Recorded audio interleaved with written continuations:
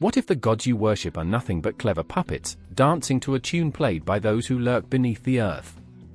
That chilling thought hangs in the air like the last breath of a dying star, a whisper that sends shivers down the spine, a warning wrapped in shadows.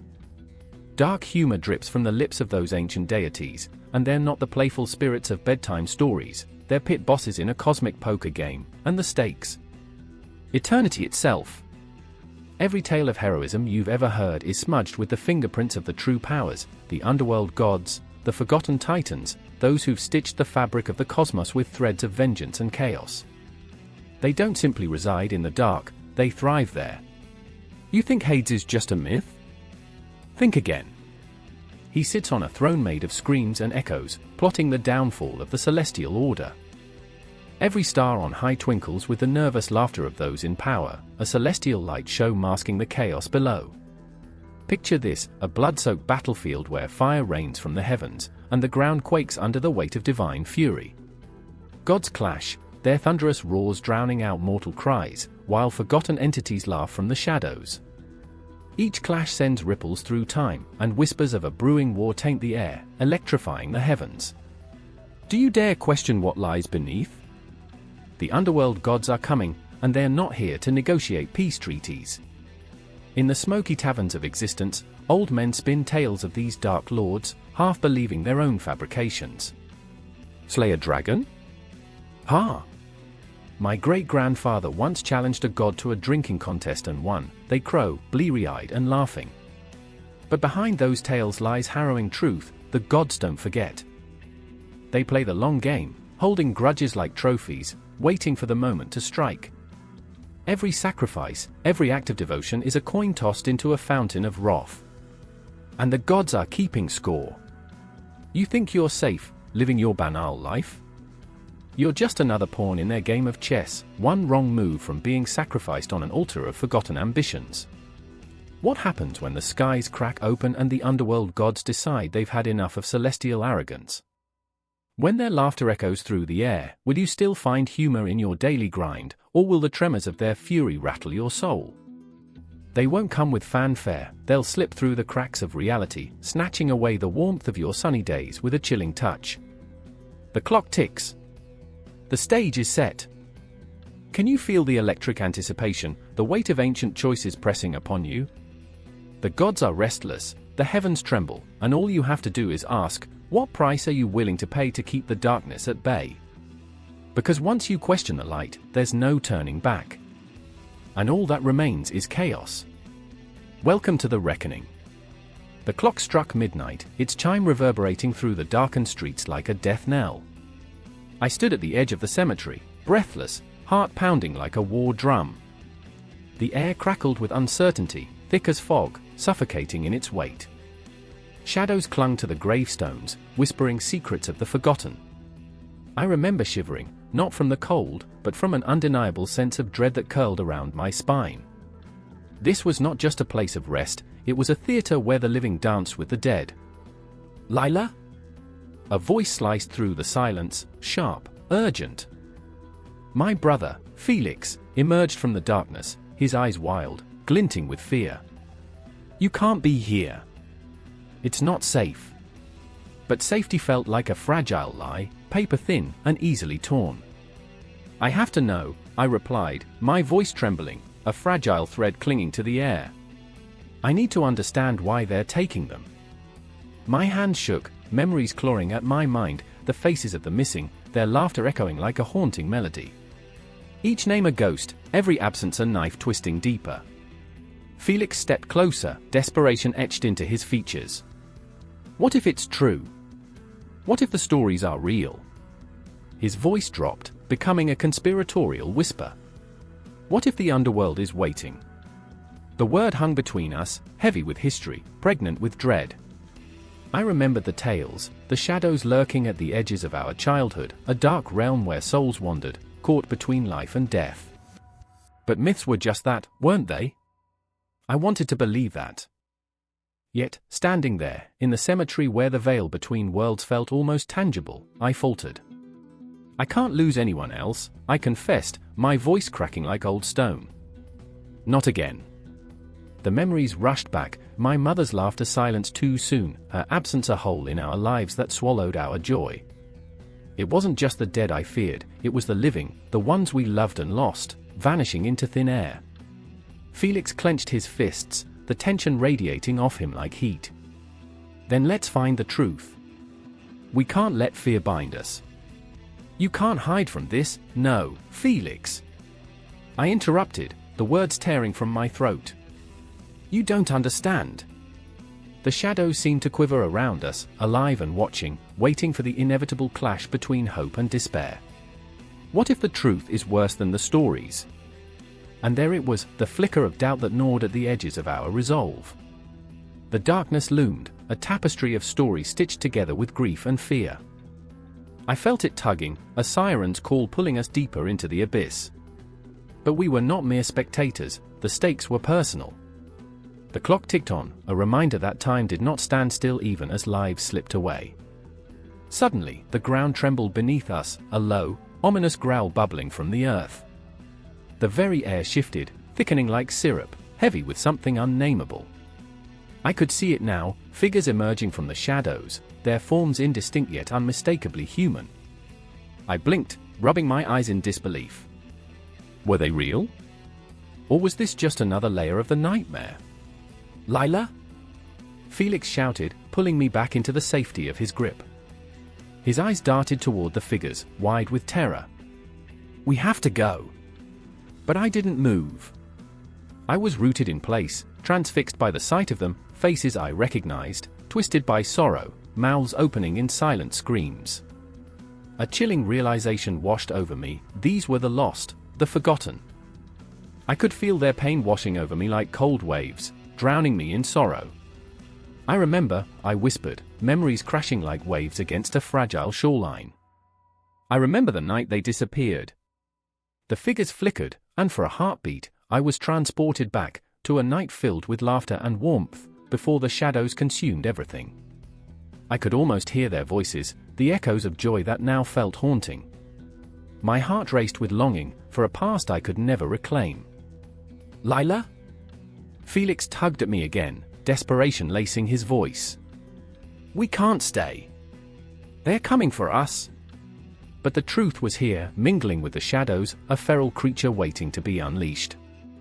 I didn't want to leave. I wanted to hear their stories, to embrace the ghosts of our past and hold them close. And then, the figures advanced, gliding forward with an unnatural grace. Time twisted, warped, stretched thin as I stood before them, paralyzed by the weight of their sorrow. I could see the remnants of life in their eyes, the echoes of dreams broken and buried in the earth. Lila, Felix's voice cracked like glass, pulling me back from the brink. They're not our family anymore. They're lost. Lost. The word thundered in my mind, a clarion call to my deepest fears. I felt the tears spill over, hot and unbidden, as I grappled with the truth. They were lost, and in their loss lay the seeds of our own destruction. We have to confront it, I said, my voice steadier than I felt. The shadows whispered, swirling around us, a cacophony of sorrow and despair. We have to face the underworld. Felix looked at me, the fear in his eyes mingling with something else, resignation, acceptance. Then we do it together, he said, and in that moment, I felt the fragile bond of family tighten around us like a lifeline. As the figures surged closer, the cemetery came alive, each gravestone a testament to lives lost, each shadow a reminder of the darkness that dwelled within. And I stood there, trembling yet resolute, ready to confront the very heart of our nightmares. In that moment, I realized the underworld was not just a place, it was a state of being, a reflection of our fears, our grief. We were not just seeking answers, we were searching for redemption, for a way to reclaim what had been stolen from us. The clock continued to tick, and somewhere in the distance, a dog howled, a sound both mournful and fierce. In the depths of the cemetery, the air thick with unease, we chose to face the truth. Together, we would navigate the labyrinth of our fears, daring to push forward into the dark, where myths and realities entwined like the roots of forgotten trees. Thunder cracked over the desolate land, splintering the sky like a shattered mirror. Shadows danced under the furious glow of the storm, whispering secrets of souls lost to time. In the heart of this tempest, a silhouette emerged, a figure hunched against the wind, soaked to the bone, eyes aflame with purpose. I could feel the pulse of the earth beneath my feet, thrumming with the weight of centuries, as if the ground itself wept for the lost and the damned. Enter Hades, the keeper of the dead, wreathed in darkness and regret. He was a monarch of shadows, cloaked in an aura that chilled the bones and stoked the fires of fear. His domain thrummed with a heartbeat, an echo of the souls that lingered, unclaimed, forgotten, and yearning for the warmth of life. I remembered the stories, every whisper of his name felt like a curse wrapped in reverence. Tonight, however, he was not just a god, he was a man, fractured and raw, standing on the precipice of a battle he did not wish to fight. "Can you hear them?" he spoke, voice low and gravelly, yet infused with an unbearable sorrow. "Their cries rattle the stones. They beg for release." As he clenched his fists, shadows writhed around him, twisting like serpents hungry for their next meal. I felt the air grow thick with anguish, a visceral reminder that the line between life and death is drawn in blood and tears. Beside him, Persephone emerged, the queen of the underworld, a goddess caught in the web of her own existence. Her beauty was otherworldly, a haunting grace gripped in a moment of despair. I watched as she gazed upward, a contrast of soft petals and barbed thorns, a painful reminder of the delicate balance between life and death. "It wasn't meant to be this way," she murmured, voice trembling like new leaves in an autumn storm. "Not for the souls who wander aimlessly in twilight." Her heartache was palpable, a bridge between two worlds pulled taut and ready to snap. Each word she spoke was steeped in a longing that echoed through my own soul, reminding me that love often comes with an unbearable weight.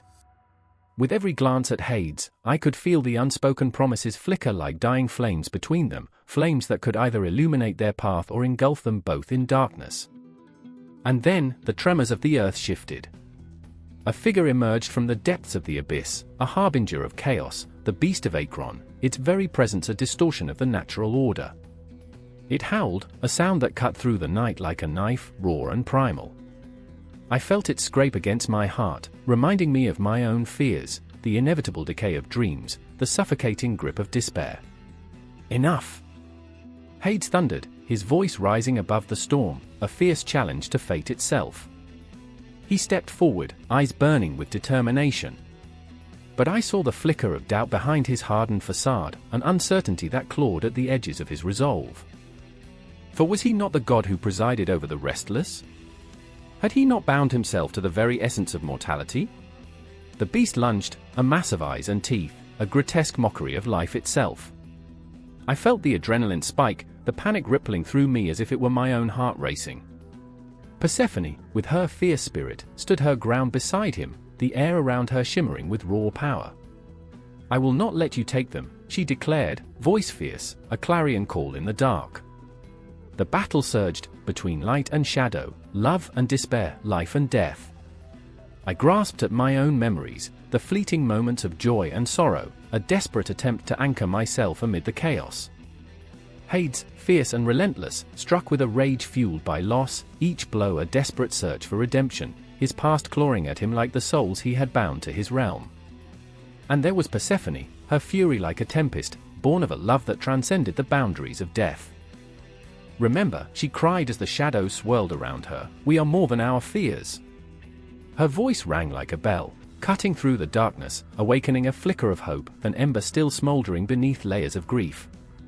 I was entranced, caught between their intertwined destinies, feeling the weight of their choices in my own chest.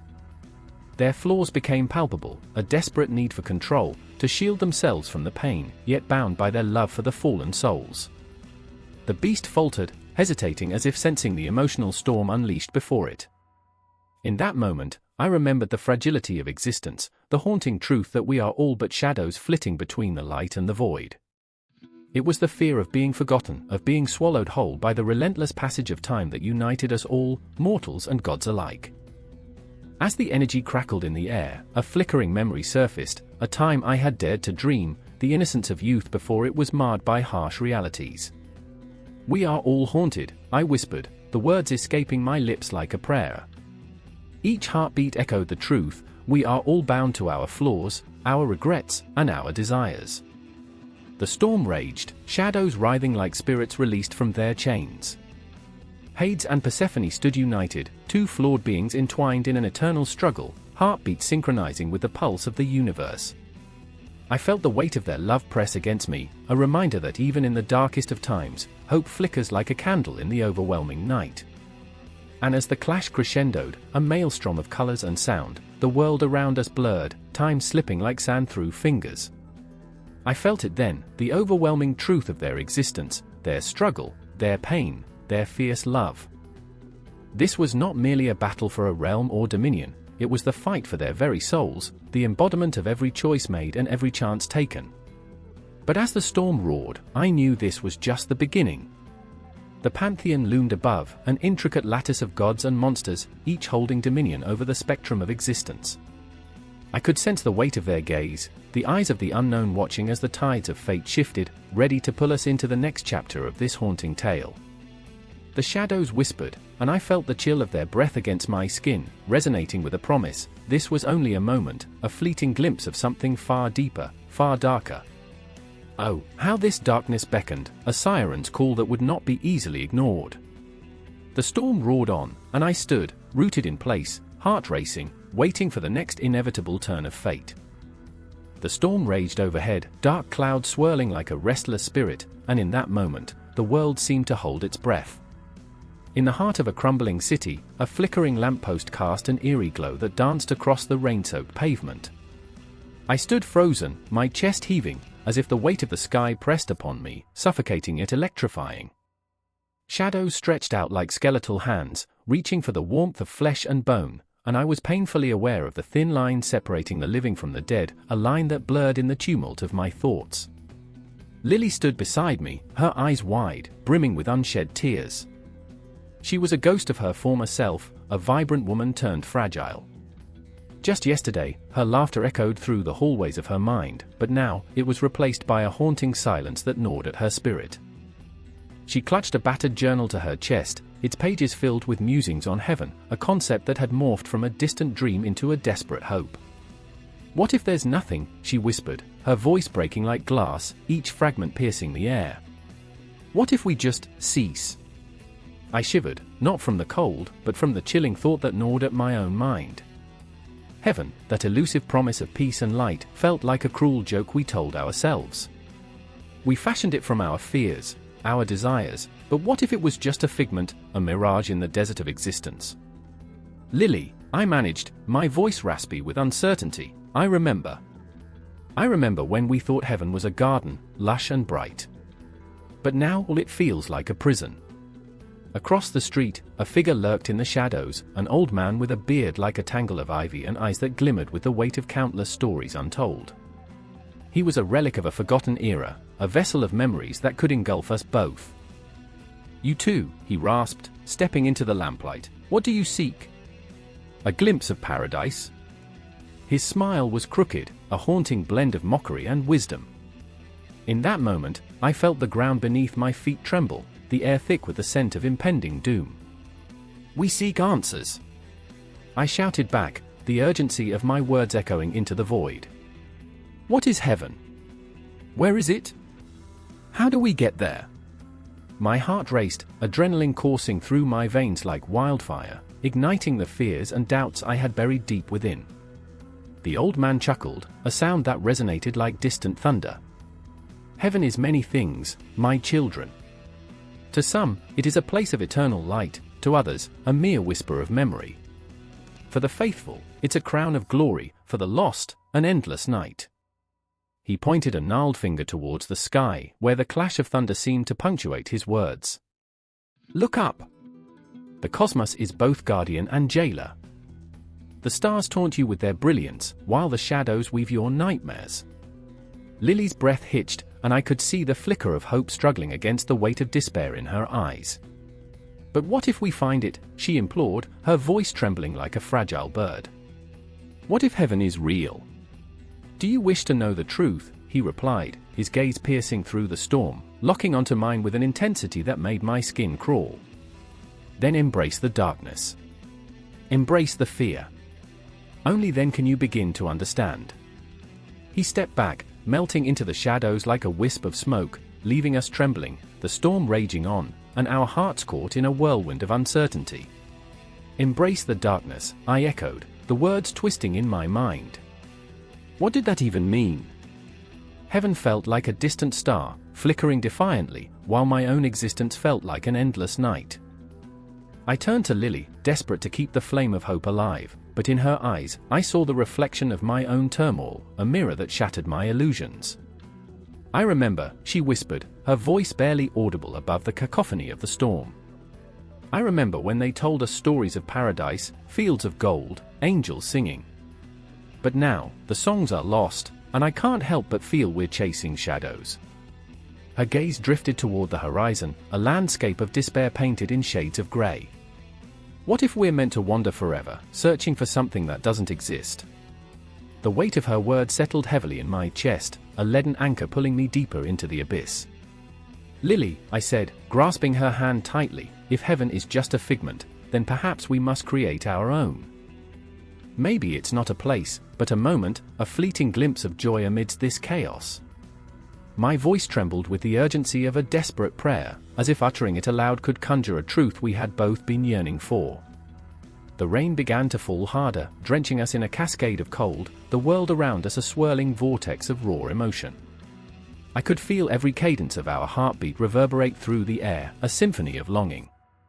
We must face the darkness, I urged, for only in confronting our fears can we hope to find light. Perhaps heaven isn't a destination, but a journey within ourselves. As I spoke, the shadows thickened, and the storm roared with defiance, as if daring us to believe. My heart raced with fear, with determination, and with the glimmers of a fragile hope that danced around us like fireflies in the night. The old man's words echoed in my mind, a haunting refrain, embrace the darkness. And so we stood, two souls adrift in a tempest of uncertainty, caught between the promise of an ethereal paradise and the relentless grip of despair. The storm was unyielding, the shadows all-consuming, but within us flickered the faintest spark. It was raw, it was vulnerable, and it was beautiful. With every breath, we clung to that spark, the possibility of a heaven crafted from the fragments of our lives, stitched together by the ties of love, pain, and resilience. We would not linger in the shadows, we would confront them, not as foes, but as part of the tapestry of our existence.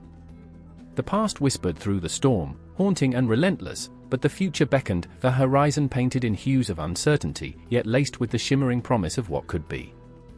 It pulsed and throbbed like a living thing, waiting for us to reach out and grasp it, even if our fingers trembled, even if our hearts raced with fear. And so, we stood in the deluge, hearts entwined, minds swirling in the chaos of the unknown. Together, we would face the dark, searching for the light, our own version of heaven, forged in the fires of our struggle, whispered through the cracks of our broken dreams, waiting just beyond the storm. The moon hung like a ghostly lantern over the battlefield, illuminating the chaos below with an ethereal glow, an unholy marriage of shadow and light. I could hear the clash of swords and the guttural roars of the damned, mingling in the heavy night air like a cacophony of dark symphonies. I stood frozen, heart thundering in my chest, breath snagging in my throat as if the very essence of fear had curled around it like a vice. This was it, the first clash, a moment that would echo through eternity, where the veil between heaven and the underworld was torn asunder, and nothing would remain unscathed. Rear! A voice pierced through the din, sharp enough to slice through the fog of dread.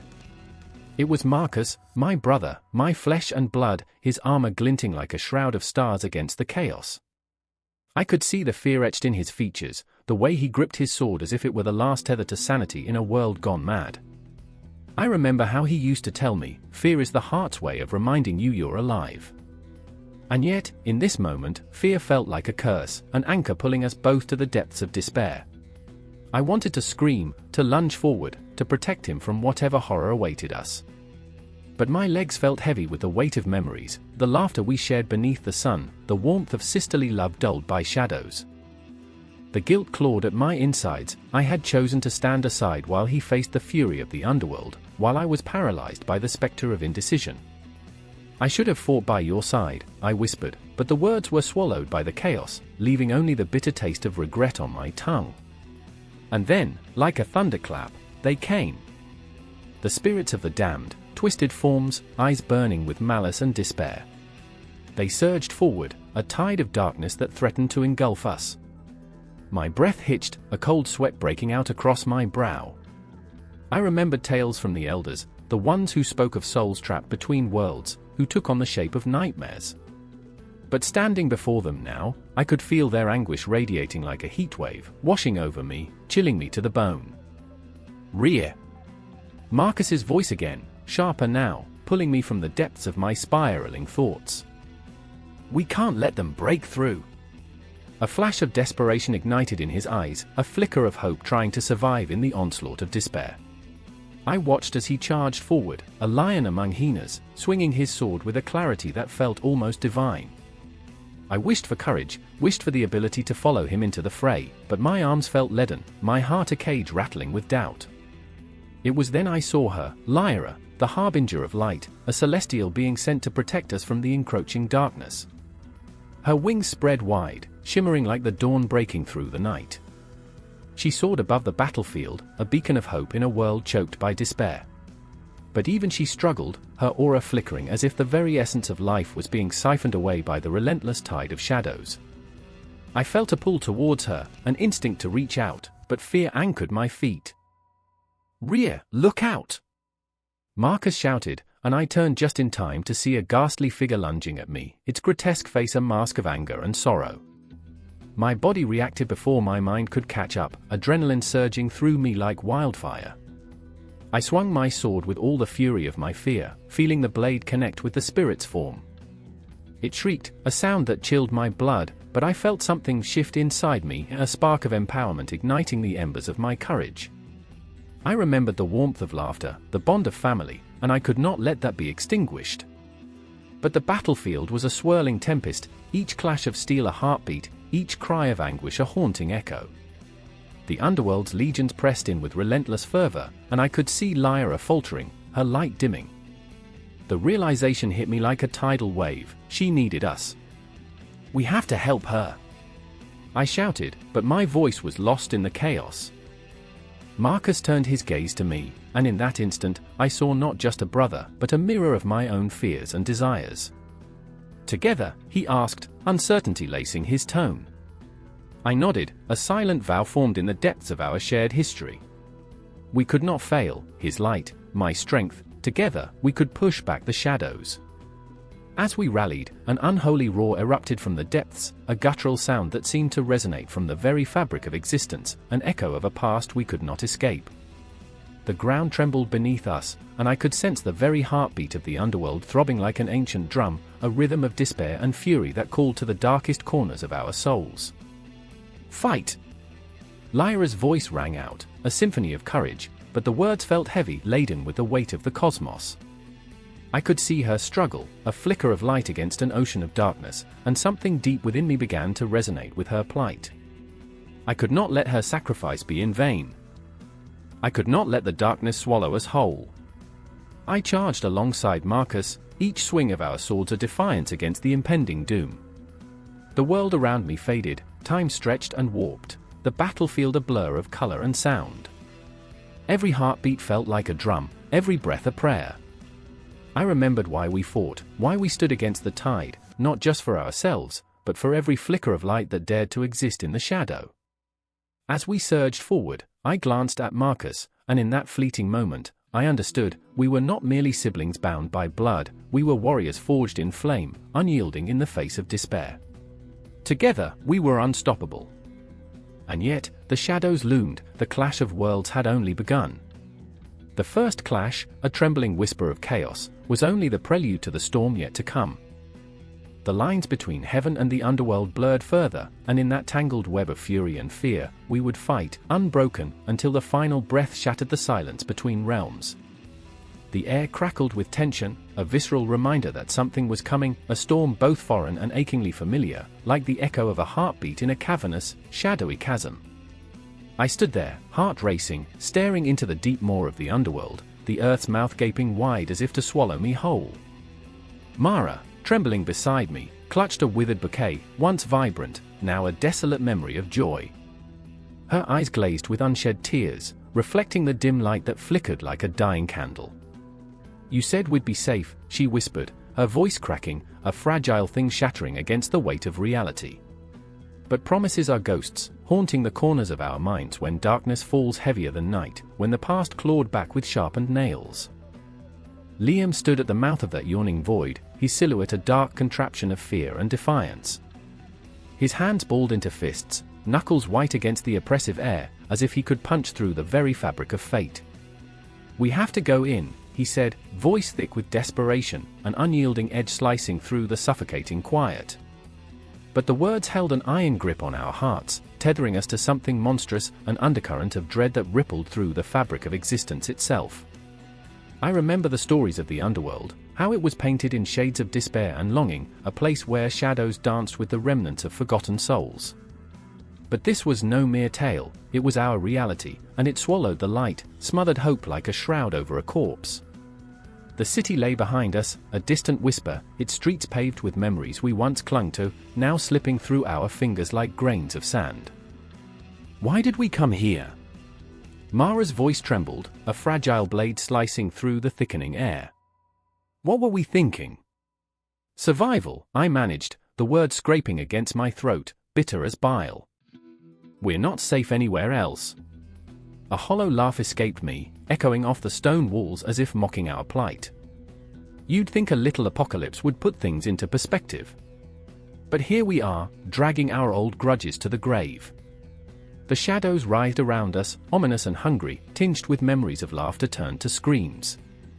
I could almost see the ghosts swirling in the murk, the lovers lost, the friends betrayed, promises broken like brittle bones in a long-forgotten grave. Each step toward that gaping maw felt like a funeral march, each heartbeat pulsing with dread, each breath a reminder of our impending doom. Liam stepped forward, the weight of the moment settling atop his shoulders like a funeral pall. I saw the fire burning in his eyes, a flickering beacon against the encroaching dark. "We can't turn back now, Mara," he urged, voice low but fierce, a desperate prayer to the universe. "Not after everything. Not after her." Her name hung heavy in the air, like a spectre clawing at the edges of our minds. The loss curled around my heart like a vice, squeezing until the sharp edges of grief felt raw and exposed, each memory a dagger plunging deeper into the flesh of our souls. I could almost hear her laughter, light as a feather, before it twisted into a wail that matched the howling wind. "I remember when we thought we were invincible," I said, the words tumbling out of me, unbidden. "When the world was just a playground, and we wore our hearts on our sleeves like armor. But armor rusted, and playgrounds became graveyards where dreams went to die. The Underworld was a mirror reflecting our darkest selves back at us, and I could barely stand to look. This isn't just about us," I insisted, voice trembling. "It's about everyone we've lost, everyone who trusted us to keep moving forward. Remember what we promised?" Mara nodded, chin quivering, eyes brimming with a tempest of emotions. "I remember," she whispered, the words slipping through her lips like a prayer. "But what if we lose ourselves in the darkness?" I reached for her, fingers brushing against her hand, a lifeline amid the chaos. "We have to believe we can find a way out," I told her, though a gnawing fear echoed within me, a reminder that belief sometimes crumbled under the weight of despair. As we edged closer to the void, a chill seeped into our bones, an icy tendril snaking around our hearts. I felt it then, a presence, an unseen watcher lurking just beyond the edge of comprehension. The shadows flickered like dying embers, breathing life into the bleak darkness that surrounded us. "Move," Liam commanded, determination igniting his voice. "Or the darkness will swallow us whole." And with that, he took a step into the unknown, plunging into the abyss where light dared not tread. Mara hesitated, fear etched into her features. "What if it takes us?" she cried, desperation creeping into her tone, pleading for some semblance of sanity to cling to. I took a deep breath, the taste of ash lingering on my tongue, and stepped forward into that maw, where time and space twisted together in an agonizing dance. "Then we fight back," I declared, embracing the terror that clawed at the edges of my mind. "We fight back and refuse to become shadows ourselves." And with that, we stepped into the underworld, where echoes of our past whispered through the darkness, and the weight of forgotten dreams weighed down on us like a shroud, thickening with each heartbeat as we ventured deeper, deeper still, where the very essence of our souls was at stake, and every heartbeat echoed like a warning bell tolling for the damned. The ground trembled, a low, rumbling growl reverberating through the forest like a beast awakening from its slumber. Shadows twisted and contorted under the canopy of gnarled trees, clawing at the edges of light. I stood frozen, heart pounding in my chest like a war drum, the air thick with the scent of damp earth and impending storm. It was here, in this moment of breathless silence, that I felt the weight of existence, life teetering on the precipice of death, a fragile balance that had brought us to the brink. Demeter's voice shattered the stillness, a mournful note ringing through the air, echoing through the woods like a lament. Hades! The name wrapped around the darkness, a thread of desperation pulling taut. You cannot keep her from me. You cannot steal the warmth from the earth. Her fury was a tempest, a whirlwind that knocked me back, and I could see it in her eyes, an anguish so raw, so palpable, it burned with the intensity of 1,000 suns. I remember the moment her grief turned to rage, a fire igniting in her veins as she stood amid the fading autumn leaves, the lifeblood of her harvest withering beneath Hades' icy grasp. You think you can hold her, she spat, her voice echoing with the weight of a mother's sorrow. You think you can chain the seasons? You do not understand what you are playing with. Then, from the shadows, came the figure of Hades, cloaked in darkness, the ground curling away from him as if even the earth feared his presence. The god of the underworld, a sovereign of shadows, his eyes glimmered with a cruel amusement. And yet, here she is, Demeter. Your precious daughter, bound to me. You've turned your back on the cycle of life, and so I shall uphold it. Persephone, caught in the crossfire, flickered like a candle in a storm, torn between the love of her mother and the magnetic pull of the underworld. Her heart was a battlefield, each beat a reminder of the life she left behind. Mom, please, she whispered, her voice trembling, I am not a child anymore. I could almost feel the chasm widening between them, the love that once united them now twisted into something unrecognizable. Demeter's eyes darkened, a tempest of sorrow and rage. You are my child, she cried, voice cracking, the ground at her feet wilting beneath the weight of her grief. You belong with me, among the living, not in the shadows of death. Hades stepped forward, his voice smooth as silk, laced with a dark allure. Your daughter seeks understanding, Demeter. She yearns for the depths of knowledge that lie beneath the earth. Can you not see? In my realm, she can grow in ways you cannot even fathom. The air thickened with tension, alive with unspoken words. I could feel the pull of Demeter's sorrow, an ocean of despair that threatened to drown us all. Memories of laughter, of sunlight, of warmth danced around her like ghosts, haunting her heart. You think love can thrive in darkness, she shot back, desperation lacing her every word. You're wrong, Hades. Love flourishes in the light, it withers in the cold. But he merely chuckled, a sound that sent shivers racing down my spine. Light is fleeting, Demeter. One day, even the sun will die. What will you do then? The question hung in the air, a specter of inevitability, a truth that gnawed at the edges of her resolve. In that moment, I felt the world tilt, the axis of existence shifting beneath our feet. This was not merely a battle for the soul of Persephone, this was the war of life and death, a dance as old as time itself. Every breath I drew was heavy with the weight of history, echoes of countless souls caught in similar struggles. Demeter stepped forward, her hands trembling, fingers splayed as if grasping for something lost in the shadows. You are robbing her of the sun, robbing her of life, she choked, each word a shard of glass lodged in her throat. She deserves to flourish, to feel the rain on her skin, to embrace the warmth of the world. You think you can cage her with your promises of knowledge?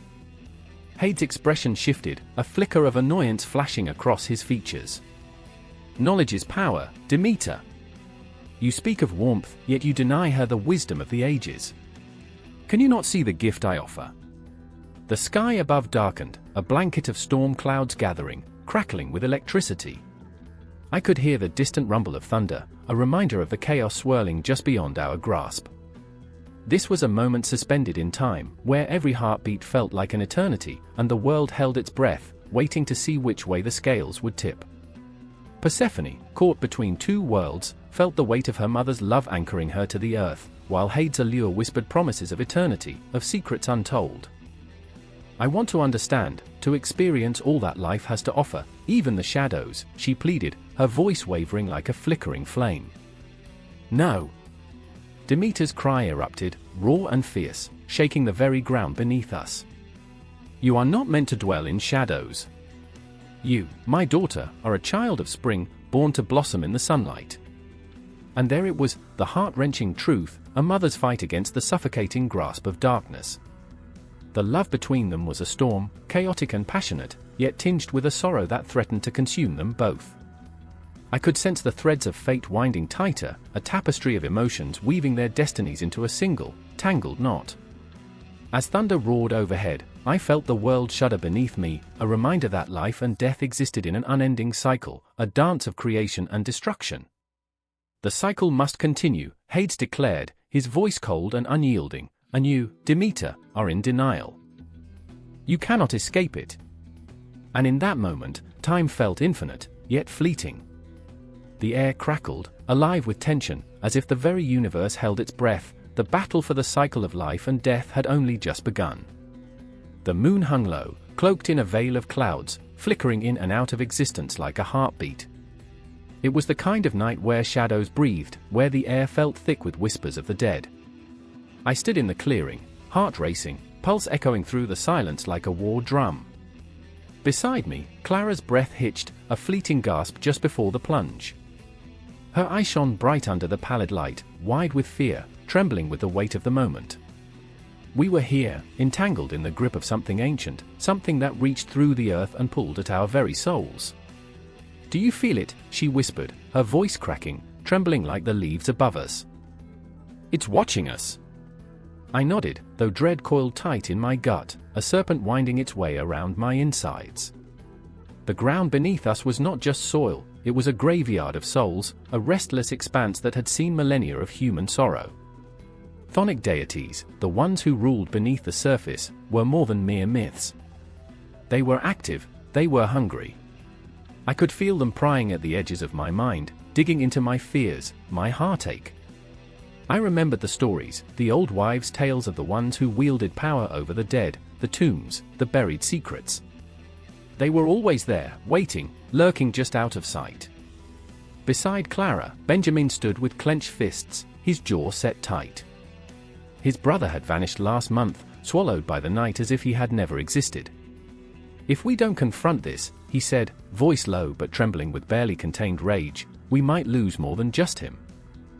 We have to call them, too." He stopped, as if the very thought might summon something unspeakable. "Don't say their names," Clara implored, her breath hitching again, panic flaring in her eyes. "They'll hear you. They always hear you." Her skin was pale, almost luminescent against the darkness, and I could see the tremors coursing through her, like the last flicker of a candle before the flame is snuffed out. But it was too late. The ground rumbled beneath us, a low growl that sent chills racing down my spine. I could almost see the spirits rising, twisting in the shadows, yearning to escape the cold embrace of the earth. They had been waiting, and now, they wanted something. They always wanted something. "We need to appease them," I said, my voice barely a whisper, but it felt like a shout in the stillness. "There are rituals, offerings." My heart raced with the thought, but I could feel the weight of dread pressing down on my chest. What would they demand of us? What sacrifice would we have to make to appease the furious gods of the underworld? Benjamin's eyes darkened, shadows flickering across his features. "And what would that be? Blood? A memory? You want us to barter with our very souls? We can't let them take him." Clara's voice cut through the darkness, sharp and raw. "We have to fight. If he's gone, what's left of us?" I remembered the tales of Persephone, of Hades, of the bittersweet longing that tied them together. Love, loss, and the dark underbelly of the human heart. Maybe they had it all wrong, those who worshipped light. The real power, the real truth, lay in the shadows, in the chthonic embrace of the earth, where grief and joy intertwined like the roots of an ancient tree. The air thickened, charged with an electricity that crackled against our skin. I could almost hear the echoes of ancient incantations, the chants that summoned forth the dead. With trembling hands, I reached into my pocket, pulling out a small charm, a remnant from a forgotten ritual. It glinted in the moonlight, a promise, a plea. "It's not much, but it's something." "No," Benjamin breathed, stepping back, as if the very act of offering might shatter the fragile veil keeping us safe. "This isn't how it's supposed to happen. We can't just give in." But Clara took a step forward, eyes gleaming with a fierce determination. "We have to take that risk. If we don't, we'll lose everything." And in that moment, I saw the spark of hope in her eyes, a dangerous flame against the overwhelming darkness. It was a reckless hope, but it was ours, and it was enough to set my heart racing again. The ground quaked beneath our feet, the shadows swirling and coiling around us like tendrils of mist. I closed my eyes, letting the terror wash over me, flooding my senses. I could hear them now, the whispers of the chthonic deities, their voices rising like a haunting melody that wrapped around my heart, squeezing tight. "Offer it," they seemed to sing, a chorus of longing and despair. "Give us what we desire." My heart thudded in time with their insistent calls, and I felt the weight of the charm in my hand, the power it held, the link to the other side. A trickle of sweat slid down my spine, and I knew I was on the precipice of something monumental. Clara's hand found mine, fingers intertwining in a grip that was both fierce and fragile. Together, she breathed, grounding me even as the world around us threatened to collapse. I opened my eyes, the shadows swirling around us, and took a deep breath, feeling the weight of history settle over us. The deities were here, lurking just beneath the surface, hungry for something we could not yet name. And as I stepped forward, offering the charm into the night, I could feel the air shift, the atmosphere crackling with an intensity that made every nerve in my body sing. This was it, the moment when the veil would tear, and we would confront the depths of our desires, our fears. We were standing at the edge of the abyss, and the chthonic deities were reaching out, beckoning us to join them in their eternal dance of longing. Time stretched and warped, and in that heartbeat, I felt alive, caught between the worlds of the living and the dead. The whispers grew louder, the shadows more palpable, and I knew this was just the beginning. The confrontation was at hand, but the answers we sought would come at a price, one we would have to pay in blood, in memory, in the very essence of who we were. Because the night was far from over, and the chthonic deities had only just begun to weave their intricate tapestry through our lives. The clock struck 11, its haunting chimes echoing through the empty hallway, each note a pulse of foreboding. Blood-red curtains flapped violently in the wind, rattling like bones in a graveyard. I stood frozen, breath hitching in my throat, my heart a frantic drum. The air was thick, electric, a storm was coming, and it wasn't just the tempest outside. It was the kind of charged silence that sits heavy before a cataclysm. Shadows danced, teasing the edges of my vision, whispering secrets about the darkness inside our hearts. Across the room, Elena's gaze was locked on the mirror, her reflection a ghost of the girl she once was. She trembled, not from the cold that seeped through the cracks but from something deeper, something that clawed at the edges of her soul. "Do you ever feel it?" she asked, her voice a quivering thread between despair and hope. "The light is so blinding, it's suffocating." I could see it, the flicker of self-doubt paired with a desperate yearning for clarity. The light, that relentless beacon, had become her prison. "I remember the first time I saw the sun rise," I murmured, the memory bursting like a fragile bubble, shimmering with warmth. The dawn felt like a promise, but somehow it had turned into a curse. I thought it would save me, but all it did was expose the cracks, the shadows I couldn't bear to face. I watched as Elena's eyes glimmered with recognition, her emotional turmoil a mirror reflecting my own. Then there was Marcus, lurking in the corner, a tempest in his own right. The last vestiges of his sanity clung precariously to the edges of his being.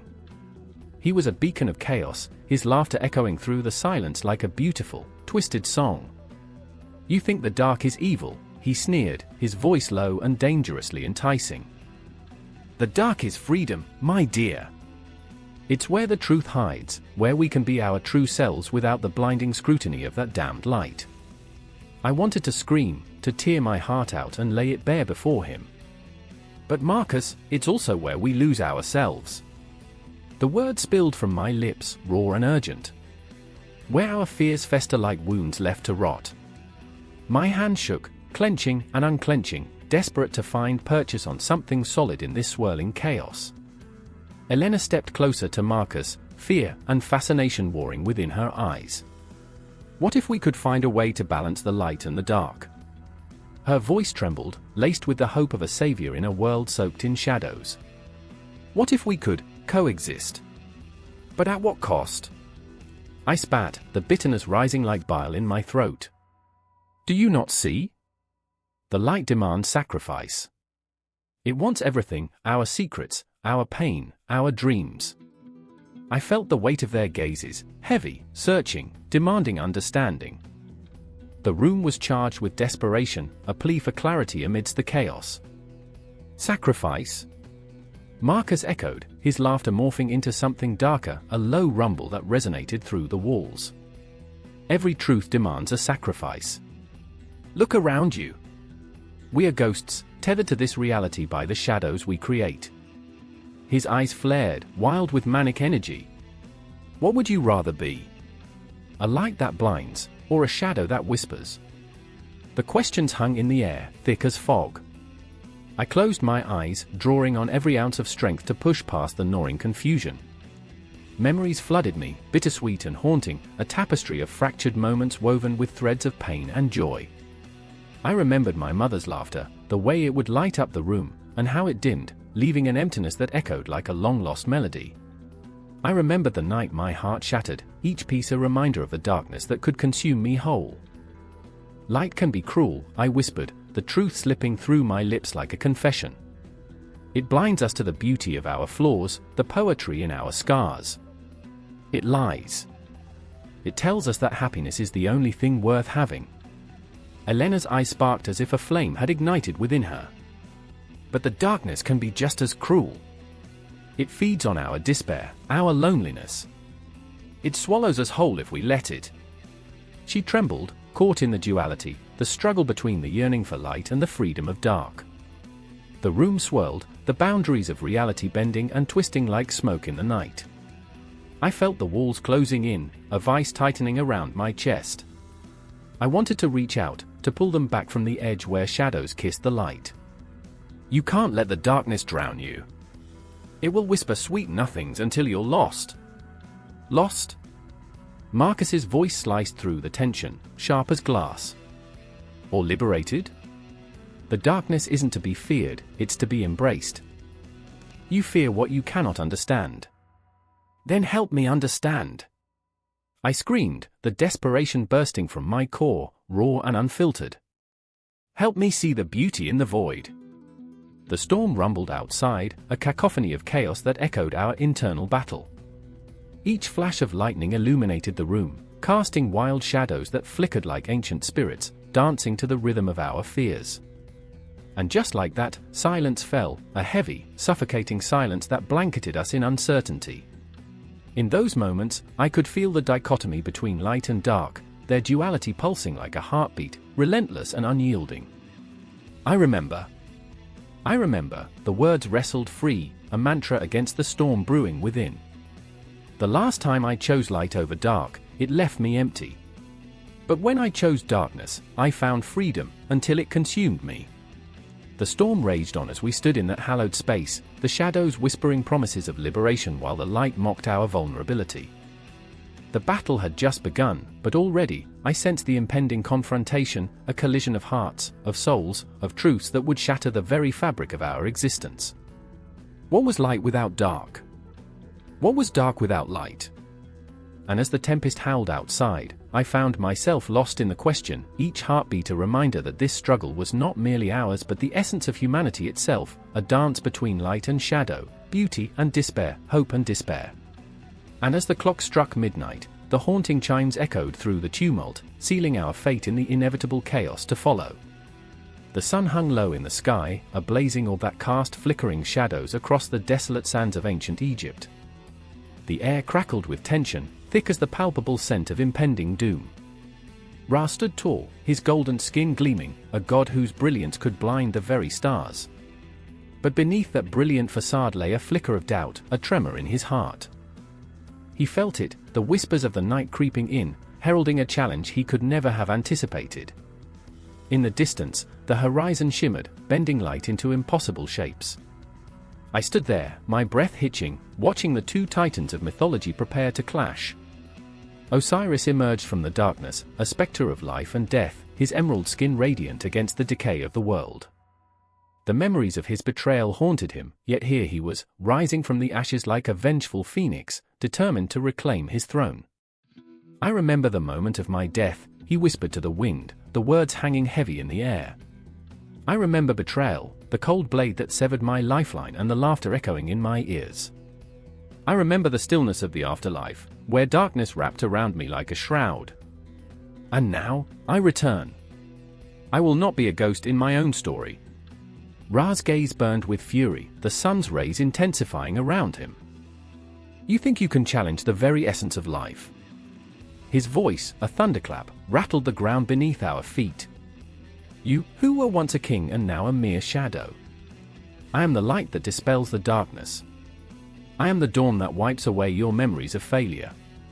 I felt the crackle of energy between them, an electric tension that coursed through the atmosphere. It was raw and terrifying, a force greater than any storm. Around them, the desert seemed to hold its breath, the dunes frozen in anticipation. Each grain of sand shimmered with the weight of their confrontation, the very earth trembling with the echoes of their past. Osiris stepped forward, defiance illuminating his emerald eyes. "You speak of light, Ra, but do you not see the truth? Light casts shadows, and shadows tell stories of sorrow. I have walked through the underworld, faced the demons of my past, and emerged stronger, stronger than you could ever imagine." His words cut through the air, a blade honed through pain and hardship. In that moment, I felt the weight of their histories pressing down on me. Ra, the eternal sun, adorned with power, yet haunted by the fear of being eclipsed, a fear that gnawed at his very essence. Osiris, once a king, now a symbol of rebirth, yearning to reclaim his identity from the depths of despair. Both flawed, both magnificent. Their emotions collided like celestial bodies, creating a gravitational pull that threatened to draw us all into their tumultuous orbit. A chilling wind swept through the desert, carrying with it echoes of ancient battles, ghosts of fallen warriors whispering their forgotten tales. The ground beneath them cracked, fissures opening like wounds, revealing the chaos that brewed beneath the surface. "Do you not see?" Osiris implored, his voice rising over the howling wind. "The cycle of life and death is not your dominion alone. It is mine as well. I have tasted oblivion and returned. What have you sacrificed?" Ra's laughter boomed, but it was a brittle sound, as if it could shatter at any moment. "Sacrifice? I am the sacrifice. Every dawn I rise, I give of myself to the world, yet you languish in the shadows of your own making. You are nothing without your followers, Osiris. But me? I am revered, worshipped. The sun does not need the praise of mortals to shine." As their voices clashed, I felt my heart pound against my chest, each beat a reminder of my own struggles, my own insecurities. What does it mean to be seen, to be loved, to rise from the ashes? I grasped at those questions, longing for answers as the two gods tore into each other, their words forming the battlefield upon which they fought. The sky darkened, clouds swirling ominously above like a tempest brewing. Osiris raised his arms, shadows twisting around him, an army of the dead at his command. "I embrace the night, Ra. I do not fear it. My people mourned me, yet I returned. I will not be their ghost, I will be their king. I will show you that death does not end, it transforms." Ra faltered, his golden light flickering as though challenged by an unseen force. For a brief moment, I saw the vulnerability beneath his bravado, a flicker of uncertainty. The stars seemed to watch, their distant twinkles echoing the tension of the moment, as if they too held their breath. "Then let us see," he thundered, his voice lowering into a growl, his eyes narrowing into slits. Let us see who truly reigns over life and death." The ground shook as they prepared to clash, the air thick with anticipation and dread. A heartbeat echoed in the silence, time suspended in the grip of fate. I felt the weight of the cosmos resting upon my shoulders, the gravity of their confrontation pulling me deeper into the maelstrom.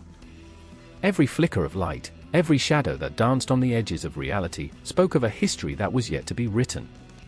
I was entranced, caught in the spell of their conflict, the world around me fading away. Would it be light or dark that would prevail? Would revenge conquer justice? The universe held its breath, waiting, aching for resolution. But resolution was a luxury in these eternal struggles. And so, the cycle continued, two titans locked in a battle of wills, creating a resonance that vibrated throughout time itself. As their powers surged, sparks ignited between them, illuminating the darkness of the night. The desert became a canvas, painted with their rage and despair, their hopes and dreams entwined in a desperate dance. And I stood, a spectator to their pain, their struggle, an unwilling witness to the timeless narrative that bound us all. In that moment, I realized this was not just a battle of gods, it was a reflection of every soul that dared to dream, to fight against the constraints of their existence. It was a reminder of our own battles, our own quests for identity and meaning. The sky wept, stars falling like tears, and I knew this was just the beginning. A clash of light and dark, of vengeance and redemption, spiraling endlessly into the abyss of uncertainty. A chill wrapped around me, a breath of frigid air as I stood at the threshold of shadows, the entrance to Hades, a gaping maw lined with jagged rocks, the stench of despair heavy in the air. The silence was a living thing, pulsating with the weight of countless souls, and every heartbeat felt like a drum in the void. I could almost hear them whispering, the lost, the tormented, their cries echoing off the stone walls, clawing at my sanity. I was not prepared, but then, how could anyone prepare for the underworld? "Stay close," said Chara, her voice trembling like a flickering candle. Her eyes were wide, reflecting the dim glow that barely penetrated the oppressive darkness.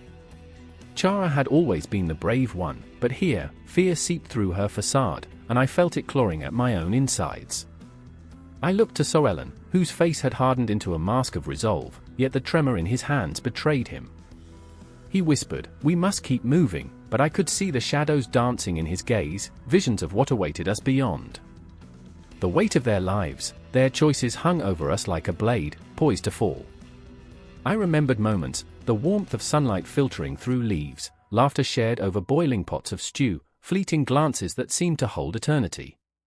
But this was not the world where memories lived. This was a graveyard for dreams, a charnel house for hopes discarded. The path twisted, uneven, like the very fabric of our existence. Each step was a reminder of the fragility of life, the folly of pursuing the elusive. I could hear the distant wails of the damned, a cacophony that crescendoed into a symphony of anguish. It pierced through the silence, sharp and unrelenting, like the blade of a sickle. Chara flinched, her breath hitching, and in that moment, I hated the underworld for robbing her of her strength. "Do you hear that?" she whispered, clutching my arm. "What if we can't find our way back?" "Sure," I urged, forcing a calmness I didn't feel. "Focus on me. We're together. Remember." I wanted to believe my words, but the shadows danced with a life of their own, wrapping around us, pulling us deeper into their cold embrace. As we pressed onward, a flicker caught my eye, an opening, a small alcove where shadows coalesced into something more tangible.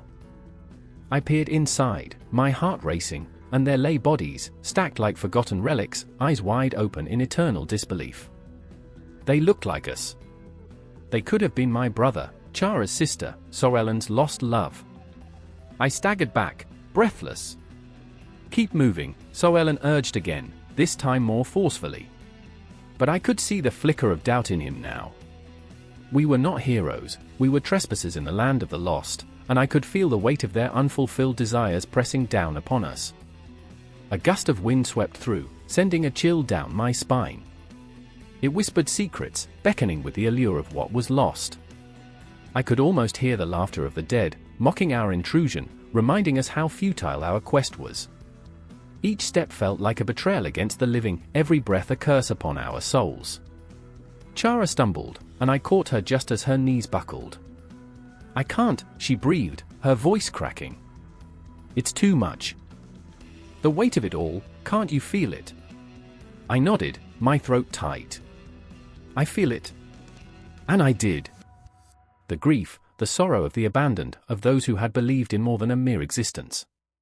It clung to us like a shroud, suffocating, wrapping around my chest until I could hardly breathe.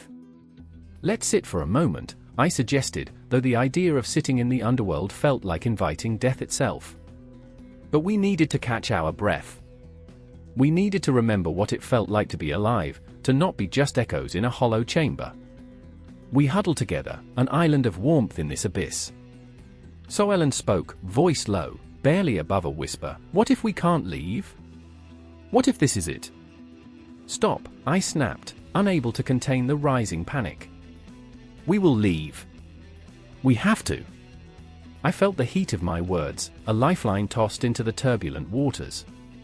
Yet even as I spoke, I felt the tides pulling me under, dragging me deeper into despair. Chara gazed into the void, her eyes glistening with unshed tears. "What if we never find each other again? What if I lose you both?" I remember, I started, searching for something to anchor us, something to remind us of the world we'd left behind. I remember the laughter, the sunsets. I remember, the shadows shifted again, and I saw movement, figures lurking just beyond the reach of our vision. Their faces twisted in agony, mouths opening and closing like fish gasping for air, but their cries were silenced. Each phantom a reminder of choices made, of chances lost. "We have to move." So Ellen's voice broke through the fog of fear. "Now!" I took Chara's hand, squeezing it tightly, anchoring her back to me. "We are not lost, not yet." But the uncertainty gnawed at my insides. The closer we got to our destination, the more I felt the pull of the underworld, the beckoning of shadows that whispered promises of rest, of finality. And as we fled deeper into the dark, leaving behind the whispers of the lost, I couldn't shake the feeling that, in every step we took, we were becoming one with the very shadows we feared. Time twisted in this place. Each heartbeat felt like an eternity, and yet, moments slipped through our fingers like sand. I knew there was no turning back. Each footfall echoed with the unyielding pulse of the underworld, and as we pressed onward, something primal stirred within me. With every breath, I realized we were not just seeking a way out, we were grappling with the very essence of what it meant to be alive, and in that battle, the lines between the living and the dead blurred. A confrontation awaited, looming like a storm on the horizon, and I could almost taste the fear in the air. We would come face to face with our own ghosts, the choices we made, the love we lost, and the shadows that clung to our souls.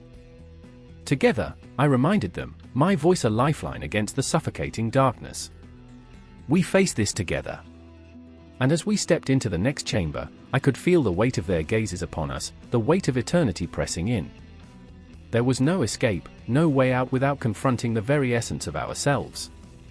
We were not just wanderers, we were pilgrims in a realm crafted from our own fears and desires, and nothing could prepare us for the truth that awaited in the depths of Hades. The clock struck midnight, each chime like a whisper of doom reverberating through the air. The moon hung high, a ghostly sentinel in a sky thick with clouds, its light spilling across the cobblestone streets of a city long forgotten by the sun. A shiver of anticipation ran through the shadows, and I could hear my heartbeat thrumming against my ribcage, a desperate drum urging me to flee, or to stay. I stood at the mouth of the alleyway, feeling the pull of something ancient, something hungry. Faint echoes of laughter, sharp like broken glass, danced on the wind, luring me deeper into the darkness. I remember the stories. I remember the warning in my grandmother's voice, a chilling melody about gods who thrived in the underworld, who thrived on human despair. She used to say, "They can taste your fear, child. They feast upon it." There was an urgency in her words, a frantic pulse that thrummed through our small, cluttered kitchen. I see her now, hands weathered and shaking, as she stirred a pot of broth that smelled like old memories. Those gods were real, she insisted, lurking beyond the veil of our mundane lives. I never believed her then, but here I was, standing on the precipice of my own reckoning. Two figures emerged from the fog, silhouettes against the dim light, their faces obscured yet unmistakably familiar. Nia, my sister, her eyes wild, glinting with an otherworldly fear, and Marcus, her lover, a ghost of a man teetering on the brink of madness. I could see the desperation etched into his brow, the way his hands trembled as he clung to Nia, as if she were the last thread tethering him to sanity. They were intertwined in a tragic dance, one fueled by a love that burned brighter than the darkness around us, yet threatened to consume them whole. "Get away from them!" I shouted, though I didn't know who I was warning.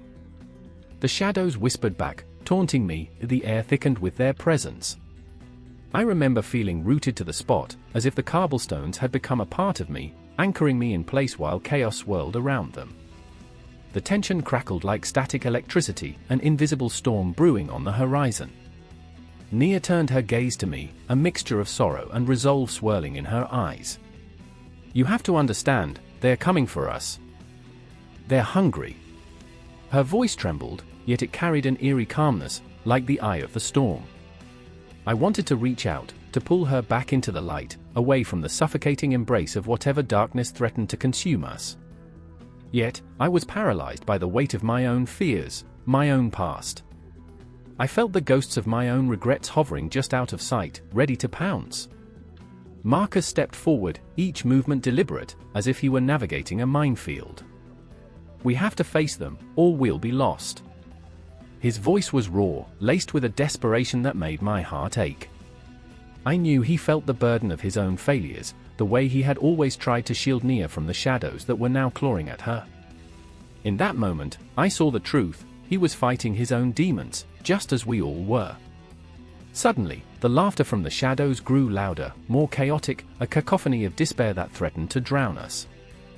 It was then I realized the gods were not mere figments of imagination but entities forged from the deepest fears we harbored. These were the underworld gods of literature, the ones who fed on sorrow, who thrived on human frailty. They were the whispers in the dark, the doubts that gnawed at our souls, the memories that clawed their way back to the surface when we least expected it. I thought of the tales my grandmother spun, of Persephone's tragic fate, of Orpheus, who dared to venture into the depths of Hades. There was beauty in their suffering, but there was also terror, a reminder of how easily one could slip into the void.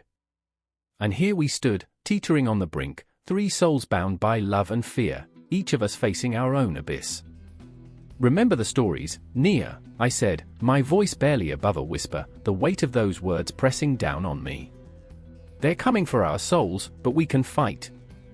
We can resist." I fought to keep my voice steady, but the tremor betrayed my hope. What if the stories were wrong? What if the gods were too powerful? I could see the wavering light in my sister's eyes, the flicker of doubt battling against the fierce love she held for Marcus. "They will eat us alive," Nia replied, her voice breaking, the fear spilling over like a cracked dam. I wanted to shield her, to wrap her in a cocoon of hope, but I felt the shadows creeping closer, whispering sweet lies into her ear. "We can't go to them. They'll take everything we are." "Then we will fight," Marcus interjected, stepping closer to Nia, his resolve hardening like iron. "We won't let them win. We'll hold on to our love, our memories, and we will not let them take us." His words fired something within me, a flicker of defiance against the encroaching darkness. But the laughter rose again, sinister and mocking. I could see the shapes forming in the mist, tendrils of darkness reaching out, fingers of cold despair wrapping around our throats. I remembered the stories, the way they always ended in hope, or did they? What if the gods fed on our hope, too, devouring our dreams even as we clung to them? In the suffocating silence that followed, I realized the truth: these underworld gods were not merely beings of myth, they were reflections of our own fears, the fears of love lost, of dreams shattered, and of the relentless passage of time. We were ensnared, caught in the web of our own making, and there was no easy escape. As the shadows encroached, I took a step forward, my heart pounding a frantic rhythm, an echo of the stories that had shaped us. "Together," I said. "We fight together." I felt the warmth of their hands gripping mine, a fragile lifeline against the encroaching storm. And in that moment, we stood at the crossroads of fear and hope, shadows swirling around us, the weight of our past heavy upon our shoulders, but hearts ablaze with an indomitable spirit. The battle was only beginning, and the gods of the underworld were watching, waiting for the moment we would falter.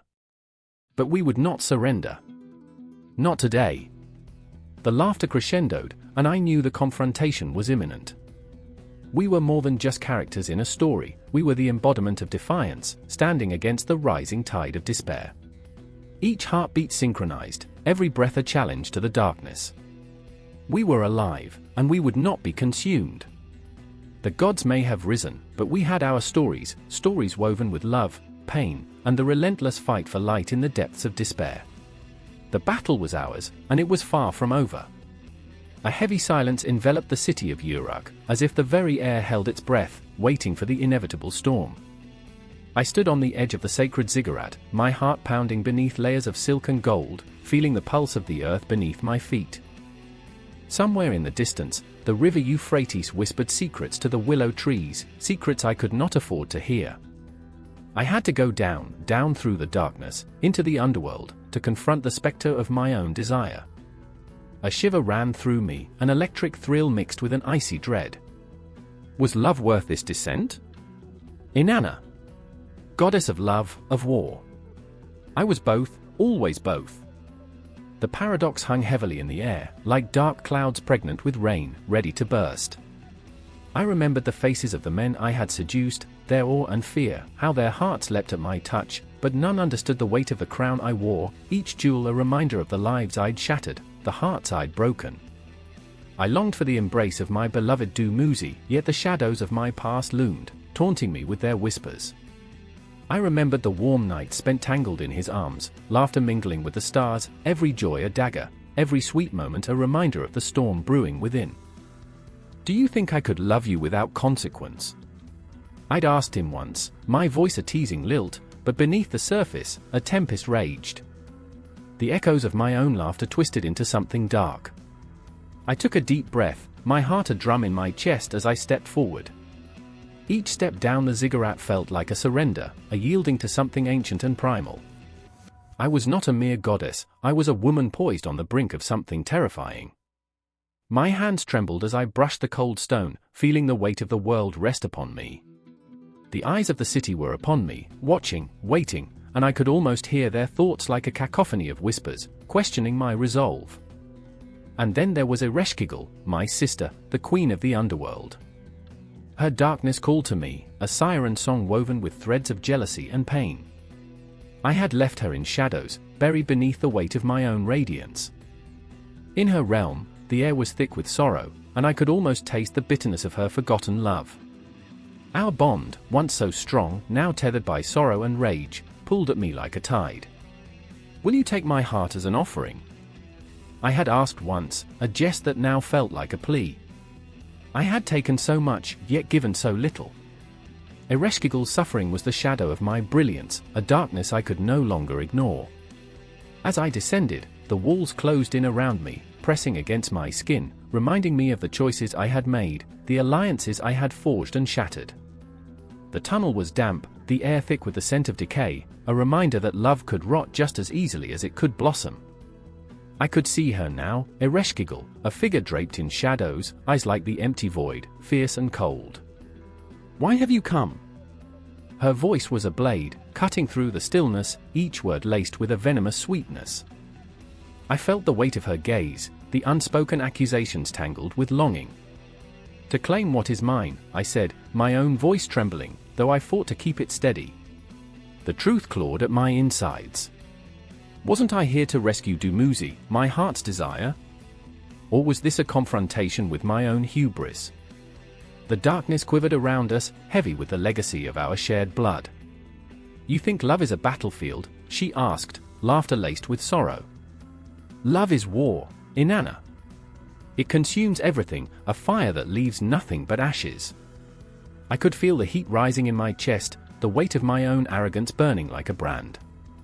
I am a goddess. I spat, but the words felt hollow in the suffocating air. The irony stung, the very power I wielded had led me here, to this moment of reckoning. Ereshkigal stepped forward, shadows spilling from her like ink in water. And what do you lose when you win, sister? What price will you pay? I faltered, the truth echoing in my mind. I remember. I remember the laughter, the warmth of his embrace. But I also remember the chaos I create, the destruction that follows my every step. Her eyes glimmered with understanding, or perhaps a twisted mirth. Love and war are but two sides of the same coin. You seek to take, yet do you not fear losing everything? In that moment, I understood the depth of her pain, the isolation of her shadowed realm. The tears I had shed for Dumuze's love were but drops in the ocean of sorrow that separated us, two sisters, both cursed by love, both bound to the chains of our desires. And then I heard it, the distant echo of Dumuze's laughter, the warmth of his smile flickering in my mind like a dying flame. I will not let you have him, I cried, the words tumbling from my lips, a primal scream born of desperation. Love, fierce and unyielding, surged within me. But Ereshkigal only smiled, a cruel curve of her lips, as if she knew the truth I could not yet accept. You come to me seeking light when you've always belonged to darkness. The shadows closed around us, a swirling vortex of loss and rage. My heart raced, a frantic drum in my chest. I had to act, had to fight, yet the very ground beneath me trembled with uncertainty. The weight of love and war bore down upon my soul, and I realized that this descent was not merely a journey into the underworld, it was a plunge into the depths of my own heart. As the darkness enveloped me, the echoes of my choices reverberated, trapping me in a web of conflicting emotions. Love and war, battle and surrender, I was caught in a tempest of my own making, teetering on the edge of oblivion, where both light and dark danced together in a chilling waltz. And as I stood at the precipice, the ghostly laughter of my beloved rose up to meet me, a haunting melody laced with hope and despair, urging me forward into the uncertain embrace of the shadows. Inanna and Ereshkigal, sisters forever entwined, caught in a dance of love and war, a dance that was far from over. The clock struck midnight, its chime ricocheting through the thin air, echoing like a whisper from the grave.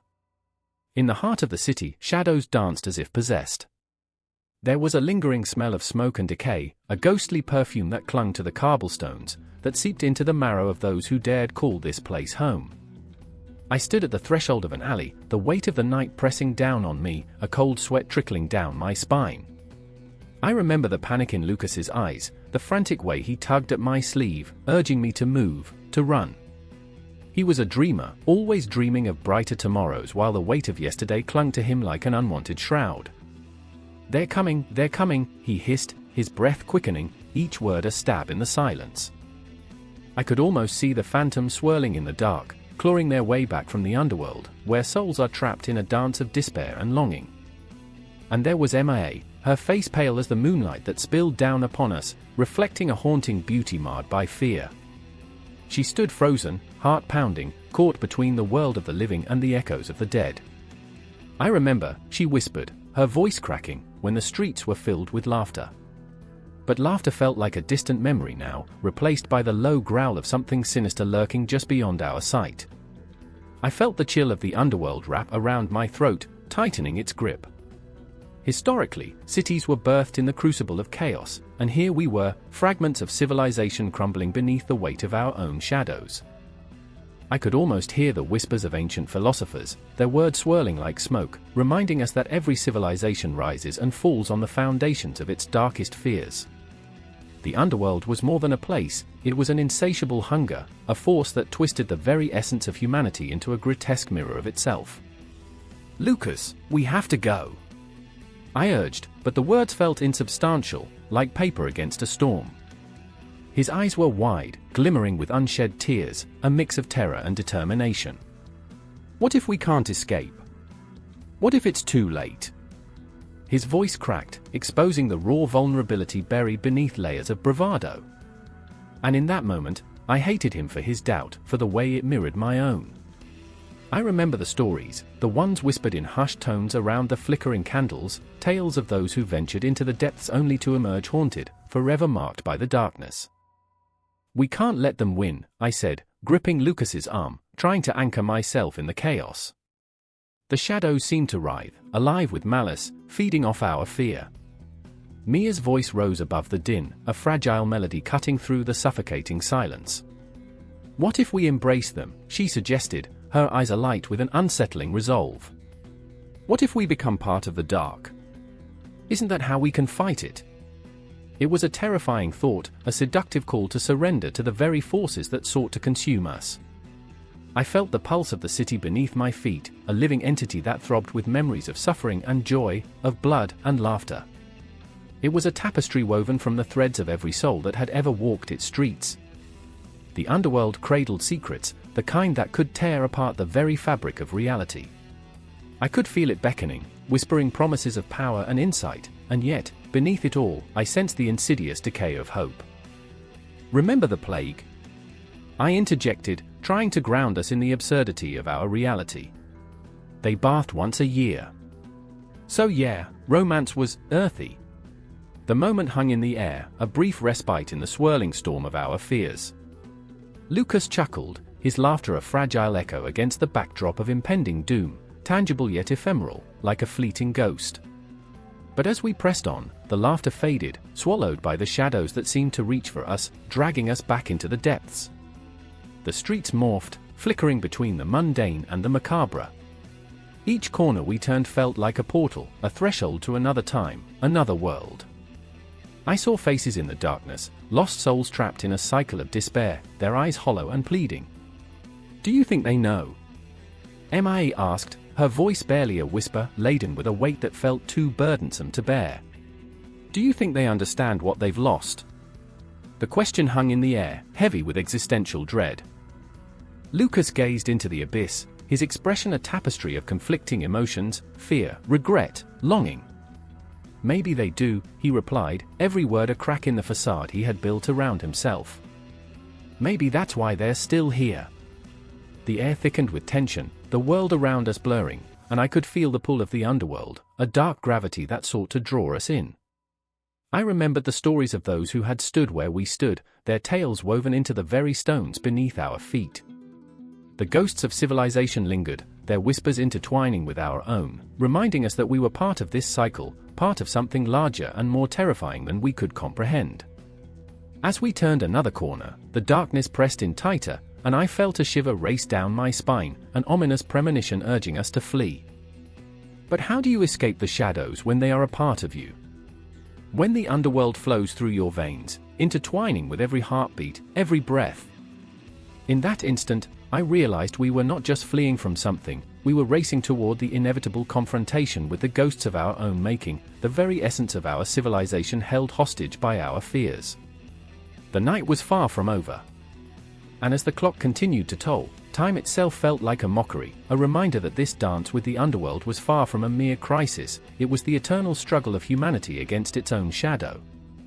So we ran into the night, the echoes of our footsteps mingling with the cries of those lost, actors in a drama as old as time, where the line between life and death blurred, and the influence of the underworld seeped into every corner of our civilization, whispering secrets, crafting legends, forever haunting us.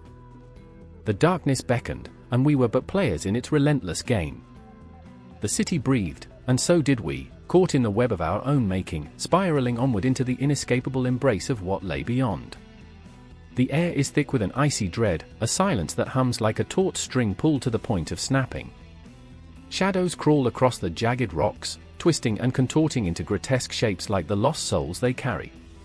I stand at the edge of hell, my heart pounding against my ribcage, each thud a reminder that I am alive while the dead linger in this half-light. A frigid wind whispers secrets of the past, wrapping around me like a shroud. The ground beneath my feet seems to breathe, alive with the weight of sorrow and longing. I remember the day I lost her. The chill of the world outside hell was nothing compared to the frost in my heart. Her name was Freya, an ironic twist of fate, for she was the embodiment of love, yet her life ended in a storm of betrayal and bloodshed. I can still see her face, illuminated by the ghostly light of a dying sun, eyes sparkling with the hope I could never give her. Now, she wanders through this realm, trapped between life and death, and I crave her warmth like a moth drawn to the flame of oblivion. Stay back! I shout into the darkness, knowing full well it's not the shadows I fear, but the truth they guard. I take a step forward, but my pulse races with the weight of what I might find. For in this underworld, hell is not merely a place, she is a presence, a gaping maw of despair. Her domain is not just a graveyard, it is a reflection of our tormented souls. As I venture deeper into the abyss, I can't shake the feeling that I'm being watched. The dead linger here, their faces twisted in expressions of what they once were and what they will never be again. I see them, lost lovers, betrayed warriors, the innocent swept away in tides of fate. Each ghostly figure holds a piece of their story, and in their despair, I find a haunting familiarity. I recall a time when I laughed, when life was a raucous feast rather than this morbid banquet of loss. My friend Lars, ever the jester, would weave tales that made even the most heartless warrior shed a tear. Death, he would say, is just another story waiting to be told. But now, here in hell, the stories are not woven with laughter, they are stitched together with screams and silence. I see Lars now, a spectre, wandering through the mist like a lost child. "Is that you?" I call, my voice trembling as if I might shatter this fragile moment. He turns, a flicker of recognition sparking in his hollowed gaze. "Tell me," I plead, "are you trapped here?" He smirks, though it doesn't reach his eyes. "Trapped? No. I'm just waiting." There's a flippancy to his tone, but beneath it lies an ocean of sorrow, a depth that threatens to pull me under. I step closer, drawn by a magnetism that feels like desperation. "What do you wait for?" "For the end of time, I suppose," he replies. "For someone to remember me, to remember us." His laughter echoes, a chilling sound that dances on the wind. Or maybe just for a good joke to break the monotony. But it's not the humor that breaks me, it's the truth. The haunting realization that even in death, we ache for connection, for someone to hold our memory like a lifeline. And there she is again, Freya, a flicker in the darkness. I reach for her, fingertips trembling, but she slips through my grasp like smoke. "Freya!" I scream, the name ripping from my throat, a desperate plea that reverberates off the cold walls of hell. "Don't leave me. I need you." Her voice is a whisper, a ghostly echo that fills the void between us. "You can't save me," she says, and the words slice through me like a blade. "I am bound to this place, as you are bound to your grief." Each syllable is a dagger, piercing through the armor of denial I've built around my heart. "I won't let you go," I cry, tears streaking down my cheeks, freezing as they fall. "You're all I have left." But the weight of her words crushes me. I am just a remnant of what once was, clinging to a memory, a shadow of a life that danced just out of reach. Lars watches, an audience to my unraveling. "You think she wants to be saved," he murmurs, voice low and haunting. "She does not belong to you anymore. We are all just stories, my friend, fading into the dark." The hopelessness in his tone sends a shiver down my spine, and I feel the ground shift beneath me, threatening to swallow me whole. "What happens to our stories?" I whisper, my heart heavy with dread. "Do they vanish like the lives we led?" "Only if we forget," Lars replies, his spectral form growing dimmer. "Remember us, and we live on. Forget, and we become shadows, lost in hell forever." The truth wraps around me like chains. I can't forget Freya, can't let her slip into the void. I refuse to be another lost soul, another flickering light extinguished by time. But how do I keep her alive when I feel her slipping through my fingers, like the sand of a forgotten hourglass? "Freya!" I call again, my voice echoing through the chilling expanse. "Tell me a story. I'll hold on to it. I promise." The desperation in my voice builds, an opera of agony that reverberates through this haunted underworld. But the silence is deafening. Just when I think I may drown in despair, a distant sound breaks through the gloom, a laugh, light and airy, cutting through the fog like a beacon. It draws me closer. Is it her? Is it another lost soul trying to find their way back? I stagger forward, my heart pounding with hope, each step a heartbeat echoing through the chilling abyss. I feel the walls of hell closing in, a constricting grip that tightens with each breath, but I push on, driven by the need to remember, to keep the stories alive, to defy the shadows that threaten to consume us all. The darkness may swirl around me, but I will not be lost. Not today. And as I stumble deeper into the heart of hell, the weight of my grief becomes a lantern, illuminating the path ahead, a path where the lost may yet find their way home. where memories can flourish and death is not the end. I will not rest until every heartbeat echoes in eternity. The air crackled with the weight of an impending storm, each breath a reverberation of dread and anticipation. A faint flicker of firelight danced across the obsidian stones, shadows morphing into grotesque shapes that whispered of forgotten battles. A soft groan escaped my lips as I clutched the jagged edge of the ancient altar, my heart pounding like a war drum in my chest. I could feel it, the pulse of the world around me, a silent countdown to chaos. I remember the first time I saw her, Ilara, standing resolute like a lighthouse amidst a raging tempest. Her eyes, wild with purpose, mirrored the storm inside me. She was both flame and fury, a warrior forged from the ashes of despair. The moonlight caught her hair, making it shimmer like silver threads woven with the cries of lost souls. "We can't let them take the city," she had whispered, a fragile note of resolve that trembled in the wind, clashing against the cacophony of distant thunder. But there was also Dorian, a man caught in the throes of doubt, the weight of his fractured past anchoring him to the ground. He looked at Ilara, and I could see the conflict rippling beneath his stoic facade, an ocean of memories crashing against the cliffs of his heart. "What if we're just feeding the flames?" he murmured, his voice breaking like brittle glass. His hands, once steady, now trembled as they gripped the hilt of his sword. I could picture him, a boy once, running through fields of wildflowers, now a man who wore his scars like a shroud. And there it was, the haunting lullaby of memories that echoed through our minds, each note heavier than the last.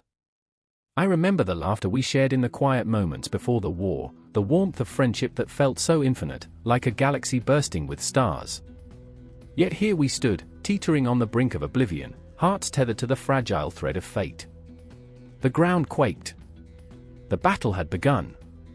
I could hear their war cries, a chorus of wrath and vengeance, an orchestra of chaos playing a symphony of destruction. My skin prickled as I glanced over the edge of the cliff, where dark figures surged like a tidal wave, intent on swallowing us whole. "What do you see?" Ilara's voice cut through the storm, sharp and piercing. "Shadows, so many shadows," I replied, my voice a ghost of its former strength. I didn't need to say more, we all understood.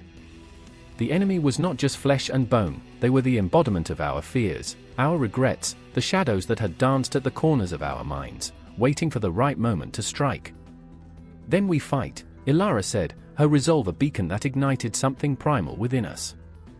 I saw Dorian's hesitation falter, a flicker of determination breaking through the fog of his doubt. He had always been the one who questioned, but in that moment, he became a warrior, not out of choice but necessity. The need to protect, to defend, was a fire that burned in all of us, blurring the lines between life and death. The clash of steel rang out, a brutal melody that stitched together the fabric of our reality. I lunged forward, adrenaline coursing through my veins like wildfire, each heartbeat echoing the mantra that had become my salvation: I will not falter. I will not fall. The world narrowed into a single focus, a blur of faces, fury, and fear, each strike of my sword a desperate plea for survival. Yet even in the chaos, I felt the weight of loss creeping in, a cold hand gripping my throat. I remembered faces, innocent and warm, now lost to the darkness that had come to claim us. I fought harder, each swing of my blade a prayer, each life taken a bittersweet reminder of what we had sacrificed. "Dorian!" Ilara called, her voice laced with urgency. I turned to see him cornered, surrounded by the shadows of his past. For a heartbeat, time hung suspended, the air thick with the fear of what was to come. A flash of vulnerability crossed his features, and in that instant, I saw a boy who had carried the weight of his family's demise, a ghost haunting his every move. "Fight! Fight!" I screamed, my voice raw and desperate, echoing through the clamor. I saw the flicker of recognition in his eyes, the spark of defiance igniting. He was no longer just a man burdened by grief, he was a force of nature, a warrior reborn in the crucible of our struggle. The battle raged on, a tempest of emotions colliding within us. I felt the heat of rage coursing through my veins, the icy fingers of fear clawing at my heart. And yet, there was also hope, a fragile ember flickering against the darkness, urging us to push forward, to fight for every breath, every heartbeat. I remember the way the sun broke through the storm clouds, casting a golden glow over the battlefield, illuminating the faces of those who stood beside us, familiar yet foreign, lost yet found. We were not just fighting against the shadows, we were fighting for each other, for the fragments of our own souls that clung to life amid the chaos. Together? Ilara's voice rang out like a siren's call, and we surged forward, an unstoppable tide of defiance. The shadows scattered before us, but I knew their return was inevitable. This fight was not just a battle, it was a cycle, an eternal dance on the precipice of despair and hope, light and darkness. With every swing of our weapons, we etched our stories into the tapestry of this war, the stories of love and loss, of dreams and nightmares, intertwined in the fabric of the universe. As I fell into the fray, the world around me dissolved into a haze, and all that remained was the storm, the divine warfare raging within and without, the battlegrounds of gods and mortals forever entwined. In that moment, the line between life and death blurred. Each breath was a declaration of our existence, a defiance against the shadows waiting to envelop us. And as the storm raged on, I understood, this was not the end, it was merely the beginning of a battle that would echo through the ages, reverberating in the hearts of those who dared to dream amidst the darkness. The air crackled with electricity, a tension thick enough to cut. Night draped itself over the city like a heavy cloak, the shadows deepening in every alley, every crevice whispering secrets of despair. I stood on the edge of the world, heart pounding, the rhythm matching the distant rumble of thunder that promised a storm, or was it the growl of something much worse? A flicker of pain shot through me, a reminder of the choice I had made, the choice that brought me here. I remember the moment, the hesitation on the tip of my tongue, the tears in my mother's eyes as I turned away from her. "You don't understand," I had said, but who was I fooling? I was a fractured soul, a mere mortal caught in a divine game, where gods played with lives like pawns. The taste of iron lingered on my lips, heavy with regret and the stench of impending doom. Beside me, Elena's breath hitched, her fingers trembling as they clenched a dagger that glinted in the pale moonlight. She had always been the brave one, unswayed by fear, but tonight her resolve faltered. "We can't go on like this," she whispered, her voice barely a thread above the ominous winds. Her gaze darted toward the horizon where shadows writhed and danced as if alive, the remnants of battles fought long before we were born. I remember how it felt to be young and naive, to believe in the goodness of the world, before the weight of fate pressed down on my shoulders like a leaden shroud. The gods watched us, their eyes cold, indifferent, we were mere spectators in their celestial theater, but they had turned our lives into a tragedy. I could see the echoes of others who had stood where we stood, their faces etched with sorrow, their dreams crushed beneath the weight of divine indifference. "Tell me we're not doing this for nothing," Elena pleaded, her voice cracking. "Tell me there's still hope." The desperation in her tone sent chills racing down my spine. I wanted to comfort her, to lie and say everything would be okay, but the truth hung heavily between us like the gathering clouds, dark, pregnant with lightning, ready to unleash destruction. From the corner of my eye, I caught a glimpse of Marcus, his silhouette stark against the night sky, a brooding figure wrapped in layers of guilt and regret. He had lost everything, the life he knew, the family he loved, all swallowed by the chaos that ensued when the gods clashed. I could see the shadows beneath his eyes, a testament to sleepless nights filled with visions of what once was. "We've all lost something," he murmured, and I felt the gravity of his words, resonating in the hollow places of my heart. I remember him standing there, trembling, like a leaf caught in a storm, caught between fury and despair. "Why do we fight, then?" he asked, his voice raw, an echo of disbelief. "What do mortals matter in the grand design? We're just pawns, and pawns don't win wars."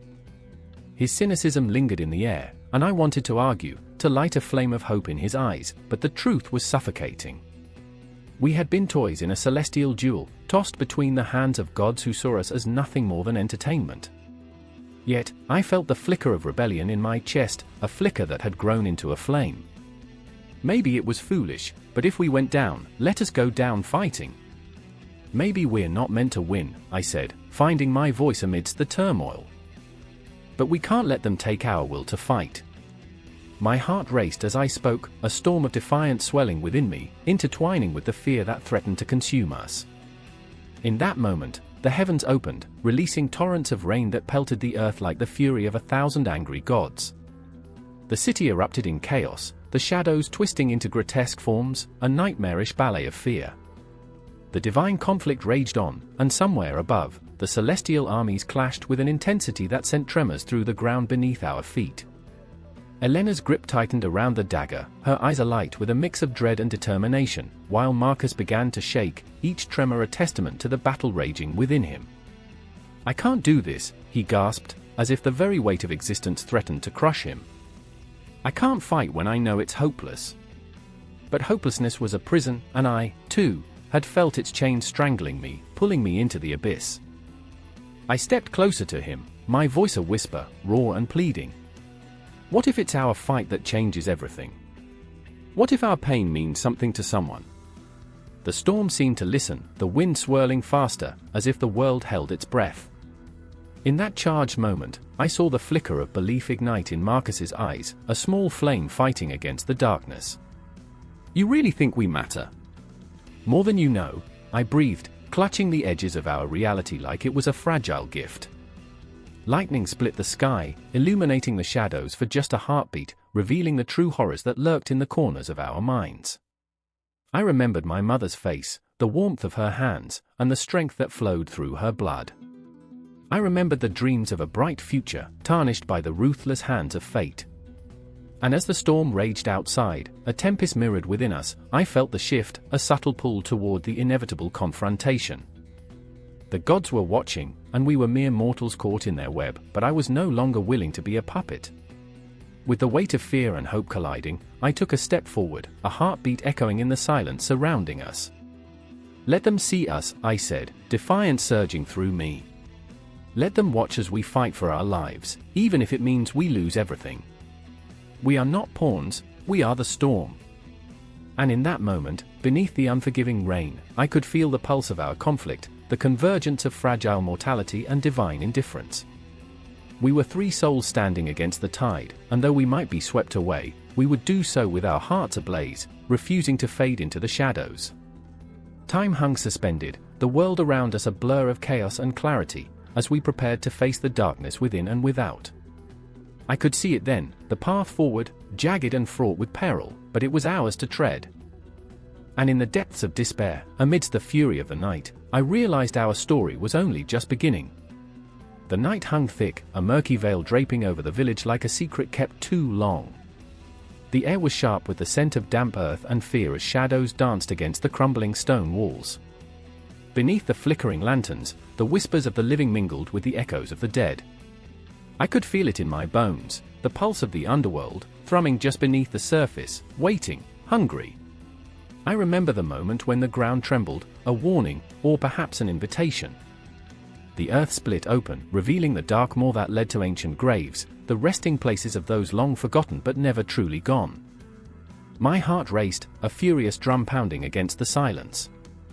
This was no ordinary night, it was the night of the ancestors, when the veil was thinnest, and the echoes of the past clawed their way to the present. Mara stood beside me, her breath shallow. "What if they come for us?" She was all sharp edges and trembling resolve, her eyes wide with a mix of terror and awe. I could see the flicker of doubt in her expression, the conflict that churned like a storm inside her. Her ancestor, a fierce warrior, had been summoned in dreams, urging her to remember. But remember what? In the silence, "They speak," I whispered, barely recognizing my own voice, thick with apprehension. I could feel my own ancestors, too, pulling at the edges of my mind, their stories intertwined with mine, threading through every heartbeat. I could almost hear my grandfather's voice, low and gravelly, warning me of the dangers that lurked when the dead were called upon. The wind howled, wrapping around us like a ghostly embrace. I caught sight of Aaron, pacing near the altar, his hand shaking as he clutched a bone talisman. "They want something from us," he muttered, eyes darting to the fissure in the earth. "They always want something." Aaron had always been the skeptic, yet here he was, standing on the precipice of belief, grappling with the weight of his own lineage, a lineage that had been steeped in blood and sacrifice. "I remember the stories," I said, feeling the words rise in my throat like bile. "The offerings, the rituals, they are not just tales. I thought back to the faded photographs that lined my grandmother's walls, her eyes glistening as she spoke of fires lit in the dead of night, the scent of smoke mingling with the scent of decaying leaves. I had dismissed them once, but now, standing on the edge, I couldn't shake the feeling that those stories were alive, crawling under my skin. Mara's gaze flicked to the fissure, her voice trembling. If we don't honor them, what will happen? The question hung in the air, heavy and pregnant, as if the very night was listening. We were at a crossroads, each of us shackled to our own pasts, our own fears. What if honoring the dead meant abandoning the living? The wind howled again, an anguished cry that seemed to echo our own desperation. We need to call them, I urged, the words pouring out before I could stop them. We need to know what they want. Aaron's eyes widened in disbelief. You're insane. What if they want to drag us into the underworld with them? His voice was a raw edge, but beneath it lay a thread of longing, a desire to connect with something greater, and perhaps, to find redemption for his own failings, the cracks in his spirit that had become too vast to ignore. Listen, I said, and the urgency in my voice quieted his protest. I feel them. I feel their stories. They're reaching out. I closed my eyes, and for a moment, the world around me faded. Memories flooded in my mother's laughter, the stories of her grandmother, the feeling of being cradled in arms that spoke of survival and sacrifice. Each heartbeat sang a song of connection, a melody woven with love and loss. Mara's hand slipped into mine, warm, grounding. Together, she asked, her fear mingled with a fierce determination. It was a question, a plea. And in that moment, I knew we were tethered not just to the past, but to each other. Yes, I breathed, and with that single word, we stepped into the unknown. The air crackled with energy as we approached the fissure, our fears swirling around us like a tempest. The darkness beckoned, pulling at our very souls. I felt the shift, the stirring of something ancient, as we began to chant the names of our ancestors, the words spilling from our lips like blood from an open wound. Each syllable resonated through the air, vibrating with the weight of history, the memories clawing their way back into the light. And then they came, specters rising from the depths, shadows flickering like candle flames.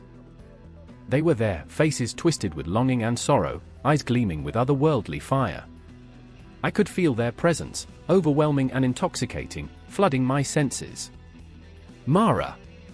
I screamed as the ground shook violently, the fissure widening, ready to swallow us whole. But there was no turning back. We have to hold on. Aaron clutched the talisman to his chest, and in that moment, he was no longer just a skeptic. He was a conduit, channeling the energy of his forebears, the lost souls who had once walked the earth. I remembered the stories of sacrifices made and the debts owed to the dead. It all surged through me, an unbreakable bond. In that chaos, I realized that the ancestors were not just calling us for answers, they were demanding recognition, a reckoning that intertwined past and present. As their voices echoed around us, the night split open further, an abyss that threatened to consume everything we were, everything we ever could be. We were standing on the edge of eternity, caught in the spaces between breaths, between life and death, our hearts beating in unison with the ghosts of our lineage. And as the darkness enveloped us, I understood, we were never alone. The weight of our ancestors was heavy, yet liberating. Their stories were ours to tell, their wounds ours to heal. The underworld was not a place to fear, it was a reminder of our roots, a call to honor all that had come before us. I could feel their power surging as the shadows danced and the wind roared louder. The confrontation was upon us. Would we rise together, or would we be swallowed by the depths? Would we honor our blood, or would we succumb to our own fears? The answers lingered just out of reach, shimmering like stars in a midnight sky, waiting for the dawn of reckoning. And in that moment, caught between life and death, the ancestors whispered back to us, their voices a haunting symphony echoing through the fabric of time. The air trembled, heavy with unspoken words, as darkness draped itself over the battlefield like a shroud. I stood there, heart pounding like a war drum, surrounded by a twisted twilight where the cries of the lost echoed like banshees. I could taste the bitter tang of desperation on my tongue. Somewhere, a clock chimed ominously, each stroke reverberating through my bones, a countdown to chaos. The prophecy hung over us like a guillotine, sharp and unforgiving, whispering promises of salvation and doom in the same breath. Do you feel it? Ilara's voice sliced through the cacophony, raw and jagged. Her eyes, fierce yet hollow, brimmed with tears that sparkled like shattered glass in the dim light. They're coming. She clutched a fraying map, lines drawn with the ink of fate, trembling in her hands. The symbols on it were foreign yet familiar, intricate as the web of stars overhead, each constellation a reminder of choices made, paths taken. I could see the fear etching itself deeper into her skin. I knew that fear, it was an old friend, a constant companion. But it was the dread of what lurked in the shadows that filled the air with a palpable weight. Why now? I whispered, words barely escaping my parched lips, the question tumbling out like a stone dropped into a cavernous void. Why us? Ilara turned away, her shoulders heaving under the weight of a world that demanded everything. Because the prophecy chose us. Or maybe we chose it. Her voice cracked, and I felt the tremor beneath my own skin. The truth was a beast, ugly and powerful, gnawing at the edges of our resolve. And then it hit me, the haunting memory of my brother, lost to the underworld's grasp, his laughter replaced by the echoing silence of his absence. I remembered the night he vanished, how the stars had dimmed, as if mourning with me. Each moment jostled my heart like a gnarled fist, squeezing until I could barely breathe. I had sworn vengeance, it was a vow etched into my very soul, a fire that burned even in the deepest dark. I remember, I murmured, the words spilling out like a confession, the way he used to joke about the afterlife, how he said the underworld was just a bad trip on a never-ending carousel. A bitter laugh escaped me, the absurdity of it mingling with the anguish. I didn't realize he'd be the one to get trapped. As if summoned by my pain, shadows surged from the depths, dark figures twisting through the mist, eyes glowing with malice. A chill ran down my spine. Focus! Ilara snapped, her voice steadying me like a lifeline. The prophecy says we must confront them, face the darkness head-on. But I felt the flicker of doubt, a tiny ember burning, and it terrified me. What if we weren't strong enough? What if the prophecy was a cruel trick, leading us to our demise? The thought clawed at me like a ravenous beast. Don't you see? I said, urgency creeping into my tone, we could lose everything. Everything we are. Everything we love. Ilara stepped closer, her presence a tether against the encroaching dread. And if we don't fight? The underworld will consume this world. It's not just about us anymore, it's about everyone.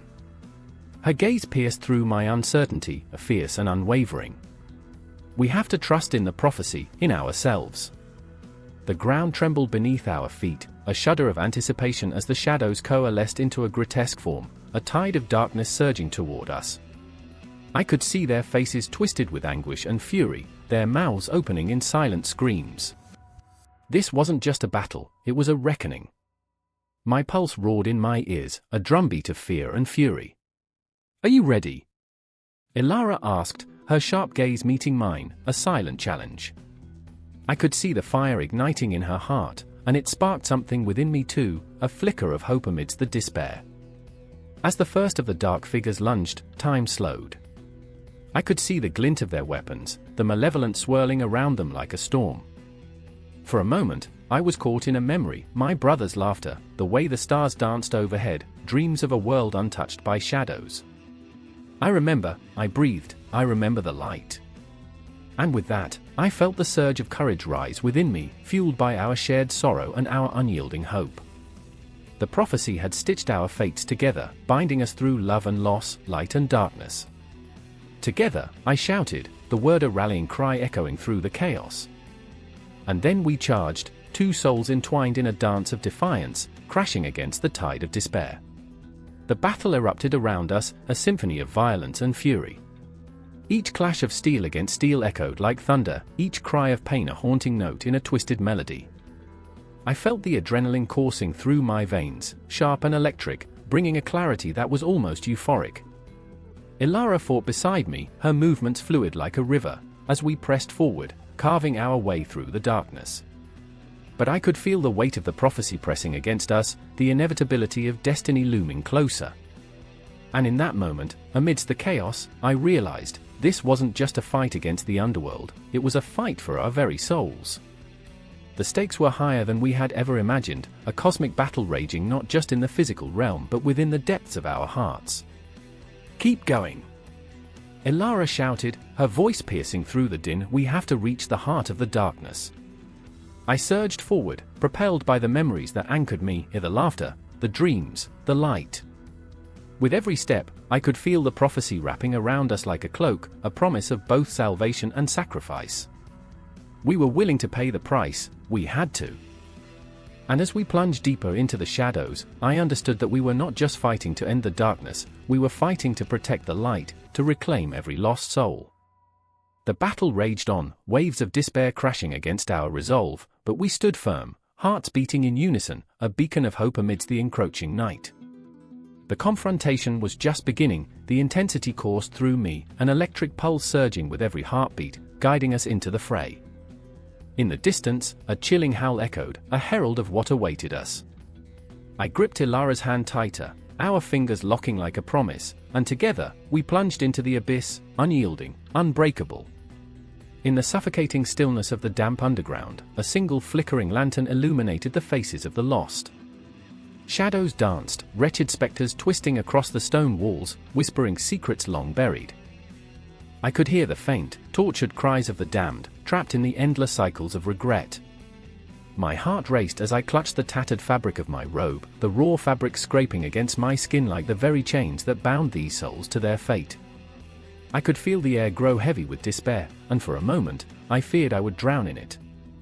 Li Wei stood beside me, his dark eyes reflecting a sorrow that was neither his own nor mine. "We shouldn't be here," he murmured, voice trembling like autumn leaves. I could see the embers of guilt sparking in his soul, the kind that ignites from surviving when others did not. He had left someone behind, a sister, perhaps, lost to the gaping maw of this malevolent underworld. I remembered the stories he told, tales of laughter and warmth. They felt like distant dreams now, evaporating into thick fog as we ventured deeper. Each step felt sacrilegious, a violation of something sacred. I could hear the echoes of his laughter in my mind, haunting and echoing like the whisper of ghosts. "Sure," I whispered, urgency tightening my throat. "Can you hear them?" The air shifted, and then I felt it, a presence, a ripple of energy that prickled my skin. The very stones seemed to tremble beneath our feet. Li Wei's fear was palpable, yet curiosity held me in its grip like a vice. I had to know, had to confront the shadows that called around us like serpents. The underworld was a labyrinth of memories, a testament to choices made, and we were simply intruders. Suddenly, a figure emerged from the shadows, a spectre clad in tattered robes, his eyes two hollow voids. "To enter is to forfeit," he hissed, voice echoing like a death knell. A chill gripped my spine. Ghosts from my own past surged forth, faces I had buried deep, buried beneath layers of denial. My mother's disappointed gaze, my father's silent rage. I trembled, caught between the living and the dead. "Who are you?" I croaked, the words clawing their way out of my throat. "I am the guardian of this forsaken realm," he rasped, the corners of his mouth curling into a cruel smile. "And you, dear children, are yet another sacrifice to its insatiable hunger." Li Wei stepped back, heart racing like a wild animal caught in a trap. I could see the shadows of his sister flickering behind the guardian, her laughter echoing like wind chimes, hauntingly beautiful yet sorrowful. His breath hitched, and I felt the weight of his anguish, pressing down harder than the stone above. "Can't you bring her back?" he pleaded, desperation lacing his voice. "Please, I'll do anything." The guardian's laughter was cold, mocking. "You do not understand the cost," he said, each word dripping with venom. "In this underworld, every choice beckons a sacrifice. To save one is to lose another." The truth struck me like a thunderbolt. I remembered my own losses, my own choices. The time I chose ambition over love, the moment I turned away from a friend desperately reaching out for help. The underworld was not merely a place, it was a reflection of our choices, our regrets. I felt the walls closing in, the weight of my past suffocating me, and I was drowning in the depths of my conscience. "Li Wei, I said, voice trembling, we have to leave. We can't save anyone here. His gaze was a tempest, swirling with rage and despair. And abandon her, he hissed. I could see the heartbreak etched across his face like a map of his very soul. He was torn between love and the bitter truth that sometimes love isn't enough. Would you rather live with the regret of failing her? I countered, the words slipping out like shards of glass. I felt the tension crackle between us, an electric storm brewing, one that could either destroy or cleanse. But in that moment, the Guardian struck, a wave of darkness crashing over us like a flood. You think you can flee from your choices? His voice rose, reverberating like a haunting melody. This underworld is your prison, your echoes, your shadows. I gasped as memories surged, a flood of faces and names. Friends I abandoned, lovers I betrayed. I felt them pressing against me, their pain clawing at my insides, demanding acknowledgement. I turned to Li Wei, desperation in my eyes. We must confront them, face them, or we will be trapped here forever. He faltered, uncertainty flickering in his gaze, and for a heartbeat, time stretched infinitely. The past loomed over us like an ominous cloud, suffocating in its weight. Yet there was a flicker of resolve, a spark of defiance. Then let's end this, he whispered, voice steadying. The Guardian's laughter echoed, a cacophony of despair and mockery, but we pressed on, hearts pounding in unison, marching toward the very shadows that haunted us. As we ventured deeper, the air thickened, and I could sense the countless souls that had been consumed by their own regrets, faces twisted in anguish, eyes screaming for release. The darkness felt alive, pulsing with a rhythm that mirrored my own racing heart. Li Wei, we must remember, I urged, my voice barely a whisper against the rising tide of anguish. We must remember so we can forgive. The shadows loomed larger, encroaching, but I clenched my fists, feeling an unyielding sense of purpose rise within me. We will face them together, I affirmed, the conviction of my words igniting a flicker of hope in my chest. And as we plunged into the heart of darkness, I felt the weight of the underworld pressing down upon us, promising both terror and salvation. With each step, I could feel the shadows shifting, swirling around us like a tempest, and in that moment, we were no longer mere wanderers lost in regret. We were seekers of truth, warriors against the phantoms of our past, ready to confront whatever awaited us in the abyss. The air thrummed with anticipation, the darkness thickening like a storm on the horizon, and I could hear the heartbeat of the underworld echoing in my ears, a sinister reminder of the choices that tethered us to this forsaken realm. Our journey had just begun. The air hung thick with the scent of damp earth and decay, a suffocating blanket that wrapped around me as I stood at the edge of the clearing. Moonlight spilled down like silver paint, illuminating the twisted forms of gnarled trees, their branches reaching out like skeletal fingers. There, in the heart of it all, the cult of Persephone was gathered, shrouded in shadows and whispers. Their chant swirled into the night, a haunting melody that beckoned and repelled in equal measure. I felt the tremor in my bones, an electric pulse that thrummed with every beat of my heart. Mara was crouched among them, her dark eyes wide, shimmering with a fervor that I had never seen before. I remembered when we were children, laughing at the stories of the underworld, turning them into silly games. Yet here she was, a beacon of passion and desperation, lost in a sea of hooded figures. I could feel her pull, the gravity of her devotion, and it scared me. It scared me because it was intoxicating. I wanted to reach for her, to pull her back into the light, but something held me at bay, a silent scream lodged in my throat. And then there was Elias, standing on the periphery, his face a mask of anguish. I could almost hear the thoughts racing through his mind, the cacophony of doubt and fear.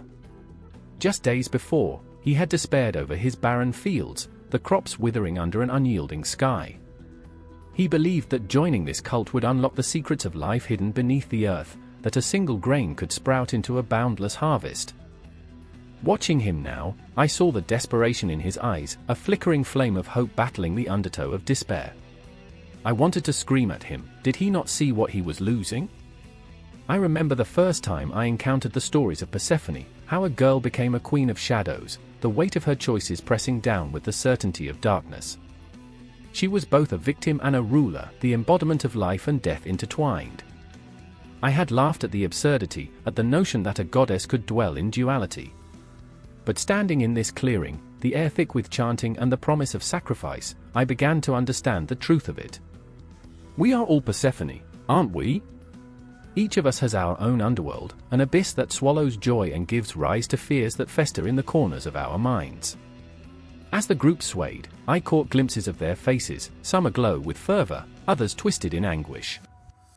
I felt a chill ripple through me as if the night air was alive, whispering secrets I wasn't meant to hear. This was more than a gathering, it was a communion with the dead, a union with the very essence of life itself. I was an intruder in their sacred space, a witness to their ritual. My heart raced, the weight of my feet anchored in place, torn between the urge to flee and the desire to understand. Mara's voice rose above the others, a siren's call that pierced through my reverie.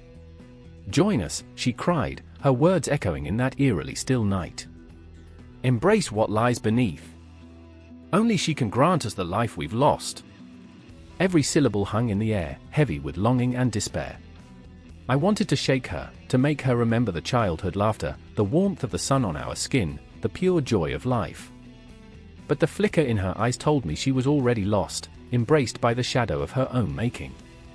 Elias stepped forward, a trembling figure caught in the thrall of her fervor. "But at what cost?" he shouted, his voice breaking, raw with emotion. "What will we lose if we barter our souls for mere grains?" His words hung before me, a truth that twisted like a knife. I wanted to cheer him on, to tell him that he was right, that life was not a transaction. But the chains of silence bound me, and I could only watch as the cultists turned their heads toward him, a wave of darkness cresting in their eyes. I remember the moment everything shifted, a stillness so profound that it felt as if the world had paused. The color drained from the night, leaving only shades of gray and black, an eerie tableau that felt alive and hungry. Mara reached out for Elias, her fingers brushing his arm, and I saw the flicker of chaos erupt. The chants crescendoed, rising to a fevered pitch, a storm of voices demanding attention, demanding reverence. "Take us, Persephone!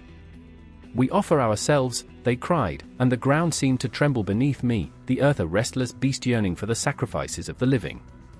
I could see shadows coiling around them, tendrils reaching, beckoning, pulling at the very essence of their being. My breath caught, a sharp gasp that felt like betrayal, and I stumbled backward, fear igniting within me. Each heartbeat echoed louder, a desperate reminder of my own mortality.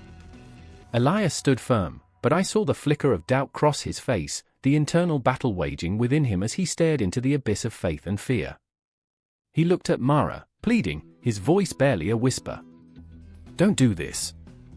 You can't give up your light." But her eyes were glazed, lost in the euphoria of the moment, the promise of fertility and growth luring her deeper into the shadows.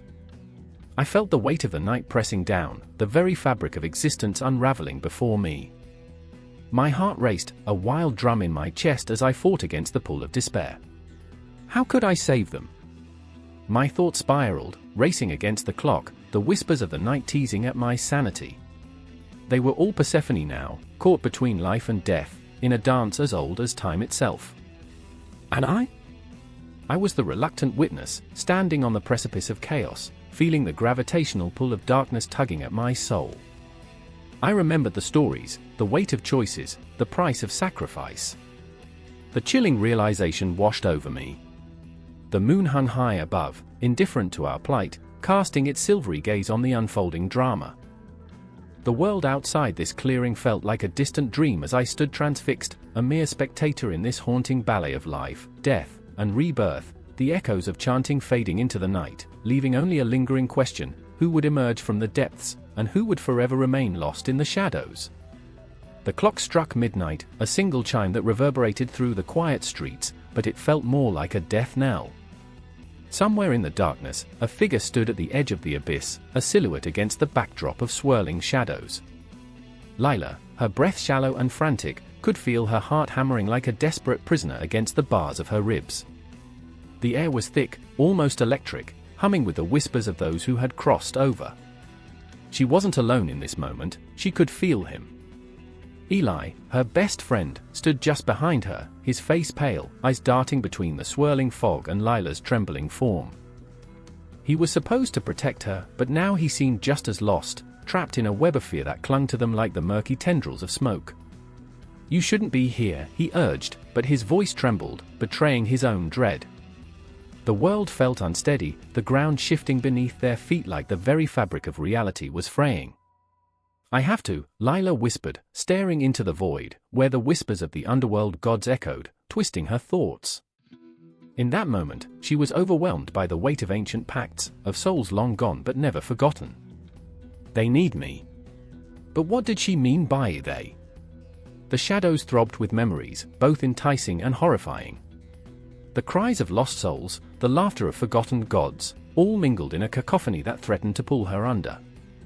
She remembered the stories, the ones that had incited her curiosity, the tales of gods who roamed the underbelly of human existence, their intentions as murky as the waters of the Styx. And here, in the gripping silence, those stories bled into reality. Eli took a step closer, his hand brushing against hers, grounding her but also igniting a spark of something raw and unquenchable. "You're risking everything," he said, his voice a mixture of desperation and determination. "What if they look at you like a sacrifice?" The word hung in the air, heavy and suffocating. Lila closed her eyes for a moment, battling the tide of memories that threatened to drown her. She thought back to the day her mother had vanished, one moment there, a heartbeat later, lost to the abyss. The underworld gods had claimed her, or so the stories said, and Lila had spent years piecing together the fragments of that day, searching for answers in dreams that felt more like nightmares. "I remember," she breathed, her body shivering with the weight of it. "I remember the shadows dancing in the corners of my room, the whispers of her name, the way the world felt heavier after she was gone." Eli's gaze turned somber, and she could see the flicker of understanding in his eyes. He had lost his own father to the dark, a man swallowed by the depths of despair, a victim of the gods' cruel games. They were both haunted by the specters of their past, tethered to the lives of the ones they had lost. "Maybe we're the sacrifices," he said quietly, as though the words themselves might summon something terrible. "Maybe that's why we're standing here, teetering on the edge of the unknown." The chill in the air deepened, wrapping itself around Lila's spine. She could feel the pull of the underworld, the beckoning of ancient forces that thrived in the darkness. Memories surged like a tide, images of her mother dancing through her mind. Lila's heart ached with the longing, the need to know what had happened, to face the gods who held the answers. She thought of how her mother used to laugh, how her voice could fill the emptiness of a room. "I can't let them take anyone else," she said, her voice gaining strength as resolve ignited within her. "Not again. Not ever." The ground shook suddenly, the earth trembling with a resonance that mimicked the chaos in her heart. Shadows writhed, forming shapes that felt familiar yet foreign. A figure emerged, a god of the underworld, black robes swirling like smoke, eyes glinting with an otherworldly hunger. Lila's breath caught in her throat, a mixture of fear and awe intertwining with her will to fight. "Step closer, child of the living," the god rasped, voice like gravel. "You seek answers, but answers come at a price." Eli's grip on her hand tightened, a lifeline against a tide that threatened to pull her under. "Lila, don't," he warned, but there was a tremor in his voice that spoke of fear and fascination. But Lila had never been the type to back away from danger. She took a step forward, the fog swirling around her like a protective shroud. "I want to know why," she declared, voice echoing against the vast nothingness. "Why did you take her? What gave you the right?" The god's laughter pierced the silence, chilling her to the bone. "Rights are mere illusions, child. You seek answers, yet you know nothing of the pact your kind makes with the ancient ones." Lila felt the ground shift beneath her, a chasm opening in the darkness, and she knew that this was it. The confrontation could either lead to her liberation or her undoing. Both options shimmered like stars in the inky blackness of the void. "I remember," she began again, but this time, the memory surged with a fierce clarity, igniting a fire within her. "I remember my mother's laughter, the way she held me close when the night felt too big. I remember the stories she told me, the gods who whispered to her." The god's expression shifted, a flicker of something, regret? Longing passed through its ancient features. "You are brave, child," it intoned, the darkness swirling like smoke around its form. But bravery often invites danger. Are you prepared to pay the price? Eli's eyes widened, fear flashing across his face. Lila, no, he shouted, but she felt the pull of destiny, a thread woven into her very being, binding her to the ancient tale of sacrifice and redemption. I will, she said, voice steady, even as the world around her trembled with uncertainty. I will pay whatever it takes to bring her back. And as the shadows closed in, a chill washed over her, the air thick with the weight of what had been and what could be. The gods' laughter echoed in the darkness, a haunting melody that would linger long after the moment had passed. In that suspended breath between fear and hope, Lila stood resolute, a living testament to the ties that bind us to our past, and the lengths we will go to reclaim what was stolen. With Eli at her side, they faced the daunting unknown, hearts pounding in synchrony, a desperate dance between the living and the dead, the sacred and the profane. The clock ticked on, relentless and unyielding. And somewhere, in the hidden corners of the universe, the gods were watching. Their stories were not finished yet, the tale had only just begun. The mist hung thick, curling like phantom fingers around the darkened shoreline. I stood there, heart hammering, the chill of death's breath nipping at my neck. The river stretched ahead, an endless expanse of ink-black water, glistening under a pallid moon that seemed almost to turn away from its ghastly reflection. I could hear the faint whispers of the damned, their voices a haunting melody that threaded through the fog. It was a song of sorrow, of longing, and of the unyielding grip of fate, a chorus of those who had crossed the river Styx. I remember the first time I saw it. I was young, naive, with dreams woven from starlight. But now, as I stood at its banks, I was a ghost of my former self, a crumbling statue in the gallery of despair. To my left, Lyra trembled, her fingers clutching the tattered remains of a photograph, faded edges, smiles frozen in time. It was her brother, lost to the abyss, a reminder that some rivers flowed with more than just water. "Are we really doing this?" she whispered, her voice trembling like a candle flame in a tempest. I looked into her eyes, those windows to a soul fierce yet fragile, a storm brewing behind the surface. "We have to. For him." The words felt like stones in my throat, heavy with the weight of truth and untruth. I didn't know if we could bring him back, but we were here, standing at the edge of existence, soaked in desperation. To my right, Adrian shifted uneasily, his gaze cast downward as if the river could swallow him whole. He had always been the strong one, the protector with a heart splintered by secrets. The loss of his best friend had turned him into a shadow, a husk of the vibrant boy I once knew. "Every step feels like drowning," he muttered, barely above a whisper. "I remember," I began, but the memory caught in my throat, choking me. I remembered laughter that echoed through summer nights, the scent of fresh grass, and a time when fear was just a word in a dusty book. But now, all I felt was the cold hand of inevitability squeezing my heart, tighter, tighter. The boat appeared, emerging from the haze like a spectre. Karen stood at the helm, a figure cloaked in darkness, eyes like hollowed pits.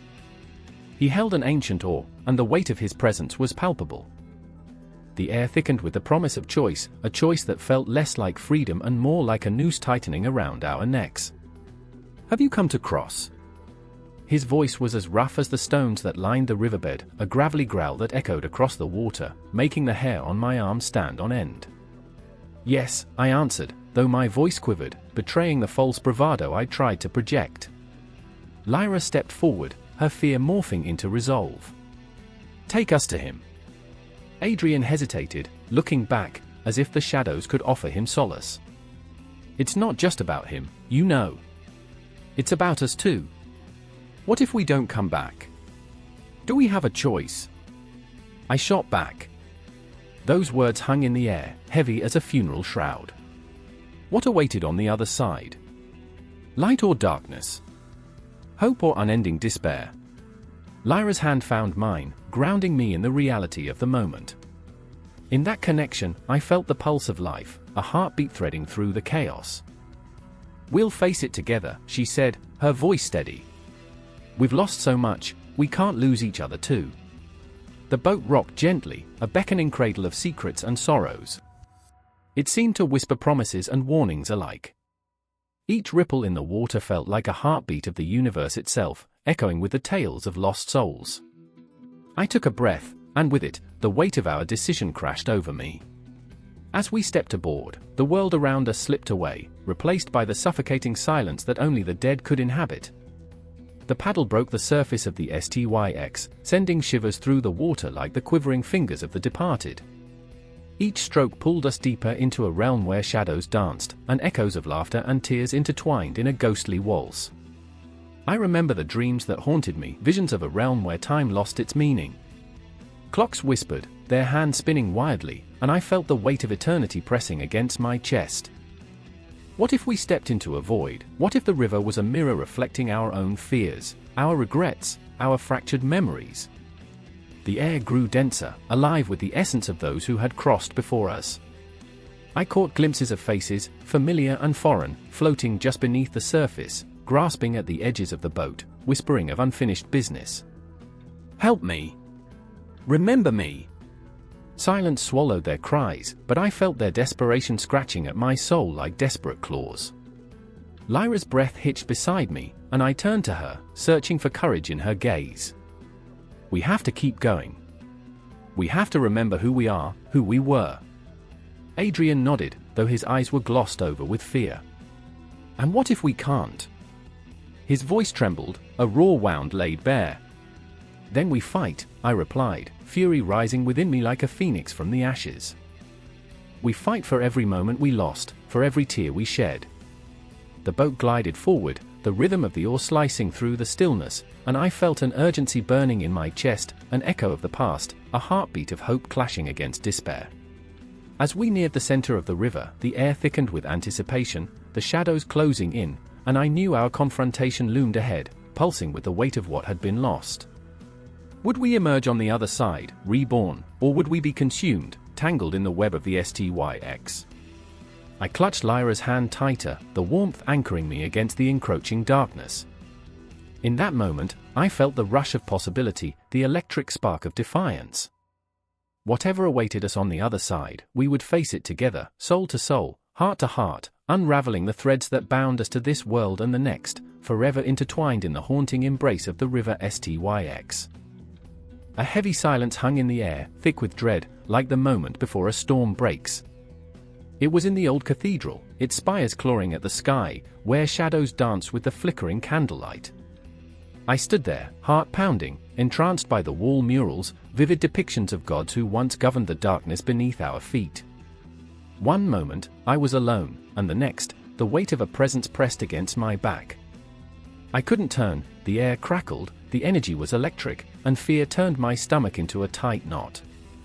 I remember the first time I met Ilara, her laughter like a siren song, beckoning me closer to the abyss. She had a wild spark in her hazel eyes that drew me in, a magnetism that whispered of secrets and shadows.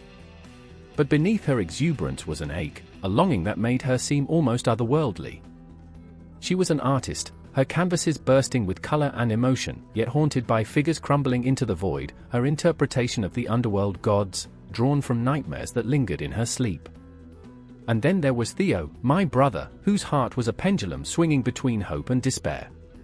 He was the architect, the one who built with dreams, yet found himself shackled by fear, the fear that the very gods Ilara painted would rise from the depths to claim him. I watched as he stood before a grand design, the shadows of those underworld deities looming large in his mind. "What if," he murmured, "they don't want us to create? What if they wish to consume?" His hands trembled as he traced the air, sketching lines that curled and twisted, forming the outline of a structure that would stand against fate itself. I could feel the tension between them, electric and taut. Ilara, with her vibrant brushstrokes, yearned for the freedom to express the darkness that inspired her. Theo, bound by practicality and haunted by visions of twisted architecture that would collapse under the weight of their celestial patrons. I remember the night when the two collided, their passions igniting like dry tinder in the wind. The arguments, sharp as daggers, cut through the air, echoing off the stone walls. "You don't understand!" Ilara screamed, her voice cracking. "It's not just art, it's a communion with the gods. You're afraid of them, but I see beauty in their chaos." Theo's response was a harsh exhale, like the final breath of a dying flame. Beauty? You think they care for beauty? They are ancient, unforgiving. You can't dance with demons and expect to remain unscathed. I remember, oh how I remember, the way the shadows grew long that night. Outside, the moon hung heavy, a ghostly eye watching us as we wrestled with our demons, both literal and metaphorical.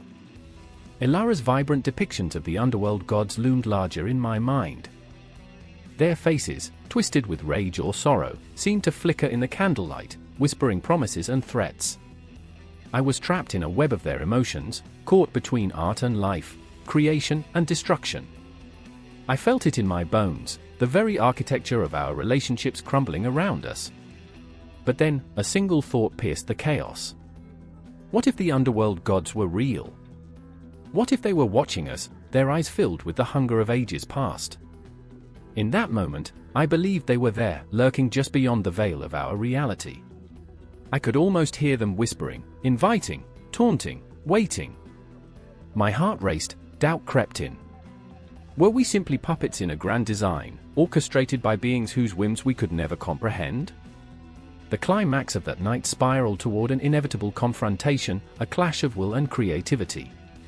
Ilara, her spirit unyielding, decided to push her art into the realm of the forbidden. I will paint the gods as they truly are, she declared, a challenge laced with passion.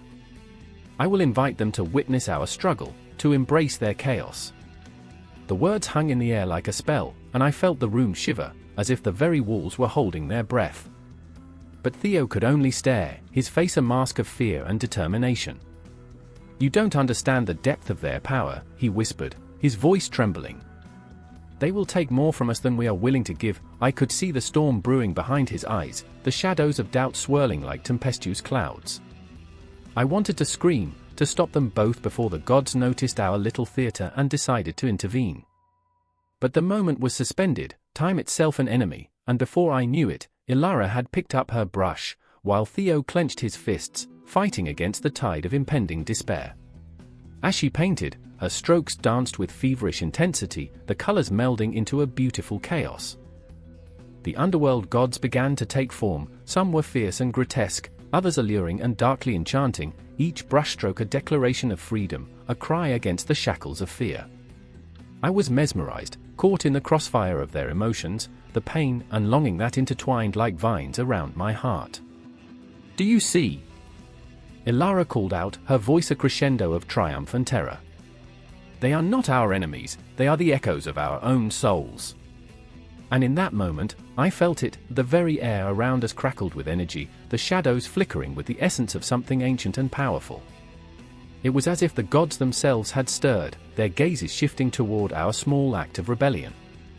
My breath caught, and I could taste the fear mingling with exhilaration. It was intoxicating, overwhelming.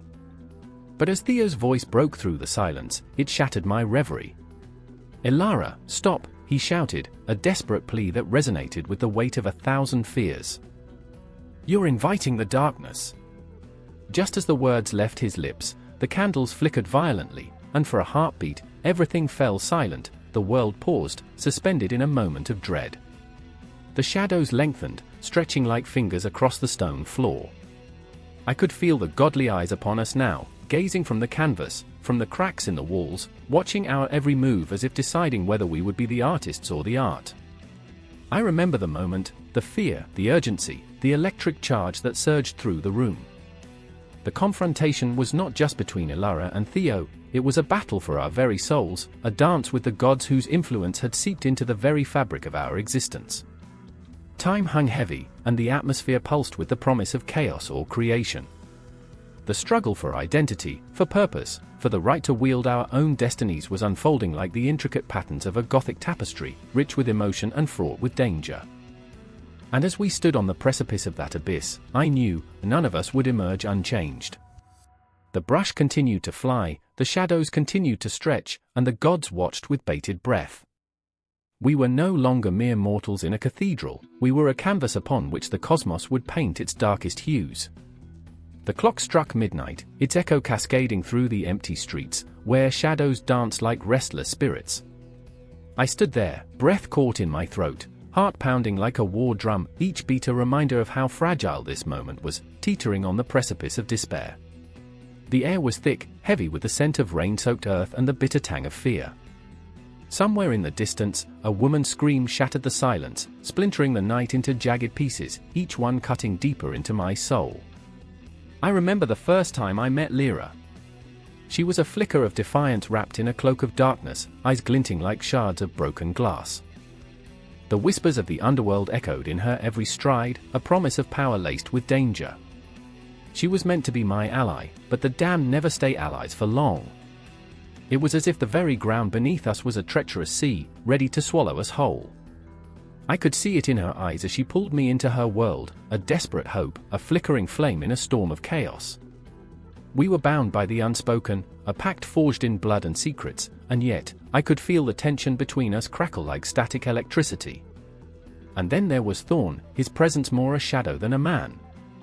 He loomed like a spectre from the depths of my nightmares, a sculptor of dread and desire. It was impossible to ignore how the lines of his body were etched in the air, taunting me with the promise of both salvation and doom. I remember his laughter, rich and dark, spilling into the void like a soothing balm that masked the reality of our twisted fates. He was a haunting melody in the cacophony of the underworld, but I never knew whether he would lull me into sleep or drag me into the depths of despair. The night was alive with whispered tales of divinities, gods and goddesses who played with our lives like children with puppets. I felt it burning inside me, a gnawing realization that the divine was not only a distant fantasy. It was here, among us, woven into the very fabric of existence, and it carried with it a sinister weight. Lyra and Thorn, they were not merely players in this dark theater, they were the embodiments of something greater, something terrifying. Gender, a mere construct, morphed into a weapon, a shield, a tool for manipulation. Here, in the underbelly of dreams, femininity and masculinity clashed violently, clarity and chaos spiraling into a dance of power. I remember how Lyra moved through the ranks, a tempest in a world dominated by male gods who wielded their authority with a heavy hand. She was a queen in a man's game, and her heart burned with the desire to claim her throne. But the underworld was a treacherous place, filled with echoes of betrayal and whispered doubts. I could see the conflict in her, the fragile balance of strength and vulnerability, a tightrope act that threatened to unravel at any moment. Each time she spoke, it was as if the air crackled with magic, yet I could see the shadows that clung to her, ghosts of fear swirling around her like moths drawn to a flame. I remember the night we entered the chamber of the forgotten gods, and she stood before them, defiant and proud. "You will not silence me," she declared, her voice a low rumble that shook the foundations of the realm. But even as she raised her chin, I saw the tremor in her hands. I wanted to reach out, to tell her she was not alone, but the weight of my own fears held me back, a suffocating shroud that threatened to drown us both. And Thorn, God, I remember him watching her, an intensity in his gaze that screamed of longing wrapped in bitterness.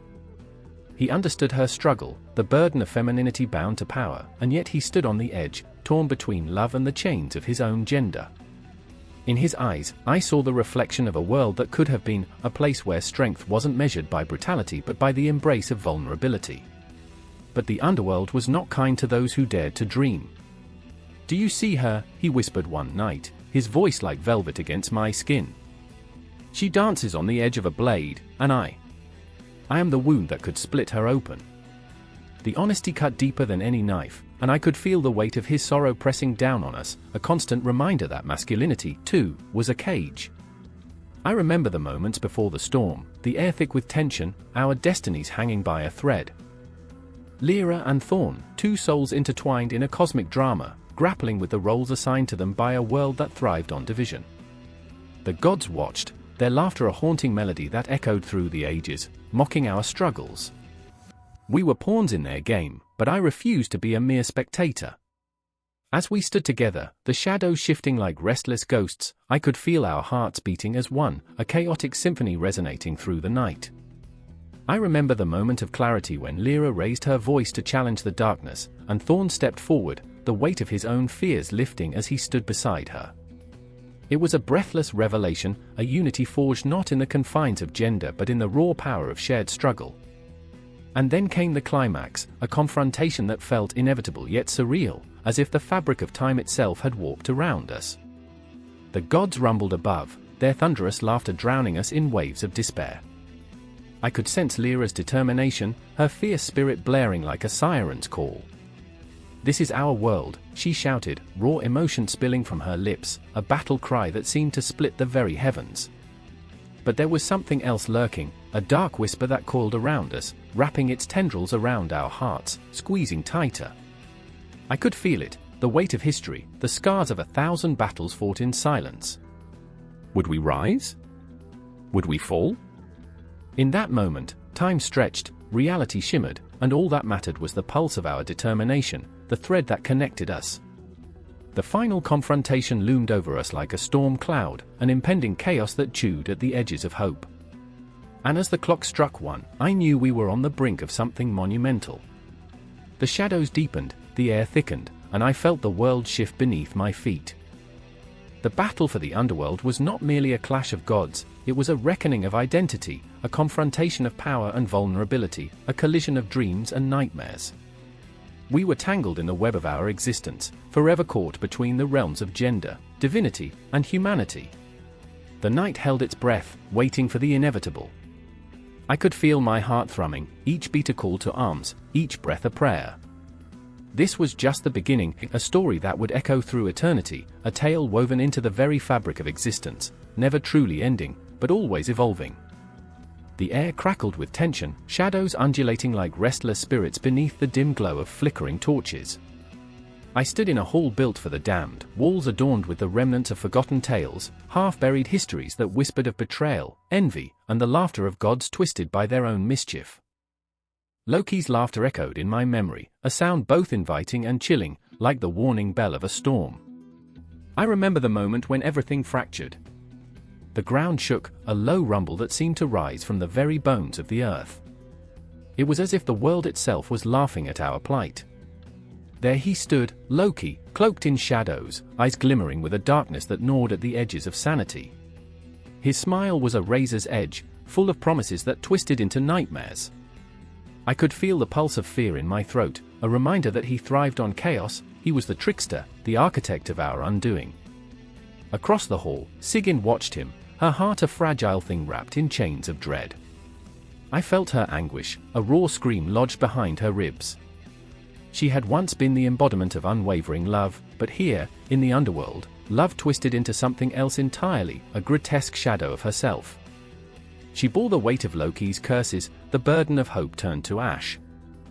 "I trusted you," she whispered, the words barely escaping her lips, a prayer to a god who had forgotten her. The tension was suffocating, a living entity pressing against my chest. I could feel the world tilt, the past and present colliding like broken mirrors scattering shards of memory across the floor. I remembered when Loki was nothing more than a mischievous companion, a glimmer of laughter in the starkness of life. But that laughter had turned to cackles, an echo of something far more sinister. "Do you see how they tremble?" Loki's voice slithered through the hall, smooth as silk yet laced with venom. "Fear is the sweetest nectar, and I am the vine. Drink deep, my dear Sigyn, drink deep." He stepped closer, the shadows stretching to caress him, as if even darkness sought solace in his wickedness. I could see the war raging in her eyes, a love battling against the stark betrayal. Sigyn's fingers twitched, a desperate reminder of the vows made beneath starlit skies, promises now tarnished by the weight of his treachery. "You were meant to protect us," she cried, the words tearing from her throat like a wounded animal. "Instead, you've damned us all." Loki chuckled, a sound like glass breaking. "Damned? Oh, sweetheart, I've merely opened the door. You were always free to walk away." The truth stung, he was right. Freedom felt distant, shackled by a bond that turned fetters of loyalty into chains of despair. What did it mean to love a god who played with lives as if they were mere pawns? I felt my own heart race, caught in the crossfire of their tumult. Memories flooded in, a time when laughter filled the void, when Loki's pranks drew smiles instead of despair. But those days were buried beneath the weight of their reckoning. I could still hear the echoes of joy, the absurdity of life and death intertwined, and the absurd warmth of a shared fire. But here, in this sinister place, joy felt like a memory too fragile to grasp. I took a step forward, compelled by an urge I couldn't name. "What do you want, Loki?" My voice trembled, laden with the weight of 1,000 unsaid things. "Is this your game? To watch us suffer? To feed on our anguish?" He turned those piercing eyes to me, a flicker of something, curiosity, perhaps, dancing across his features. "Ah, but suffering is merely a reflection of desire unfulfilled. You think I revel in your pain? No, dearest. I simply illuminate the truth." The truth. The word hung in the air, heavy and unyielding, like the boughs of a tree weighed down by too much fruit. Sigyn shook her head, despair cracking her voice. "Your truth is a lie, Loki. You wear chaos like a cloak, and in doing so, you've torn apart everything we've built." Her words cut through the air, raw and desperate, a plea mingled with accusation. I felt the tension coil tighter, the air thick with unshed tears and unspoken fears. Loki's laughter became a mocking song, wrapping around me like a shroud. "Built, dear Sigyn? What is it that you have built?" "A fragile house of cards, teetering on the brink of collapse. I merely nudged it, and it fell." With each word, I felt the weight of the darkness closing in, suffocating. I remembered the nights when Sigyn would cling to hope, wrapping her dreams around the silhouettes of what could be. And now, those dreams lay in ruins, scattered like ashes in the wind. "You're not just a trickster, Loki," I whispered, feeling the tremor of truth in my own heart. "You're a monster wrapped in a guise of wit." His gaze turned sharp, the playfulness replaced by an icy edge. "Monsters are merely stories told by those who fear the unknown. And fear is the true monster, lurking beneath the surface of every heart." Sigyn trembled, her eyes wide with a mixture of hope and horror. "Then why do you persist? Why not leave us to find our own way?" Loki stepped closer, the air thick with electricity. "Because, my dear, you are my chaos, and chaos is irresistible. Perhaps in your suffering, you'll find the strength to rise anew. Or perhaps," his voice trailed off, a dark promise lingering in the silence. The clock ticked somewhere in the distance, each sound a heartbeat of impending doom. The walls seemed to pulse with life, shadows dancing as though they too were caught in the struggle between despair and liberation. And then, just as quickly as he had drawn near, he stepped back, the wicked smile returning to his lips like a sly serpent shedding its skin. "Remember, Sigyn, it's not the trickster that shapes the tale, it's the tale that shapes the trickster." And with that, he vanished into the darkness, leaving behind a charged silence that echoed with every breath, a promise of chaos yet to unfold. I stood frozen, feeling the weight of their conflict pressing down on me. Loki was gone, but the tension hung thick in the air, a reminder that the dance between love and betrayal was far from over. The underworld pulsed around us, shadows whispering secrets of their own, and as I looked at Sigyn, I knew this was only the beginning. In the heart of despair, their stories intertwined, and I could only wonder what would come next, a confrontation that would either bind them together or shatter them forever. The darkness loomed, promising that the game was far from over, and I couldn't shake the feeling that we were all mere players in a tragedy orchestrated by a god who reveled in chaos. The clock struck midnight, its chime cutting through the silence like a knife, echoing off the cobblestones of the ancient city. Shadows danced like lost souls, flickering in the dim light of a single oil lamp. I stood there, heart racing, my breath a fog against the chill of the night. An old woman, crumpled like a forgotten piece of parchment, whispered warnings that slithered into my ears, curling around my thoughts. "The dead do not rest easy," she said, her voice like gravel skimming over water, "not here, not ever." Gaius felt it first, a shiver tracing the back of his neck, prickling his skin. His hand shook as he clutched the small token of his father, a worn coin inscribed with the image of Janus, the two-faced god. The coin was a portal, a connection to the past and the afterlife that danced just out of reach. But did it really connect him to his father's spirit or just mock him with memories of a man drowned in wine and regrets? He could almost hear his father's laughter, feel the smoke of burning incense curling around them in Roman feasts, yet it felt like a cruel joke. "I remember," he gripped the coin tighter, "I remember you saying the afterlife is a banquet. I hope you saved me a seat."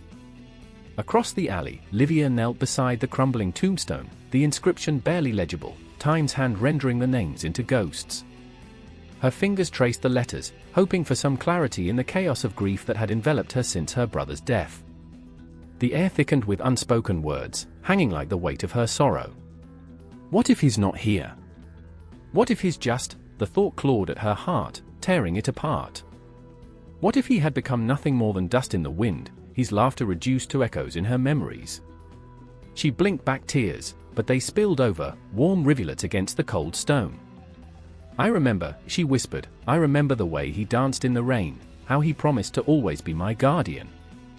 The shadows shifted again, as if the universe were listening, holding its breath. Gaia stepped forward, an urgency pulling him toward Livia, toward that haunted place where they both stood suspended between the realms of the living and the dead. Livia, he called, his voice trembling. We can't let them forget. We owe them more than silence. She turned, gazing at him with eyes filled with a storm of emotions, loss, longing, and a flicker of hope that dared to breathe. But what if they're gone? What if we're just talking to shadows? Shadows are the remnants of something real, he insisted. They remind us of who we were, of who we loved. We can't erase them like they never existed. There was a wildness in his voice, a desperation that echoed the panic clawing at his insides. The weight of his father's absence pressed on his chest, the gnawing fear that love could be extinguished like a candle.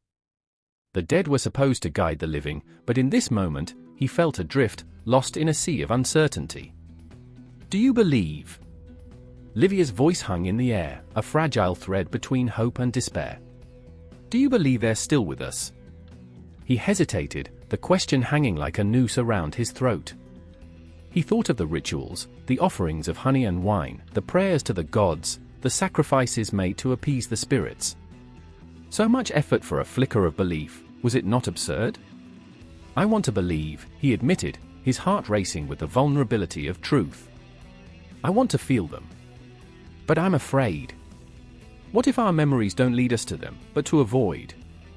In that charged moment, time felt warped, the past and present colliding like waves upon a desolate shore. Suddenly, the air thickened with a presence, a chill that seeped deep into their bones. The shadows twisted, pulling them into a world of half-forgotten dreams. Livia gasped, her eyes wide as she caught a glimpse, a figure, ethereal and shimmering, hovering just beyond the edge of reality. Is that? Gaius's breath caught. It can't be. But it was. The outline of her brother flickered with a soft light, a whisper of warmth amidst the cold. Livia, he called, his voice a haunting echo. You don't need to mourn me. I am part of the stars now. Her heart shattered beneath the weight of his words, the impossible beauty of his presence. But how can I let you go? She cried, pain clawing at her throat. You were my light. He smiled, an ache in his gaze. You carry me within you. I am not lost. The afterlife is not a place of despair, it's a canvas where we paint our memories. The shadows flickered, teasing them with glimpses of what could be, a banquet where laughter mingled with the dance of the cosmos, the promise of reunion.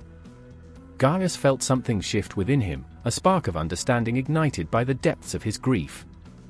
The afterlife was not simply a continuation, it was a transformation, a metamorphosis of love that transcended the grave. Yet as Livia reached for her brother, the figure began to fade, slipping through her fingers like grains of sand. Wait! Don't leave me! And just like that, the moment fractured, the world around them collapsing into darkness, leaving only echoes of what they had witnessed, a reminder of fragility, of the thin veil that separated the living from the dead. Is it really over? Gaius wondered aloud, his voice trembling. Have we lost them forever? Livia stood frozen, the emptiness settling around her like a thick fog. No. They're here, they've always been here. The shadows began to shift again, whispering secrets of ages past, tales of the living honoring their dead, of love that refused to be extinguished. Yet, as they turned to leave, the city loomed before them, ancient and watchful, a testament to the timeless dance between memory and oblivion. The night stretched on, heavy with the weight of their revelations, as if the cosmos itself held its breath in anticipation of what was to come. And as they walked, hand in hand, into the embrace of the night. They felt the heartbeat of the eternal, an echo of love, loss, and the haunting beauty of the afterlife that lingered, waiting to be unveiled. The darkness wrapped around her like an old, familiar shroud, heavy and suffocating. It pressed against her chest, a relentless weight that stole her breath. She stood at the edge of the crumbling precipice, the world below a gaping maw, a chasm that whispered of secrets long buried, of lives lost and dreams shattered. A flicker of torches illuminated the jagged rocks, shadows twisting and writhing like tortured souls. "I can't do this," she whispered. The words hung in the air, thick with desperation, drowning in the silence that enveloped her. It was a void where echoes of laughter once danced, now replaced by the chilling stillness of dread. Her heart raced, pounding in her ears like a war drum, each beat a reminder of the stakes, life, death, and the unyielding grip of consequence. Mara clenched her fists, the sharp edges of her nails biting into her palms. She was not alone. Behind her, Vincent's breath came in ragged gasps, his shadow looming like a specter demanding her trust. "We have to go," he urged, his voice low and gravelly, each syllable laced with an urgency that prickled at her skin. "If we don't confront this now, we'll never escape." Escape! The word felt like a betrayal. What if escape led them further into the darkness? What if the underworld, this twisted labyrinth of sin and retribution, held the answers they sought but at a price too great to bear? Their pasts were etched into the very stones of this place, their failures echoing through the chambers of their hearts. She remembered the first time the shadows danced around her, the way they wrapped her in a false embrace, promising solace while dragging her deeper into despair. "I remember," she murmured, her voice trembling, laden with the weight of memories that flashed like lightning in her mind.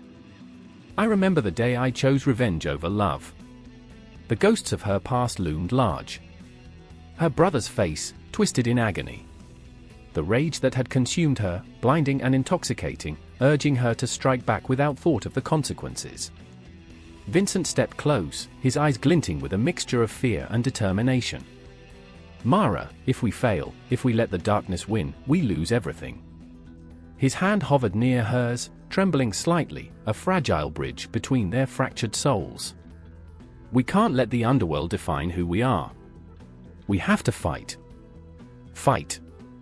A singular word that ignited a smoldering ember within her. She had fought before, she had clawed her way through despair, her spirit battered but unbroken. But the underworld was different. Here, morality was a fluid concept, shifting like the shadows that danced on the walls, taunting her.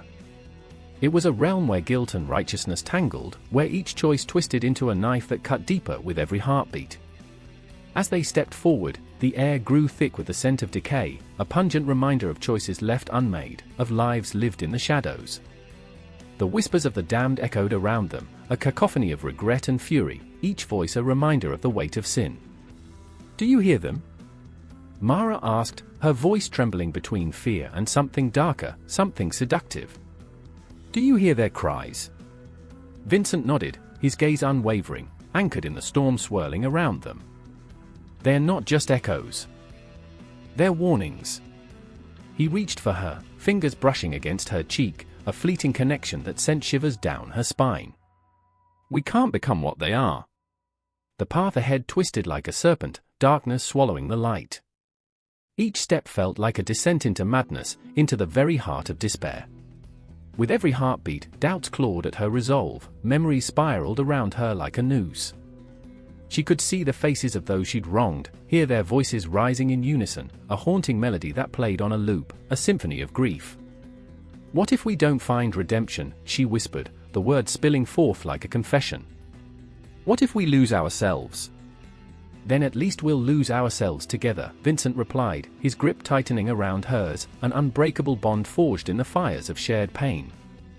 "No matter what happens, I won't let you go." Suddenly, a sound shattered the silence, a clattering, like bones rattling in a forgotten grave. They turned, eyes wide with terror as a figure emerged from the shadows, cloaked in darkness, its form shifting and undulating like smoke. Its voice was a chilling whisper, seeping into their minds, igniting the rawest fears they dared not confront. "Welcome, lost souls," it rasped, the words dripping with malice. You seek redemption, do you? But tell me, what price are you willing to pay? Mara's heart raced, a frantic drum echoing in her ears as she stepped backward, instinctively pulling away from the figure's grasp. Vincent stood firm, defiance etched on his face. We'll pay whatever it takes to break free from this curse. The figure chuckled, a sound that slithered through the air, cold and cruel. Ah, but redemption often comes with a cost that weighs heavier than guilt. Mara felt the weight of its words crash over her, a tidal wave of despair threatening to drown her. She remembered the look in her brother's eyes when she turned away, the way love turned to ashes in her mouth. What if we don't want to confront our demons? She murmured, the question a fragile thread dangling over a vast abyss. Then you'll remain here, the figure hissed, trapped in the shadows of your own making. The air crackled with tension, the moment stretching infinitely, a countdown to inevitable confrontation. Heart-pounding, Mara felt the pulse of the underworld around her, a living entity that thrummed with raw emotion, a chaotic dance of choices and consequences, of love and loss. In that breathless silence, she realized, the underworld wasn't just a place of punishment, it was a mirror reflecting the deepest truths of their souls, a crucible that would forge or shatter them. She locked eyes with Vincent, their shared pain igniting a flicker of hope. Together, she whispered, her voice steady despite the storm raging inside her. We will face whatever comes. As their hands clasped tightly, the darkness rippled, the shadows swirling with anticipation, and they stepped forward, their fates intertwined in a battle against the very essence of their humanity. In this crucible of conflict, they would unearth the moral codes that bound them, struggling against the very undercurrents that sought to drown their hearts. The air shimmered with tension, each heartbeat a testament to their resolve, the haunting shadows looming ever closer, urging them to confront not only the ghosts of the underworld but the haunting specters within themselves. Time blurred, the world around them a tapestry of fear and courage, as they ventured deeper into the abyss, where the echoes of their pasts whispered promises of both redemption and despair. Darkness there is tangible, a living thing, coiling around us like a serpent. I can hear their whispers, faint echoes of a past that should have stayed buried. The ground vibrates beneath our feet, a pulse, a heartbeat, thrumming with a sinister rhythm. It's midnight in the underworld, and every shadow has teeth. Just a heartbeat ago, I was standing with Marcus, his breath a whisper against my ear, but now, I can see the fear in his eyes, the way he clutches the hilt of his sword like a lifeline. Are you ready? He asks, words barely escaping his lips, heavy with the weight of unspoken dread. I remember the day I met him, an awkward boy with knobby knees and a heart too big for his body. Now, that boy is a man, a warrior, and in this moment, he is terrified. I want to tell him it's going to be okay, but those words taste bitter, like ash on my tongue. The air crackles, tense with the scent of iron and loss. The torches flicker, casting ghostly light on the ancient stones, illuminating faces twisted in anguish and rage. The underworld is a battlefield, each soul here has sacrificed something, someone, to walk these cursed paths. I think of Aelia, my sister, her laughter like a song, and how I chose to save Marcus over her. The thought claws at my insides, a festering wound that won't heal. I hear her voice in my mind, a haunting lullaby that never lets me rest. Remember, we fight for those we've lost, Marcus says, his eyes boring into mine. They shimmer with a courage I can't feel. We fight for Aelia. I want to scream, to shake him, to tell him that every battle is a cost, that each swing of his sword could cost him his soul. Yet here we are, poised on the precipice of chaos, knowing that sacrifice is the only language this world understands. Across the hollow expanse, shadows shift and writhe. The enemy, grotesque phantoms clad in sorrow, looms, a tide of darkness threatening to swallow us whole. I can't look at them, can't let my mind wander to the faces of those I've lost. Each step forward is a step into that abyss. I remember the day Aelia slipped away, her hand growing cold in mine. I had begged her to hold on, to stay, but the underworld had called to her, seducing her with promises of oblivion. Let's go, I say, forcing the words past the lump in my throat. My heart drums a frantic beat against my ribs, each thud a reminder of everything I am about to lose. We charge, Marcus and I, into the fray. The clash of swords rings out, a symphony orchestrated by death itself. Every swing is a phantom of her memory, every blow a razor-edged piece of my soul, carving deeper into the flesh of my being. I feel a surge of adrenaline, a high that sends me soaring into a dance of violence. I can taste iron on my lips, feel it seep into my skin like a lover's caress. Is this what it means to sacrifice? To become a vessel of pain, to fight not just for survival, but for redemption. Marcus fights beside me, his movements fluid, a dance learned through necessity. But I can see the shadows creeping into the corners of his mind, whispering promises of despair.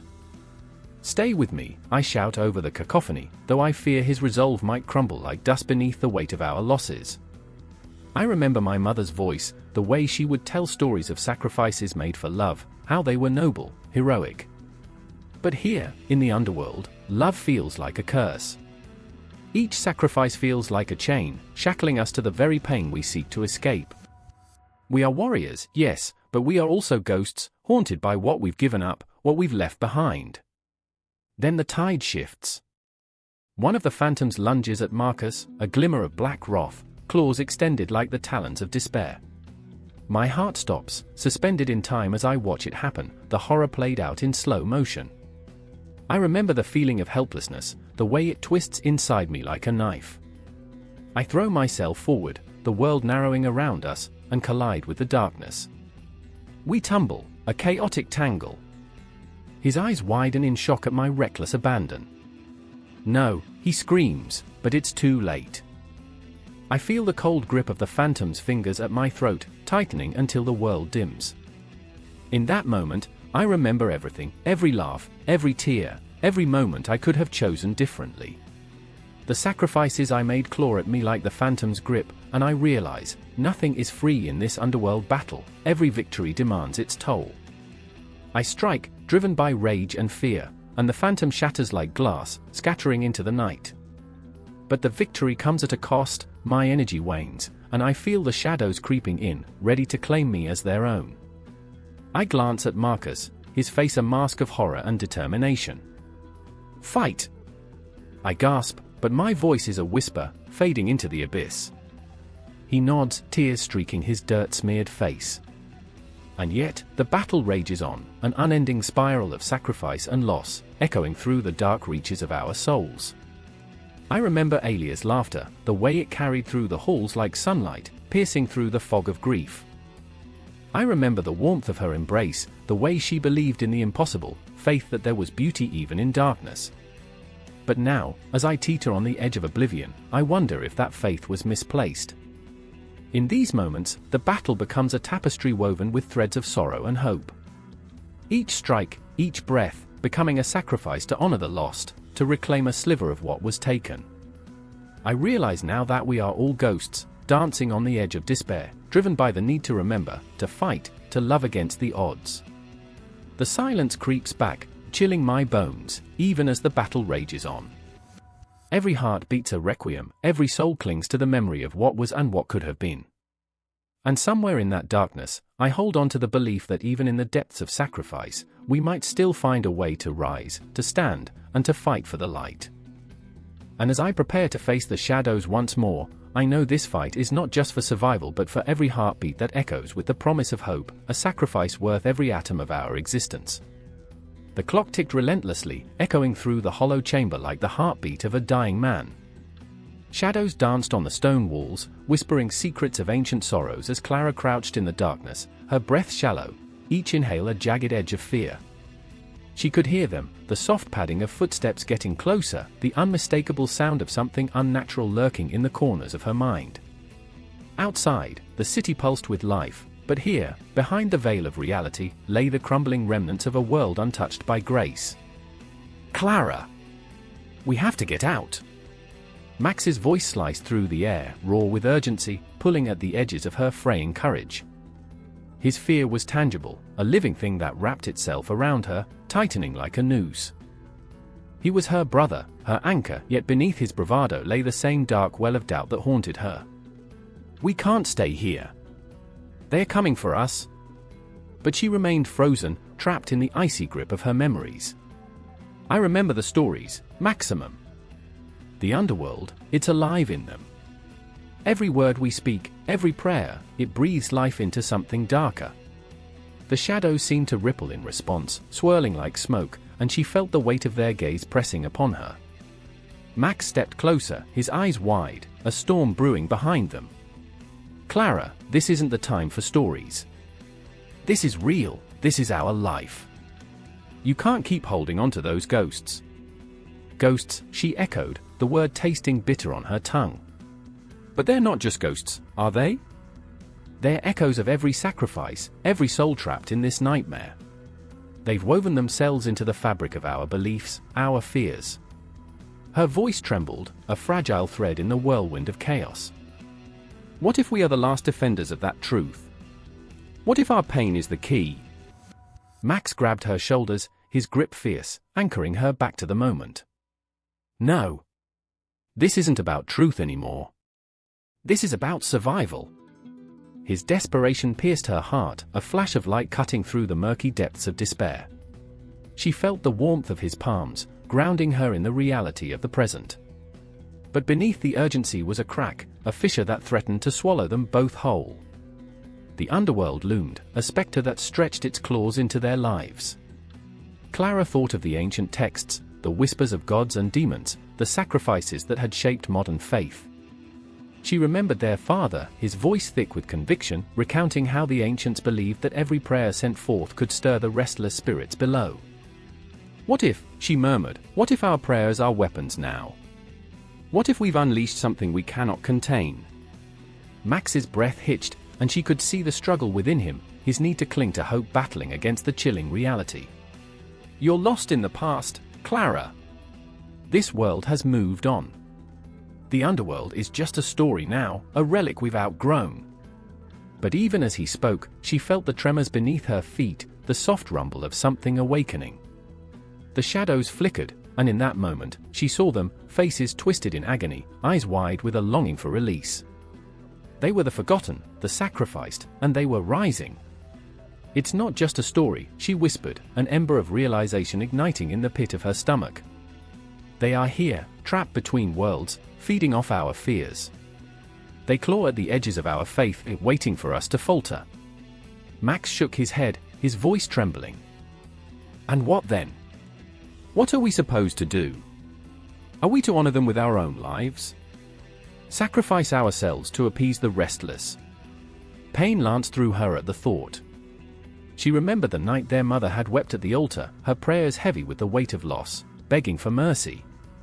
And now, Clara felt that same desperation, a longing to bridge the chasm between the living and the dead. "We have to confront them, Maximum. We can't run from what they represent." With each heartbeat, the shadows thickened, coiling around them like a serpent preparing to strike. Clara's pulse quickened, a drumbeat of fear and resolve. "We can't let their influence twist our beliefs into something dark. We must reclaim our faith before they devour it whole." A growl reverberated through the stone walls, and the air crackled with tension. Clara's skin prickled as she sensed the presence of something otherworldly creeping closer. The city outside pulsed obliviously, a cacophony of laughter and life, while they stood on the precipice of a truth that could shatter everything they knew. Max's grip tightened, and she could see the storm in his eyes, the struggle between fear and faith. If we confront them, what if we lose ourselves? What if we become as twisted as the shadows? Then we fight to the end, she breathed, her voice steadier now, carrying an echo of the fierce love that bound them. But we face them together. We reclaim the light that once banished the dark. The shadows around them rippled, a breathless silence settling like a shroud. Clara could feel the weight of time pressing in, a clock ticking down to a moment of reckoning. She closed her eyes, envisioning their mother's prayers drifting like feathers into the void, a gentle offering to the lost souls yearning for release. It's not just our voices they hear, but the prayers of everyone before us. We are not alone. The silence throbbed, vibrating with the intensity of unspoken oaths and lingering dreams. In that breathless moment, Clara understood. This was not just a battle against the darkness, it was a confrontation with their own fears, their own beliefs, twisted and warped by centuries of sacrifice. She opened her eyes, meeting Max's gaze. "We will find a way. We will turn their whispers into our strength." And as the shadows lunged for them, the air thick with the weight of centuries of pain and longing, they stood at the edge of a precipice, ready to confront the darkness within themselves and beyond.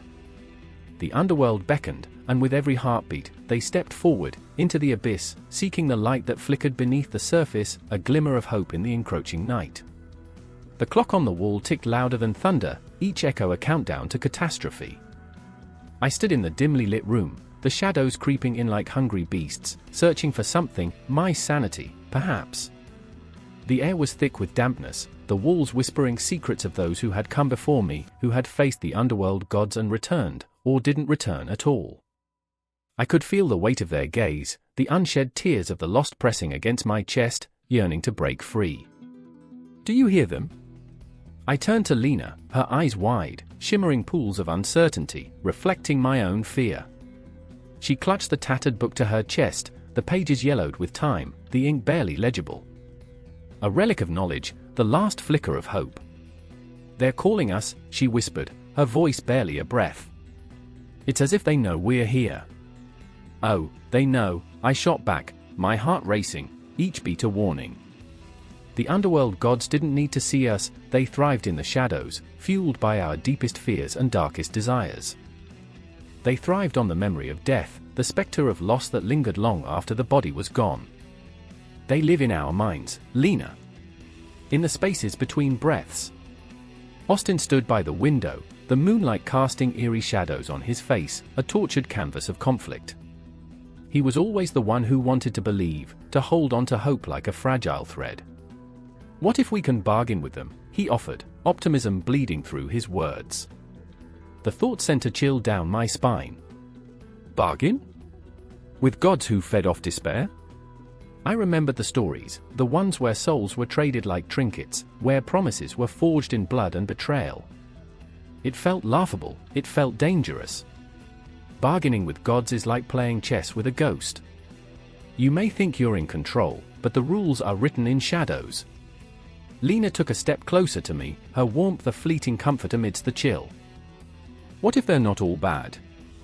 What if we can reason with them?" Her voice trembled, the slightest hint of hope punctuating her fear.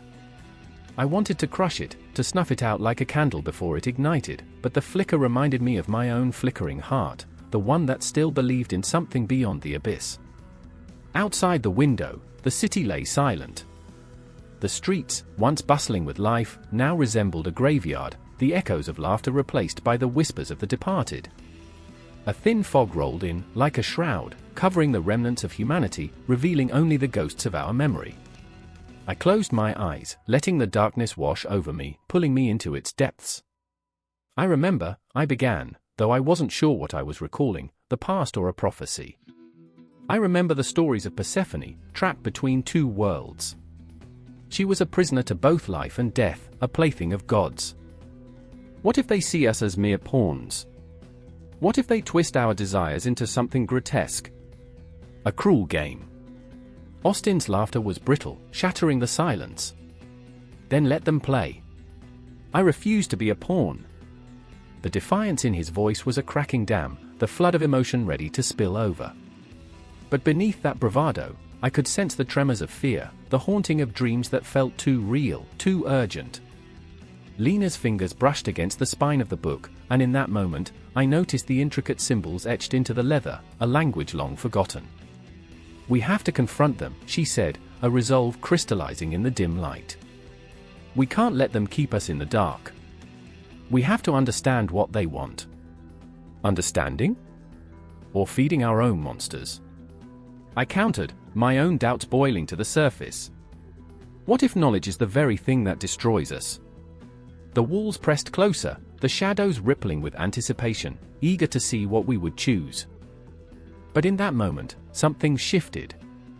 A vibration in the air, a reminder that we were alive, that our hearts thumped with the intensity of possibility.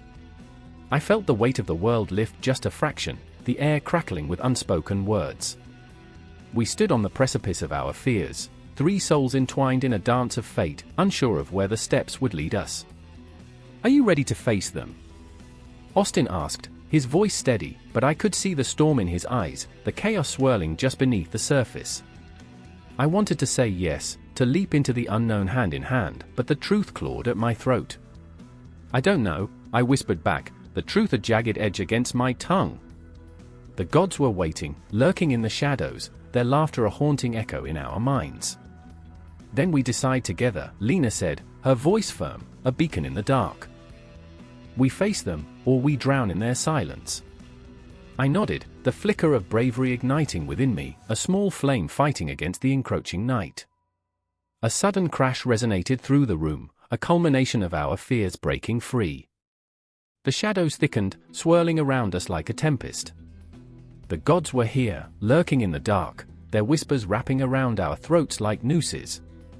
The walls pulsated with an energy that felt both terrifying and intoxicating, a promise of chaos wrapped in a cocoon of dread. I took a deep breath, feeling the weight of the moment, the gravity of our choice. This was not merely a confrontation, it was a reckoning. And as the shadows danced, I realized we were not just battling gods, we were wrestling with our own demons, our memories, the ghosts of who we once were and who we could be. Let's begin, I said, my voice trembling yet resolute, a sliver of determination cutting through the overwhelming fear. The room shuddered with anticipation, a silent witness to our unfolding fate, the darkness breathing around us, waiting for the moment to strike. And as we took that first step into the abyss, I knew this was just the beginning. The gods were watching and laughing, their intentions obscured, but our journey was far from over. We were bound to the shadows now, and there was no turning back. The air was thick with the scent of iron and smoke, a heady mix that clung to the throat like a forgotten promise. A woman stood at the edge of a sprawling battlefield, her heart hammering in her chest, each pulse a reminder of the devastation that lay before her, bodies twisted in grotesque positions, the ground a canvas smeared with the hues of loss. The twilight cast long shadows, whispering tales of the fallen, their voices mingling with the wind, a cacophony of sorrow that clawed at her soul. It was a haunting reminder of the legacy they carried, a legacy steeped in blood and revenge. I remember the rush of adrenaline, the taste of desperation lingering on parched lips. Her name was Ilara, a warrior forged from the ashes of betrayal, her heart a battlefield of its own. Betrayed by those she once trusted, her eyes were void of innocence but burned with an undeniable fire. She stood resolute, sword clenched tightly in her hand, knuckles white, a stark contrast to the crimson that soaked her boots. This ends tonight, she whispered to the shadows, her voice trembling with a mix of fear and fury. To her left, Thorn knelt beside a fallen comrade, the weight of grief pressing upon his shoulders like a boulder. Each breath felt like a betrayal of the dead. His fingers traced the outline of a face he would never see again, lips that once smiled now forever hushed. I should have been there, he murmured, anger bubbling beneath the surface, a tempest waiting to unleash its fury. I let you down. His heart screamed guilt, an unbearable ache that threatened to drown him in its depths. And then there was Lyra, a ghost of a girl, forever lost between duty and desire.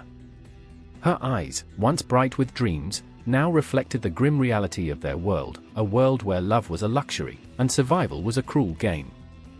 She twirled a lock of hair around her finger, the motion a futile attempt to distract from the chaos surrounding them.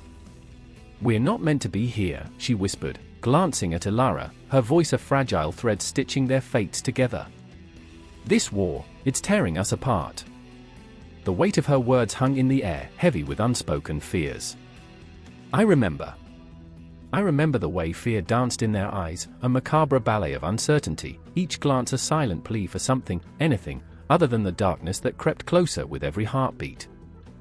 The legends of their forefathers echoed in their minds, tales of warriors who fought not just for land but for the very essence of who they were.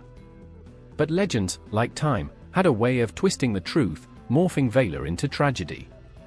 The moon hung low, a watchful eye in the night sky, illuminating the battlefield with a ghostly glow. Ilara clenched her teeth, memories flooding her mind, a childhood spent in laughter, the warmth of sunlight on her skin, the taste of sweet berries plucked fresh from the vine. But the happiness felt distant, like a faded painting that had lost its vibrancy. The past and present collided, a cruel reminder of how quickly life could spiral into chaos. What have we become? She asked the night, her voice trembling with the weight of her own despair. Thorn stood, brushing the dust from his hands, a futile effort to shake off the grief that clung to him like a shroud. "We are warriors," he declared, though the conviction was laced with doubt. "We fight for those who cannot." Each word was a promise, a vow forged in the fires of loss, yet his heart whispered of vengeance, a primal urge to strike back at those who had wronged them. But revenge was a hungry beast, one that would consume them whole if they let it.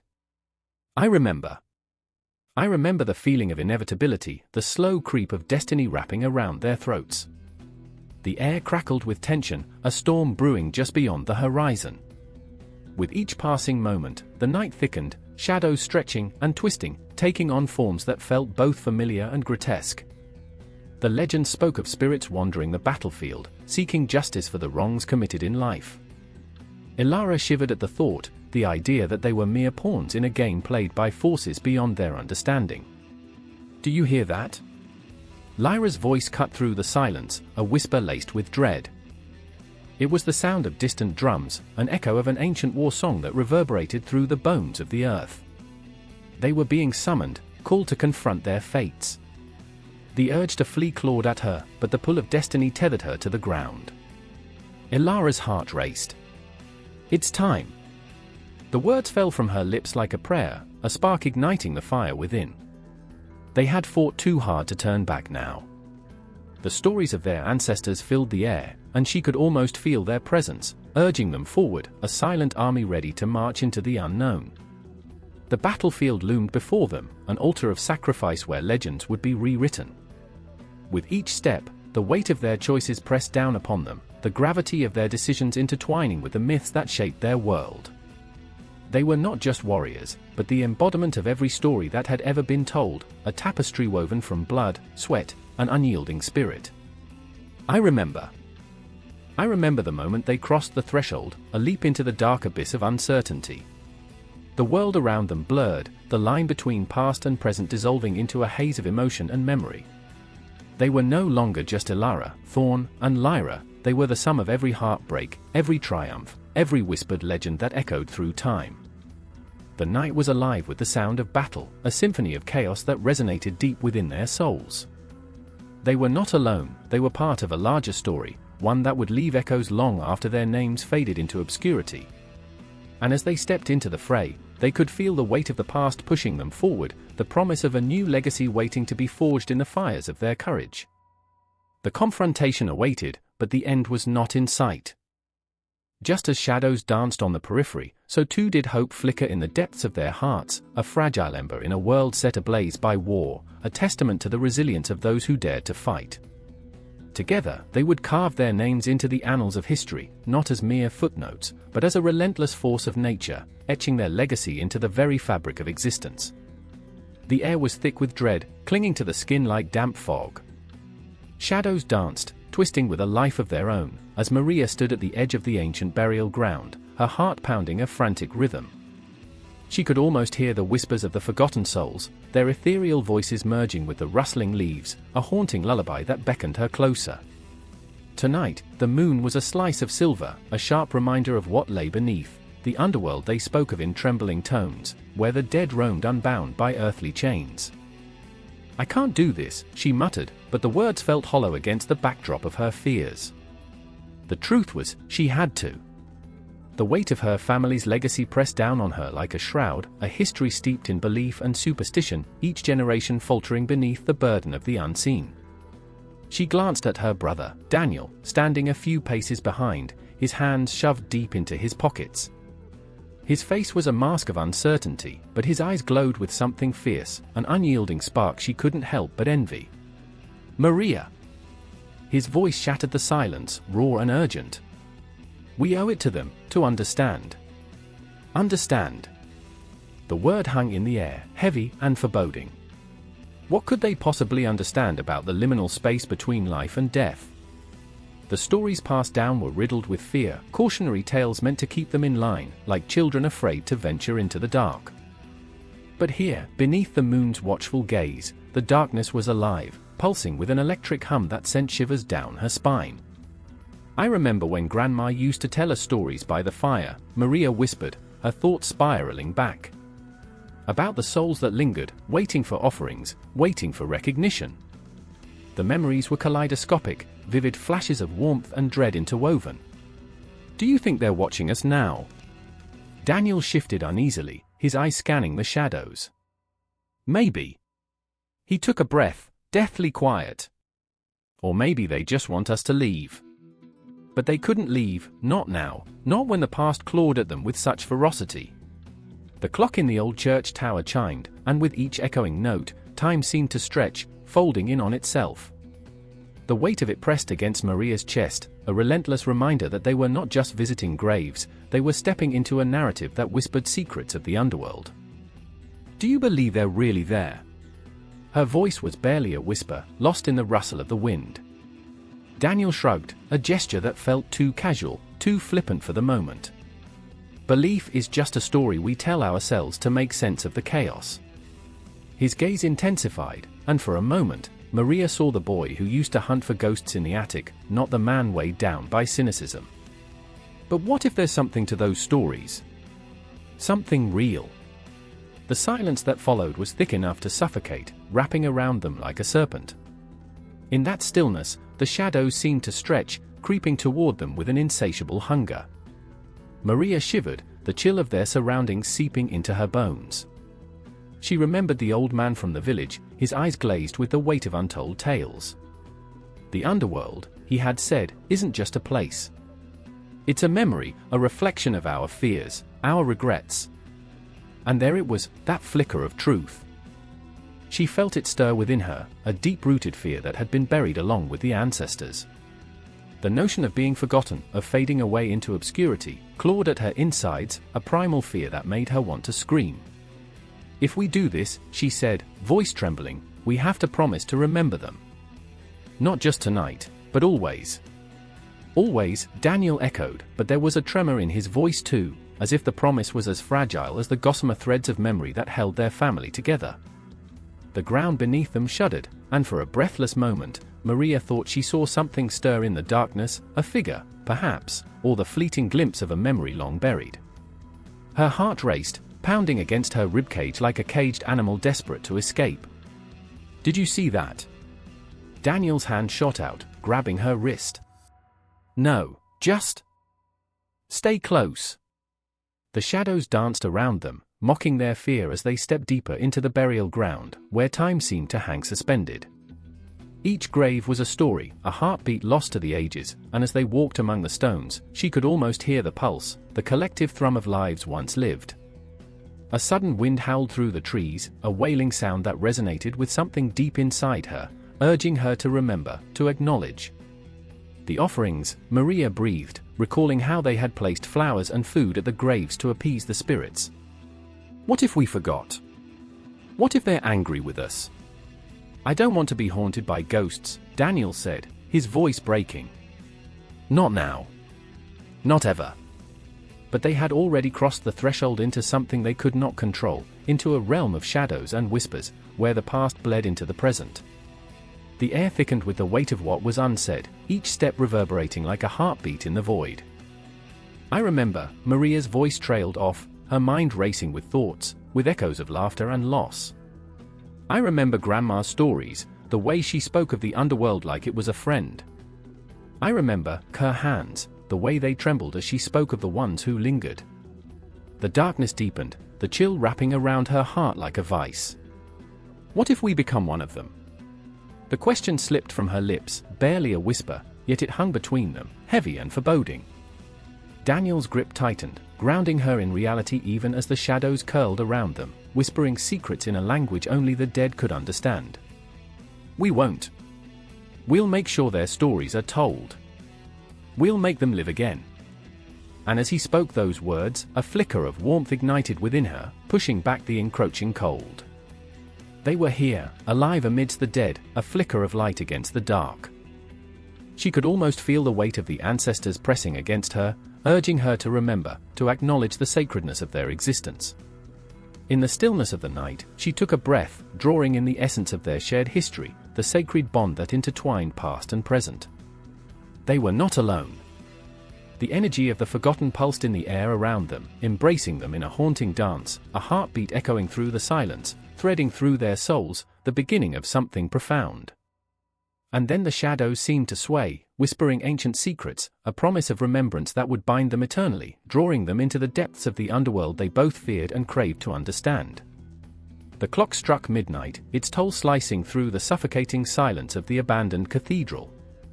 The air was thick, infused with the dust of centuries and an unsettling heaviness that hung like a shroud, as if the very stones held their breath. I stood in the center, heart racing, a ghost among ghosts, the flickering candlelight illuminating the shadows that crept along the walls like sinister whispers. Outside, the wind howled, a banshee's wail echoing the cries of the damned.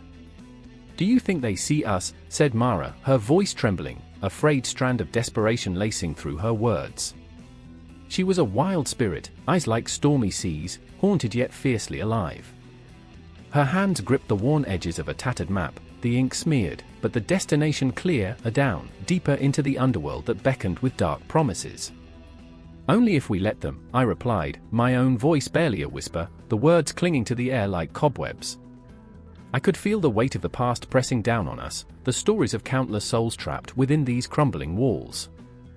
Each heartbeat echoed the tales of those who walked before us, of pain, ambition, and the eternal struggle against the abyss. And then there was Eli, standing a step behind, a reluctant warrior in a battle against his own demons. His eyes were hollow, reflecting the flickering flames, shadows dancing across his face. "We shouldn't be here," he muttered, the tremor in his voice a reflection of his internal storm. Eli always retreated when confronted, a turtle retreating into its shell, but tonight, his shell was cracking, a madness clawing its way to the surface. "Maybe that's the point," I shot back, my impatience boiling over. "We need to confront it, Eli. We can't keep running."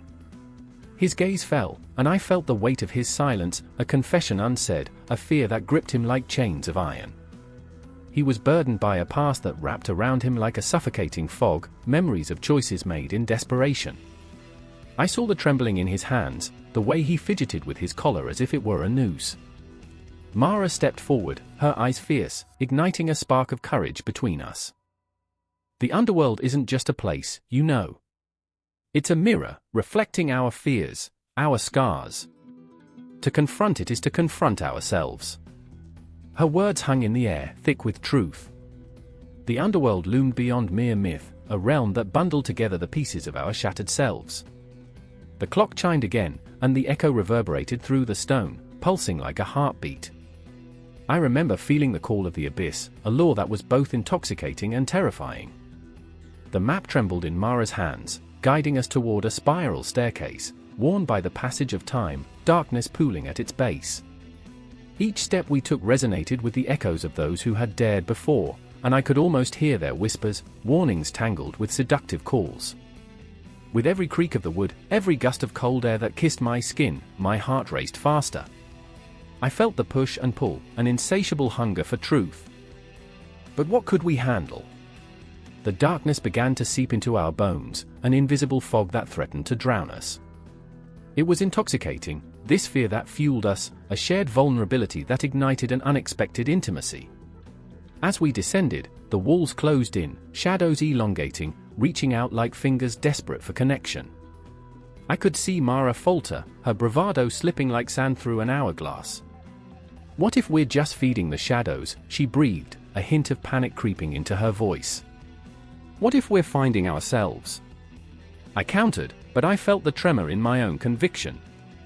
Eli was silent, the weight of his inner turmoil pressing down like a heavy mantle. The flickering light cast an eerie glow on his face, revealing the deep lines of worry etched into his brow. "What if we don't make it back?" he muttered, his voice barely a whisper, yet it rang out in the stillness, a haunting question that hung between us like a blade. I could feel the ache in my chest, the familiar pull of fear clawing at my insides. "Then we face whatever awaits us," I said, my voice stronger than I felt. "Together." The words felt sacrilegious, as if uttering them would somehow invoke the very spirits we sought to confront. But it was a promise too, a thread binding us, fragile yet unbreakable in the face of the unknown.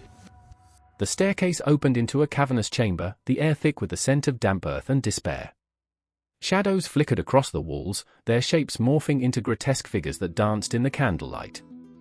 I could feel them watching us, the remnants of those who sought solace in the darkness, the unquiet spirits eternally trapped in a liminal space. Mara stepped forward, her voice trembling yet resolute. "This is it.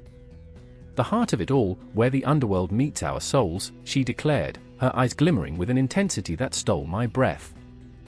As she spoke, a chill swept through the chamber, freezing the air around us. I shivered, feeling the presence of something ancient, something powerful. Eli stood rigid, fear etched onto his features, and I could sense the swell of emotions bubbling beneath his surface, a tempest ready to erupt. "Do you feel that?" I asked, my heart pounding in sync with the rhythm of the universe. "It's alive, isn't it?" "Yes," he whispered, and I could see the realization dawning in his eyes. The underworld was not just a realm of shadows, it was a crucible, a place where fears were born and reborn, where souls were forged in the fires of sorrow and redemption. And in that moment, amidst the darkness that threatened to consume us, we found a flicker of light, a connection that transcended our fears and insecurities. The weight began to lift, if only slightly, and I could feel the pulse of life echoing around us, the heartbeat of the world whispering promises of renewal. But as the shadows tightened their grip, I knew we were only beginning to scratch the surface of this descent into the unknown. We were no longer just seeking answers, we were diving headfirst into a realm of emotion, of rawness and truth, where the echoes of the past intertwined with the threads of our futures. And so, we stood together, on the precipice of the abyss, ready to confront not just the underworld but the darkest corners of our own souls. Because in this moment, in the haunting silence of the cathedral, we were all but a breath away from understanding. And as we all took that breath, I could feel the universe shifting, the cosmos holding its breath with us. The silence was deafening, a thick blanket smothering the night, as Olivia stood at the edge of the crumbling bridge, her breath hitching in her throat. Below, the river roared, a dark, swirling mass that threatened to consume her whole. The cold air wrapped around her like a lover's embrace, intimate yet suffocating. She could almost hear the whispers from the shadows, the voices of the lost beckoning her closer. It was a moment suspended in time, a heartbeat that echoed like a drum, relentless in its insistence. This isn't the end, she thought, but deep down, she feared it was. Her fingers traced the cool, rough stone of the bridge, every jagged edge a reminder of the choices that led her here. Memories flooded in like a tide, the faces of the friends and enemies alike, the shimmers of laughter mingling with cries of anguish. She remembered Theo's eyes, once bright and full of mischief, now clouded by shadows. He had been her anchor, her laughter in the dark, until the weight of the underworld gods pulled him into their grasp, transforming him into a vessel for their chaotic whims. "Olivia," a voice called, low and haunting. It was Theo, his avatar now a grotesque reflection of the boy she once knew. He lurked in the shadows, a silhouette tinged with sorrow and rage. The transformation was not complete, but she could see the flicker of his old self behind the veil of darkness, fighting against the tide of despair that threatened to drown him.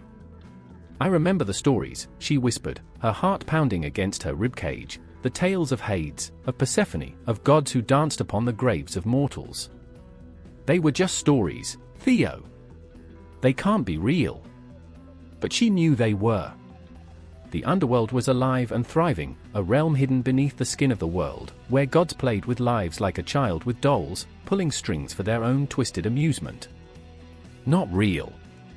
Theo spat, his voice a jagged edge bleeding venom. "What do you think I am? Just a puppet? A whisper?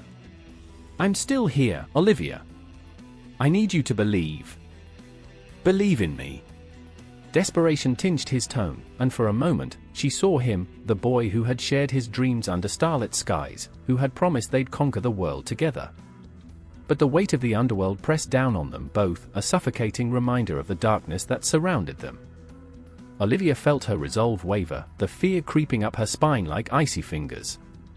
"What do you want from me?" she yelled, her voice cracking, reverberating into the night. "You're not Theo anymore. You're a god," he interrupted, stepping forward, shadow and flesh entwined. "A vessel for something greater. But I can't do this without you." The agony in his eyes pierced through her defenses, unraveling her as the river rushed beneath them, a siren's call promising both freedom and oblivion. In that fragile moment, she understood the stakes. This was not merely a battle for Theo's soul but for her own. She could feel the pull, the seductive promise of power that whispered in her ear. "Join me," it hissed, tantalizing and terrifying. But at what cost? Would she lose herself in the process? The clock ticked loudly in the background, a reminder that time was slipping away, each second a drop of water lost in the current. She remembered the tales. The gods were capricious, their avatars mere vessels for their whims. Yet here was Theo, fighting against the tide of fate, and she was drawn to him like a moth to flame, willing to risk everything. "What if I can't save you?" she confessed, her voice trembling as if confessing a sin. "What if I lose you forever?" "Don't you see?" he implored, his voice raw, exposed. "The underworld doesn't just take lives, it takes hope, it devours love. I need you to hold onto that light, even when I can't. You are my tether." The moment hung between them, a fragile thread stretching thin, poised to snap. Olivia gazed into his eyes, those familiar pools of warmth that now flickered with something more, something dark and powerful. "I remember," she whispered, tears brimming in her eyes. "I remember who you are." With a swift movement, she stepped closer, her heart pounding like a war drum. She reached out, her fingers brushing against his. A jolt of electricity passed between them, igniting the night air with raw intensity. The shadows swirled around them, a storm of chaos brewing in the darkness. She could feel the weight of the underworld pressing down, a reminder of everything they had to face. Together, she said fiercely, determination burning in her belly. "We'll fight. We'll take back what they stole." And for an instant, the shadows flickered, as if the very gods were momentarily taken aback by their defiance. But the underworld gods were not so easily dissuaded. A deep rumble echoed through the earth, a warning, a challenge. Olivia's heart raced, and she felt the world spin around her, the bridge trembling beneath her feet. The river roared louder, the shadows deepened, and she knew they were not alone. Somewhere in the distance, the cries of the lost echoed, a chilling reminder that the underworld was watching, waiting. And just like that, the tension snapped, and they were plunged into darkness, the air thick with fear and the promise of confrontation. "I will find you," she vowed, gripping Theo's hand tighter, the spark between them igniting a flicker of hope. "We'll find a way." But deep in her gut, an unease settled like lead. The underworld was a treacherous labyrinth, and the gods had a penchant for cruelty. The flickering lights of hope danced dangerously close to the edge of despair. They were trapped in a twilight zone between two worlds, teetering on the brink of something monumental, an inevitable clash with the very forces that shaped their fates. And as the shadows deepened, she felt the weight of eternity pressing down on them, a reminder that in this dance with the underworld, no one emerged unscathed. The air was thick, heavy as if the sky itself was holding its breath. A single, flickering street lamp cast a ghostly glow over the cobblestones, illuminating the shadows that flitted like whispers just beyond its reach. In that moment, time seemed to pause, the world holding its breath, teetering on the edge of something unspeakable. I stood there, heart pounding in my chest, every nerve alive with anticipation. I remember resting my hand against the cold stone wall, feeling the pulse of the city thrumming beneath my fingertips, a heartbeat echoing that of my own. The underworld was alive tonight. It called to me, beckoning with a siren song that promised both salvation and damnation. I could hardly breathe, my mind racing, wrestling with the ghosts of my past. And then I saw her, Isolde. Her eyes glittered with a feral intensity, a mixture of fear and defiance swirling within the depths. She was trapped in the web of her choices, strung along by desires that twisted like thorns around her heart. "We can't stay here," she breathed, her voice a fragile thread pulling me closer, closer, until the air crackled with the weight of our shared desperation. But I hesitated, clinging to the darkness like it was a lover's embrace, a comfort in its unforgiving grip. I remembered the way her laughter had once lit up my world, bright and unyielding like a sunbeam piercing through the fog. Now, that laughter felt like a distant echo, fading into the shadows that loomed around us. "What if we never leave?" I whispered, the fear clawing at my insides, dragging up the remnants of an old, familiar ache. "Then we fight," she snapped, the steel in her voice cutting through my doubt. There was a ferocity in her, a primal instinct to survive that ignited something deep within me. The way she stood there, trembling but resolute, made me remember why I had fallen for her in the first place. But there was also Roderick, lurking in the periphery like a storm cloud, his presence a reminder of the consequences of our choices. He had been our anchor, our steady hand when the tides of chaos threatened to pull us under. Yet, here he was, a specter of betrayal, his eyes shadowed with regret and unspoken pain. "You think you can change it?" he laughed bitterly, the sound scraping against my nerves. "You think you can fight the inevitable?" The words hung heavy in the air, wrapping around us like chains. I could feel the tremors of uncertainty ripple through Isolde, her resolve faltering. "What do you know about fighting?" she shot back, her voice cracking with the weight of the truth. "You've already given up." I watched the tension crackle between them, a live wire that threatened to ignite. The Underworld was a place of transformation, yes, but it was also a crucible, a relentless test of our very souls. And as I stood there, caught between them, I felt the walls closing in, a suffocating reminder of our shared history, of the choices that had brought us to this precipice. "Do you remember?" I asked, my voice barely above a whisper, the memories flooding back like a tide. "Do you remember the nights we spent laughing in that old tavern, the air thick with smoke and dreams?" "I remember you laying it all on the line," Roderick shot back, his words like daggers. "I remember you thinking love could save us." And as the memory swirled like smoke in the air, I felt the sharp edges of reality cutting through the fog. Love had been our weakness, the thread that had woven our fates together. But now, it felt like a noose tightening around our necks. The shadows whispered secrets, taunting us with their secrets, and I felt a chill creep down my spine. Something was coming, a reckoning that would force us to confront not only the monsters outside but those lurking deep within. The air crackled with the tension of unspoken words, a storm brewing just beyond the horizon. "Isolde," I said, my voice low and steady, trying to breach the chasm that had formed between us. "What if this time, we change the narrative? We don't let it consume us." But her gaze was distant, lost in the darkness that threatened to swallow us whole. "And what if it consumes us anyway?" she murmured, the fear leaking into her tone like a slow poison. Roderick stepped forward, anger flickering in his eyes like a dying flame. "You think you can outrun it?" he demanded, his voice rising, echoing in the cavernous streets.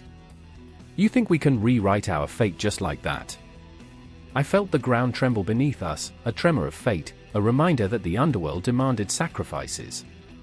"Maybe," I said, the word tasting like ash on my tongue. "But we have to try." Silence enveloped us, thick and suffocating, as dread crept in to claw at our hearts.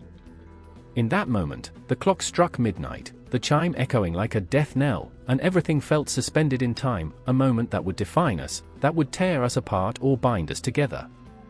"Together, then?" I whispered, the question hanging in the air, fragile and yet heavy with promise. But as the shadows twisted and writhed, I had no way of knowing what lay ahead.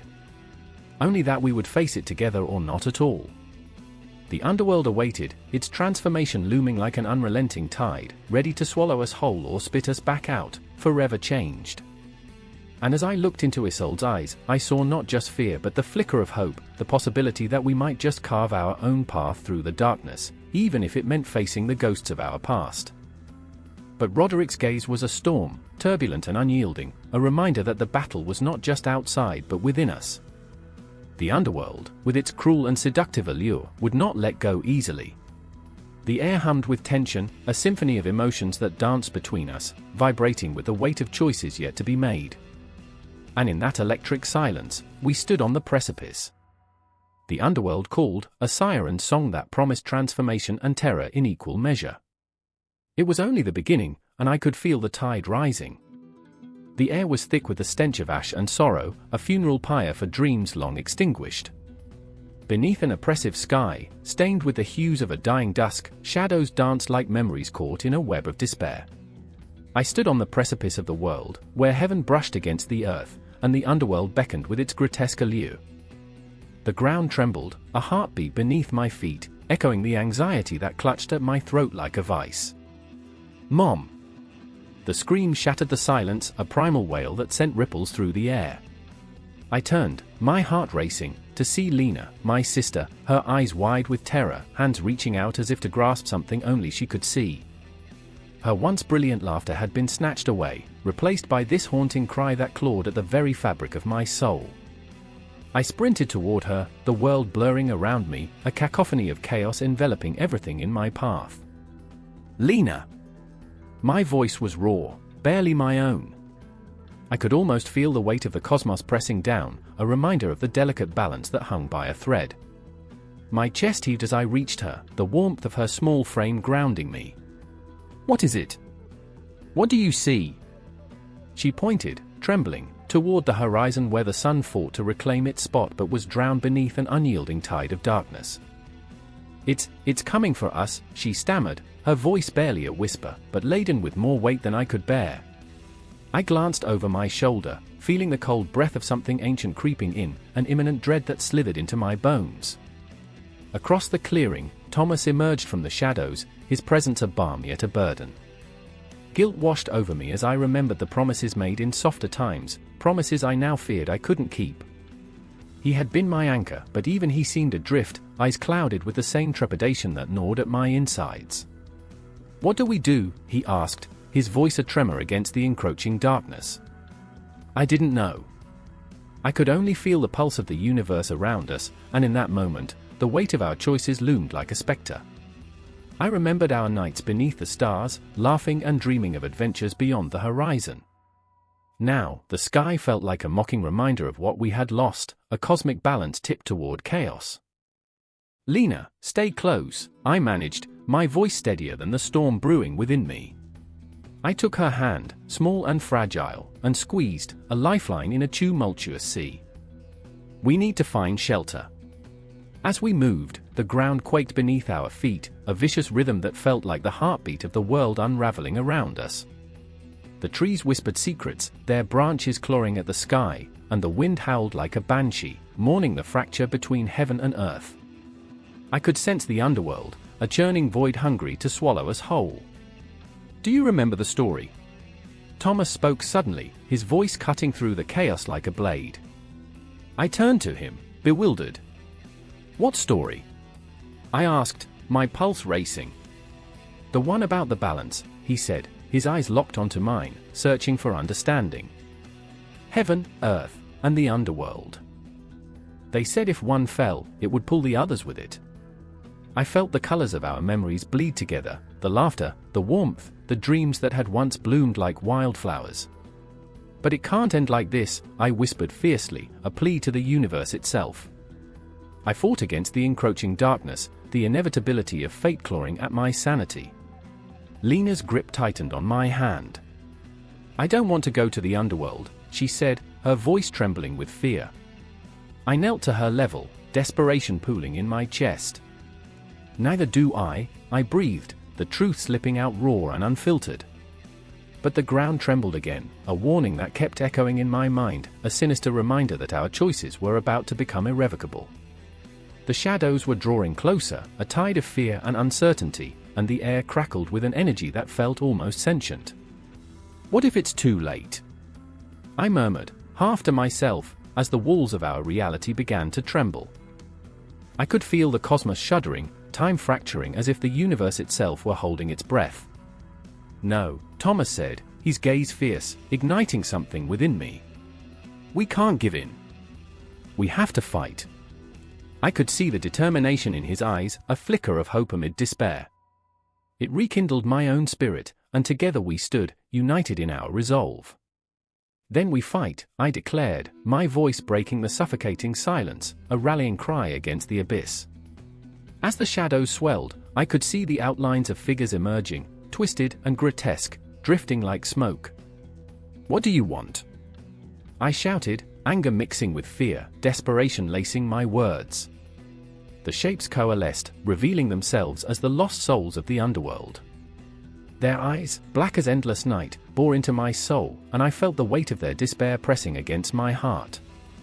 They were echoes of what had been lost, fragments of a reality that had slipped through our fingers like grains of sand. "Balance," they whispered in a haunting chorus, voices layered and hollow. "You will pay the price for what has been lost." I felt the ground beneath me shift, a chasm opening, a breach between worlds. Panic surged, and I tightened my grip on Lena's hand, a desperate anchor against the tide. "No! We won't let it pull us apart!" I shouted, the words spilling from my lips like a promise to the universe. Time twisted, distorted, a cruel joke played by the cosmos. The air crackled with intensity, and I felt the raw energy of a million stars swirling around us, a reminder of our place in the vastness of existence. "Together," I gasped, my heart pounding. "We'll face this together." The shadows surged forward, a tide of darkness, but we stood our ground, hearts intertwined. The balance was fragile, but as long as we held on to each other, we could fight against the void, against the cosmic balance threatening to tear us apart. And in that moment, I remembered. I remembered the laughter, the dreams woven in the fabric of our lives, the shimmering hope that had once illuminated our path. I remembered that even in darkness, there is light, and if we fought with everything we had, perhaps we could tip the scales back. But as the shadows closed in, I was left with one haunting truth echoing through my mind: the universe would demand its price, and the cost of balance could shatter us all. The air crackled with a tension so thick it could be cut with a knife, or better yet, a blade forged in the fires of despair. In the depths of a forgotten catacomb, where whispers of the past echoed like ghosts seeking solace, a woman knelt in the darkness. Her fingers trembled over worn stones, tracing symbols of an ancient language that clung to the walls like cobwebs, each line a heartbeat, a memory, a promise made and broken. Doria felt the chill seep into her bones. She could almost hear the cries of the damned, their voices interwoven with the pulse of her own fear. "I remember," she whispered, knowing full well that to remember is to linger dangerously close to the abyss. Across the dimly lit chamber, a man stood, his face a mask of fury and regret. Marcus had come to seek answers, but all he found was a haunting reflection of his own demons. "You shouldn't be here," he hissed, his voice low, like a predator stalking its prey. Shadows flickered around him, as if they were drawn to his anguish. He was a soldier once, a protector of the living, but now he felt more like a specter in a world that had forgotten him. "You're playing with fire, Doria," he continued, eyes glistening with unspent tears. "This isn't about us anymore." "I know," she replied, her breath catching, as the weight of their shared history poured over her like a torrential rain, drenching her in memories both sweet and bitter. "But it's more than just myths, Marcus. It's our history. The underworld is real as the love I still feel for you." The words hung heavy in the air, a declaration that resonated with both yearning and dread. Could love transcend even the veil of death? The thought twisted her insides like a serpent, both beautiful and terrifying. In the shadows, the catacombs seemed alive, breathing, pulsating with the weight of forgotten souls. Doria's heart raced as she felt it, the thrum of ancient stories, the evolution of underworld myths that danced through centuries like fireflies in the night. Each tale told of judgment and despair, of heroes who ventured into darkness, seeking truths only to emerge forever altered. She could feel their presence now, the cold fingers of the dead wrapping around her heart, whispering secrets in a language only her soul understood. "Remember the stories," she pressed on, her voice trembling. "Hades and Persephone, Orpheus and Eurydice. They weren't just fables, they were warnings. A reminder that love demands sacrifice." Doria thought of how those tales echoed through the ages. The flesh and blood of history made manifest in the names of gods and mortals, each story a reflection of humanity's deepest fears, the fear of loss, of the inevitable grip of death.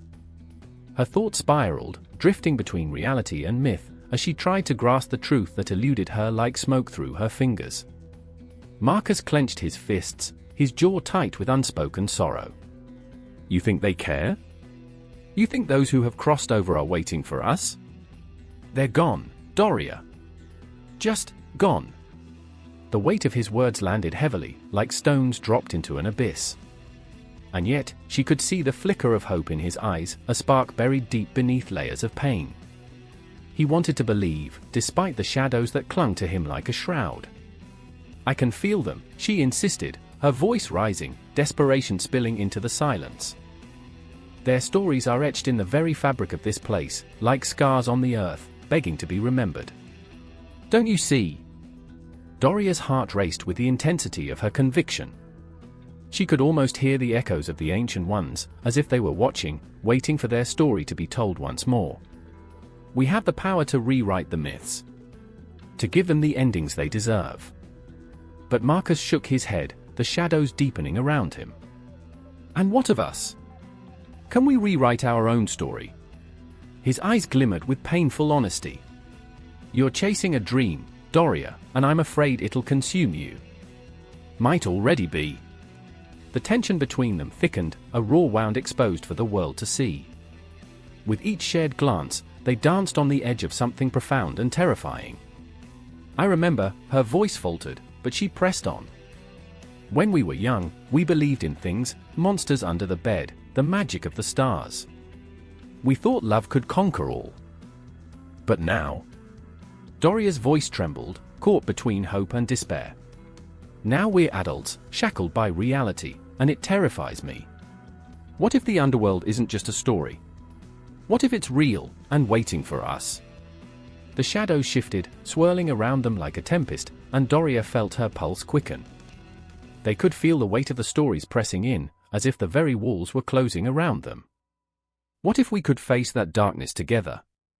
The words tumbled from her lips like a long-buried plea, a desperate attempt to bridge the chasm that lay between them. What if we embraced the myths instead of running from them? Embracing the dark could mean losing ourselves, he replied, vulnerability lacing his voice. Are you ready for that? In the depths of the catacombs, the air thickened with the pain of their unfulfilled dreams, the echoes of those who had come before. Time felt suspended, each heartbeat a reminder of what lay ahead. The walls were closing in, secrets writhed in the darkness, and the stories of the underworld beckoned them forward, urging them to confront what they feared most. I remember, she whispered, and the words hung heavily in the air, a mantra tethering them to the moment. I remember that love knows no bounds, no age, no time, no death. Doria's heart raced as the shadows flickered, and she grasped Marcus's hands, their warmth a stark contrast to the chill of the catacombs. We can choose to face this together, to rewrite our story, to become part of the myths that will echo long after we're gone. And as the darkness enveloped them, the pulse of the underworld surged, a tide of ancient secrets waiting to be told, waiting to be felt. The weight of their choices loomed over them, an unrelenting force, a storm gathering strength. With every breath, the air thickened with possibility, and as they took their first steps into the unknown, the echoes of the past intertwined with their own, urging them onwards into the abyss, where love and loss danced in a macabre waltz beneath a sky sprinkled with stars. The ground trembles beneath my feet, an echo of a heartbeat that's not my own. Dark clouds swirl overhead, a tempest swirling with the weight of ancient grudges. I can smell the iron tang of blood, thick and suffocating, a bitter perfume that clings to the air like memories long buried. In this moment, time holds its breath, suspended between the chaos of the past and the dread of what's to come. And in that silence, I hear the whispers of the fallen, the ghosts of battles fought and lost, their voices threading through the wind like a forgotten lullaby. Valeria stands before me, her eyes blazing with a fire that could melt the heavens. She's no warrior on a noble steed, she's a tempest made flesh, fierce and unyielding. I remember the first time I met her, laughter cascading like sunlight, but now it's a mask she wears, hiding the chasm of despair that yawns beneath. Her hands are stained with the memories of those she couldn't save, each scar a reminder of her failures, each breath a reminder of the weight she carries. We can't do this, she says, her voice trembling, but there's a raw defiance in her stance. We must. And there's Tobias, standing a few paces behind her, the shadowed figure I can't quite reach. He's a tangle of insecurities and dreams that never quite took flight. Once, he had hope in his eyes, now replaced by a dull glaze that mirrors the twilight around us. The memories of his family flicker like dying embers in his mind, the laughter of his sister echoing in the silence, taunting him with the warmth he can never feel again. What if we fail, he mutters, the words slipping from his tongue like ice, chilling the air. What if this is all for nothing? The ground shakes again, and I feel it in my bones, this primal fear that dances with the unyielding desire to fight. I look at Valeria, the fire in her eyes igniting something deep within me. We have to try. It's all we have left. A heartbeat passes, and I can see the flicker of uncertainty in her gaze. It's a tempest of emotions, swirling, fear, anger, hope. We're all trapped in this storm, caught in the relentless cycle of life and death, yet something in our hearts pushes us forward. Around us, the shadows shift, flickering like candle flames in the dark. They pulse and breathe, a haunting reminder of the lives lost in the battles of the underworld. Each ghost a testament to the futility, a witness to the blood-soaked earth beneath our feet. I remember the stories I was told as a child, of brave knights and noble deeds, but now, they feel like a cruel joke, a farce masked in glory. This is no fairy tale. This is raw survival, a battle against the weight of despair. The sky churns, and a scream pierces the air, a sound so primal it sends ice cascading down my spine. It's a warning, a herald of the chaos to come. In that moment, time snaps back into focus, and the horizon splits asunder, revealing the grotesque forms of our enemies emerging from the abyss. The air thickens with the stench of decay, an army of nightmares born from the very fabric of our fears. Shadows waltz around us, taunting us with their very existence, and I realize they are not just the dead, we are the underworld too, haunted by regrets and haunted by the choices that led us here. Ready yourself, I whisper, a plea as much for myself as for them. Valeria nods, her jaw set in determination as she raises her weapon, a shard of light amidst the encroaching darkness. Tobias clenches his fists, the weight of his doubt transforming into a flicker of resolve. I remember the stories, the forgotten legends, and in their wake, I feel a surge of something almost like hope. The battle begins, a cacophony of sound and fury, the clash of steel against steel, the cries of the fallen clawing at the edges of my sanity. Time folds and warps, seconds stretching into lifetimes as I lose myself in the tempest of violence. I see Valeria, a force of nature, cutting through the darkness, her blade singing with a fierce elegance. I see Tobias, his heart pounding, fighting through the fog of fear, a single flame flickering in the depths of the abyss. Around us, blood spills, dark and visceral, painting the earth in shades of crimson. And with each drop, I feel a piece of myself slipping away, swallowed by the void. I remember the faces of those I've lost, the laughter that once filled the air, now replaced by this haunting silence. In the midst of the chaos, their memories collide with the present, forcing me to confront the truths I've avoided. Fight! Fight! Valeria's voice pierces through the din, grounding me in this moment, pulling me back from the brink.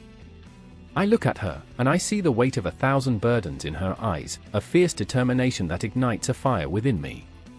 The battle rages on, but it feels like a dance, a deadly waltz where each step could be our last. In the frenzy, time stretches. I see fragments of the past, laughter echoing through the halls, the warmth of a hand clasped in mine, dreams that felt so tangible. I'm caught between worlds, grappling with the weight of what was and what is. The shadows close in, and I feel my heart racing, each beat echoing like a battle cry against the overwhelming tide of despair. But in this chaos, I find myself. In the midst of the storm, I grasp the fragile thread of hope and clutch it tightly as I charge into the fray, energy surging through me like a wildfire. Valeria fights beside me, fierce and unyielding, and for a heartbeat, we're not just fighting for survival, we're fighting for each other, for the memories that refuse to fade. In this moment, I understand the truth, we are our own underworld, battling the ghosts of our pasts, and perhaps, just perhaps, that's the only way to rise again from the ashes. The shadows close in, but I welcome the embrace, daring them to take me. I remember laughter, I remember love, and as the battle rages on, I remember the strength that comes from fighting not just for ourselves, but for each other. The air was thick, heavy with the scent of damp earth and something more primal, of fear. I could hear it, a low hum thrumming in my chest, pulsing with every heartbeat. The forest loomed, dark and twisted, gnarled branches clawing at the night sky like desperate fingers reaching for salvation. Somewhere beyond the shadows, a voice called out, a wail that pierced the silence, a sound laden with sorrow that felt like a knife slicing through the fabric of the night. I pressed my palm against my chest, feeling the frantic drum of my own heart, the echo of a deeper truth that stirred beneath the surface. Marissa stood beside me, her eyes wide, reflecting the moonlight as if it were a beacon of hope. What if we can't find him? Her voice wavered, a whisper on the wind, trembling with the weight of something unspoken. Her brother, Ethan, was lost to the underworld, a place not of myth but of modern despair, the hell we create for ourselves when the world becomes too unbearable. Her anguish was palpable, a living thing that snaked around us, squeezing tighter with each passing moment. I remember, I said, fingers twitching as I gripped the charm dangling from my neck, a simple piece of quartz that felt like a lifeline. I remember when he laughed, when the world seemed bright and the shadows didn't whisper our names. The memories clung to me, a bittersweet mist that clouded the edges of my vision. How could we have let him slip away? The question gnawed at me, a relentless beast, as we plunged deeper into the darkness. The trees closed in, their crooked limbs whispering secrets, dark stories that curled around us like smoke. I could almost taste the dread, a metallic tang that coated my tongue, as if the very air was warning us, turn back. But we pressed on, driven by our own demons, each footfall a desperate plea for redemption. Then there was Adrian, standing a few paces ahead, his silhouette bathed in the ghostly light of the moon. He was a master of masks, wearing bravado like a shield, but I could see the cracks forming. This place isn't real, he muttered, almost to himself. It's just a myth, a stupid story we tell ourselves to escape. But beneath the bravado, I sensed the tremor in his voice, the fear that danced in his eyes like fireflies in the night, flickering in and out of focus, a prelude to something more profound. Is it? I shot back, desperation clawing at my throat. What if it's not? What if this is the shadow of our choices? The underworld is as real as the pain we refuse to face. I could feel the energy shift, a crackle in the air, tension rising, raw and electric. Marissa's breath quickened, a ragged rhythm that echoed our thoughts. We were all lost, searching for something we couldn't name, a part of ourselves that lay buried beneath the weight of our despair. The night crept closer, wrapping us in a shroud of uncertainty. It was then that I heard it, the laughter. Light-hearted, playful, yet tinged with a darkness that sent shivers down my spine. Ethan's laughter. It echoed through the trees, rising and falling like the tide, pulling us closer to the edge of reason. He's here, Marissa breathed, the words barely escaping her lips. He's here, and we have to find him. He was everywhere, and yet nowhere. The underworld, they say, is not just a place, it's a state of mind, a labyrinth of memories and regrets. I could feel the pull, the siren song beckoning me deeper into the abyss, where shadows danced and demons lurked, waiting to pounce on the fragile threads of our sanity. We stumbled upon a clearing, a grotesque altar strewn with remnants of what once was, forgotten toys, broken dreams, and photographs that whispered tales of innocence lost. I knelt, fingers brushing against the dust-laden remnants, and suddenly, the memories flooded in. I remembered the summer nights, the laughter, the joy that turned to ashes when life turned cruel. I remembered how we thought we could outrun our shadows, how naive we were to believe the light would always shine through. Ethan! Marissa's voice broke through the haze, raw and full of longing, a siren call that shattered the silence. We are here! Please, come back to us! The words rushed forth, spilling out like blood from a wound, desperation lacing every syllable. Silence fell, heavy and oppressive. For a moment, I feared it was the end, the finality creeping in like a thief in the night. But then a rustle, a movement in the shadows, and I felt my heart seize. It was him. I could sense it, a flicker of hope igniting deep within my chest as the darkness began to part like curtains revealing a tragic scene. Adrian stepped forward, bravado melting away. This isn't a game, he shouted into the void, his voice cracking, revealing the vulnerability he had hidden behind layers of bravado. We need to face what's been haunting us. His words ricocheted off the trees, echoing through the air like a mournful melody. We had to confront our fears, our sorrows, or they would consume us whole. And then, just as suddenly as it began, it stopped. The laughter faded, replaced by a deafening silence that cloaked us like a shroud. I dared to breathe, the air thick with tension, the weight of unspoken grief pressing down on us like the world itself. We were standing on the precipice, teetering between the shadows of our past and the hope for a future unburdened by loss. Marissa reached for my hand, squeezing tightly, grounding me in this moment that felt suspended in time. "We can't lose him," she whispered, and I felt her fear wrap around me like a vine, squeezing tighter. "We can't lose ourselves." But the underworld was not done with us yet. The whispers began again, curling around our ankles like smoke, intoxicating and suffocating. A chorus of echoes, a cacophony of voices rising and falling, weaving a tapestry of regret and longing that wrapped around us, pulling us deeper into its embrace. We were not just seeking Ethan anymore, we were confronting the very essence of our existence, the shadows that danced at the edge of our reality, the truths we buried to survive. As the moon dipped lower in the sky, the darkness thickened, wrapping around us like a lover's embrace, comforting yet suffocating. The boundaries of the underworld began to blur, reality slipping through our fingers like sand, each grain a memory lost to time. We were standing on the edge, the precipice of despair and hope intertwined, the night whispering secrets only the brave dare to hear. And as the darkness beckoned, I realized that perhaps the underworld wasn't just a destination, it was the trials we endure, the demons we face, and the relentless pursuit of light in a world that often felt steeped in shadows. In that moment, with our hearts racing and the weight of the cosmos pressing down upon us, we were bound together, caught in a dance of fear, hope, and the unyielding quest for redemption. The air was thick with regret, a miasma of lost choices and unfulfilled desires. A single candle flickered in the darkness, its flame dancing like a trapped soul, casting elongated shadows that twisted and writhed on the stone walls.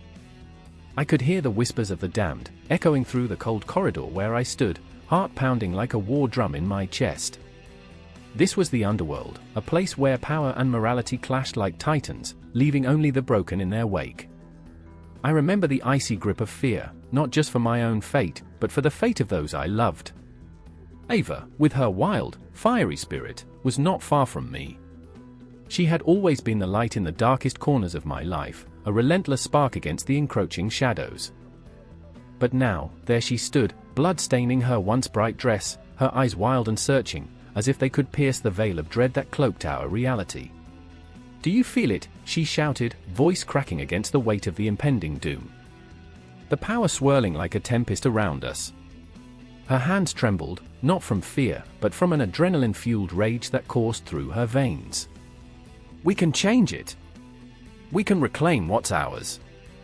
But in that moment, I felt the cold fingers of morality tightening around my throat.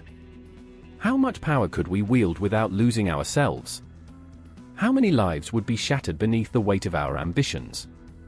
I wanted to scream, to shake her until she understood the futility of it all. The two of us, we were just pawns in a game played by gods, but Ava, oh Ava, she was too brave, too foolishly hopeful to see it. "Stop!" I shouted, the word tearing from my lips like a wounded animal. "This isn't just about us. It's bigger than that." The truth of it crashed into me, a wave that threatened to drown me. I could see the ghosts of our past lurking in the corners, waiting to consume us. They were memories wrapped in chains, pulling us back into the abyss. Then there was Bran, lurking in the shadows. His presence was a dark echo, a reminder of the choices I'd made, choices that had led us all here, to this wretched battleground. His silence was thunderous, filled with unshed tears and unspoken words. I could almost hear the weight of his decisions pressing down on him, suffocating, like a noose tightening with each breath. "I remember the laughter," he said suddenly, voice low and haunting. "Before the battles, before the choices tainted our souls." His eyes glistened with a sorrow that pierced my heart. What have we become? Monsters in a masquerade, playing with lives like they're pieces on a chessboard. The tension rose, simmering beneath the surface like a cauldron of boiling resentment. Ava stepped forward, eyes blazing like twin suns. "We are not monsters. We are fighters. We can take back the power that was stripped from us." There was a fire in her words, but I could see the fear lurking beneath, like a shadow refusing to be banished. "Power is a double-edged sword, Ava," I replied, my voice trembling. "It cuts both ways. What do we sacrifice in our quest for it? What if we lose what makes us human? The echoes of her anger reverberated through the air, mixing with the palpable dread that hung like fog. I refuse to stand by and watch our lives slip away. They think they can control us, but they're wrong. Bran's gaze flickered to me, desperation etched into his features. But at what cost, Ava? We could end up as the very thing we despise. His eyes searched mine, pleading for understanding, for clarity amid the chaos. I felt the weight of their despair, an anchor dragging me deeper, and I wanted to scream at the heavens for the cruelty of it all. The darkness loomed, but the glimmer of hope kindled within me as I thought of the lives we could save, the light we could shine. Ava's eyes darted to the doorway, where shadows danced, whispering secrets of power and morality. "We need to act before it's too late," she said, determination lacing her voice like steel. "We must confront the darkness head-on." Bran shook his head, his disappointment a palpable force. "And in doing so, we risk losing ourselves. We've walked this path, and it's littered with the bones of those who fought for the same thing. Are we ready to join them?" "I remember," I whispered, heart clenching. "I remember when we were just kids, dreaming of changing the world." The ghosts of our past seemed to creep closer, their whispers now loud, taunting us with what once was, and what could never be again. Ava's breath hitched, and I could see the flicker of doubt in her eyes. A small crack in her iron resolve. "Power can corrupt," I said, the words spilling out like a prophecy. "Morality can shatter. But it can also forge bonds. It can bring light into the darkest of places." Ava held my gaze, a storm raging in her heart. "So, what do we do? Stand still while our world crumbles around us?" The room felt alive, charged with the weight of our decisions. The very walls seemed to breathe with anticipation, shadows swirling like specters, taunting us with our inadequacies. "Maybe it's not about power or morality," Bran said softly, voice almost lost in the swelling tide of emotion. "Maybe it's about the choices we make when we think no one is watching." And in that moment, the air shifted, crackling with the electricity of impending confrontation. I felt the surge of raw emotion, the primal urge to fight against fate itself. "I remember," I said, the words now a mantra, reverberating through the silence. "I remember the laughter, the dreams, the warmth of a promise made over shared fears. We can't let the darkness swallow that. Not now." Time hung suspended, a fragile thread weaving the fabric of our reality. The shadows loomed ever closer, but within us burned a defiant flame, the last vestiges of hope against the relentless tide of despair. The battle was on the horizon, and we could either succumb to the ghosts of our past or rise, reborn, from the ashes of our own making. And as we stepped forward into the chaos, I felt a powerful shift within me, a reminder that, in this world wrought with power and morality, it wasn't the battles we fought that defined us, but the choices we made when we faced the darkness together.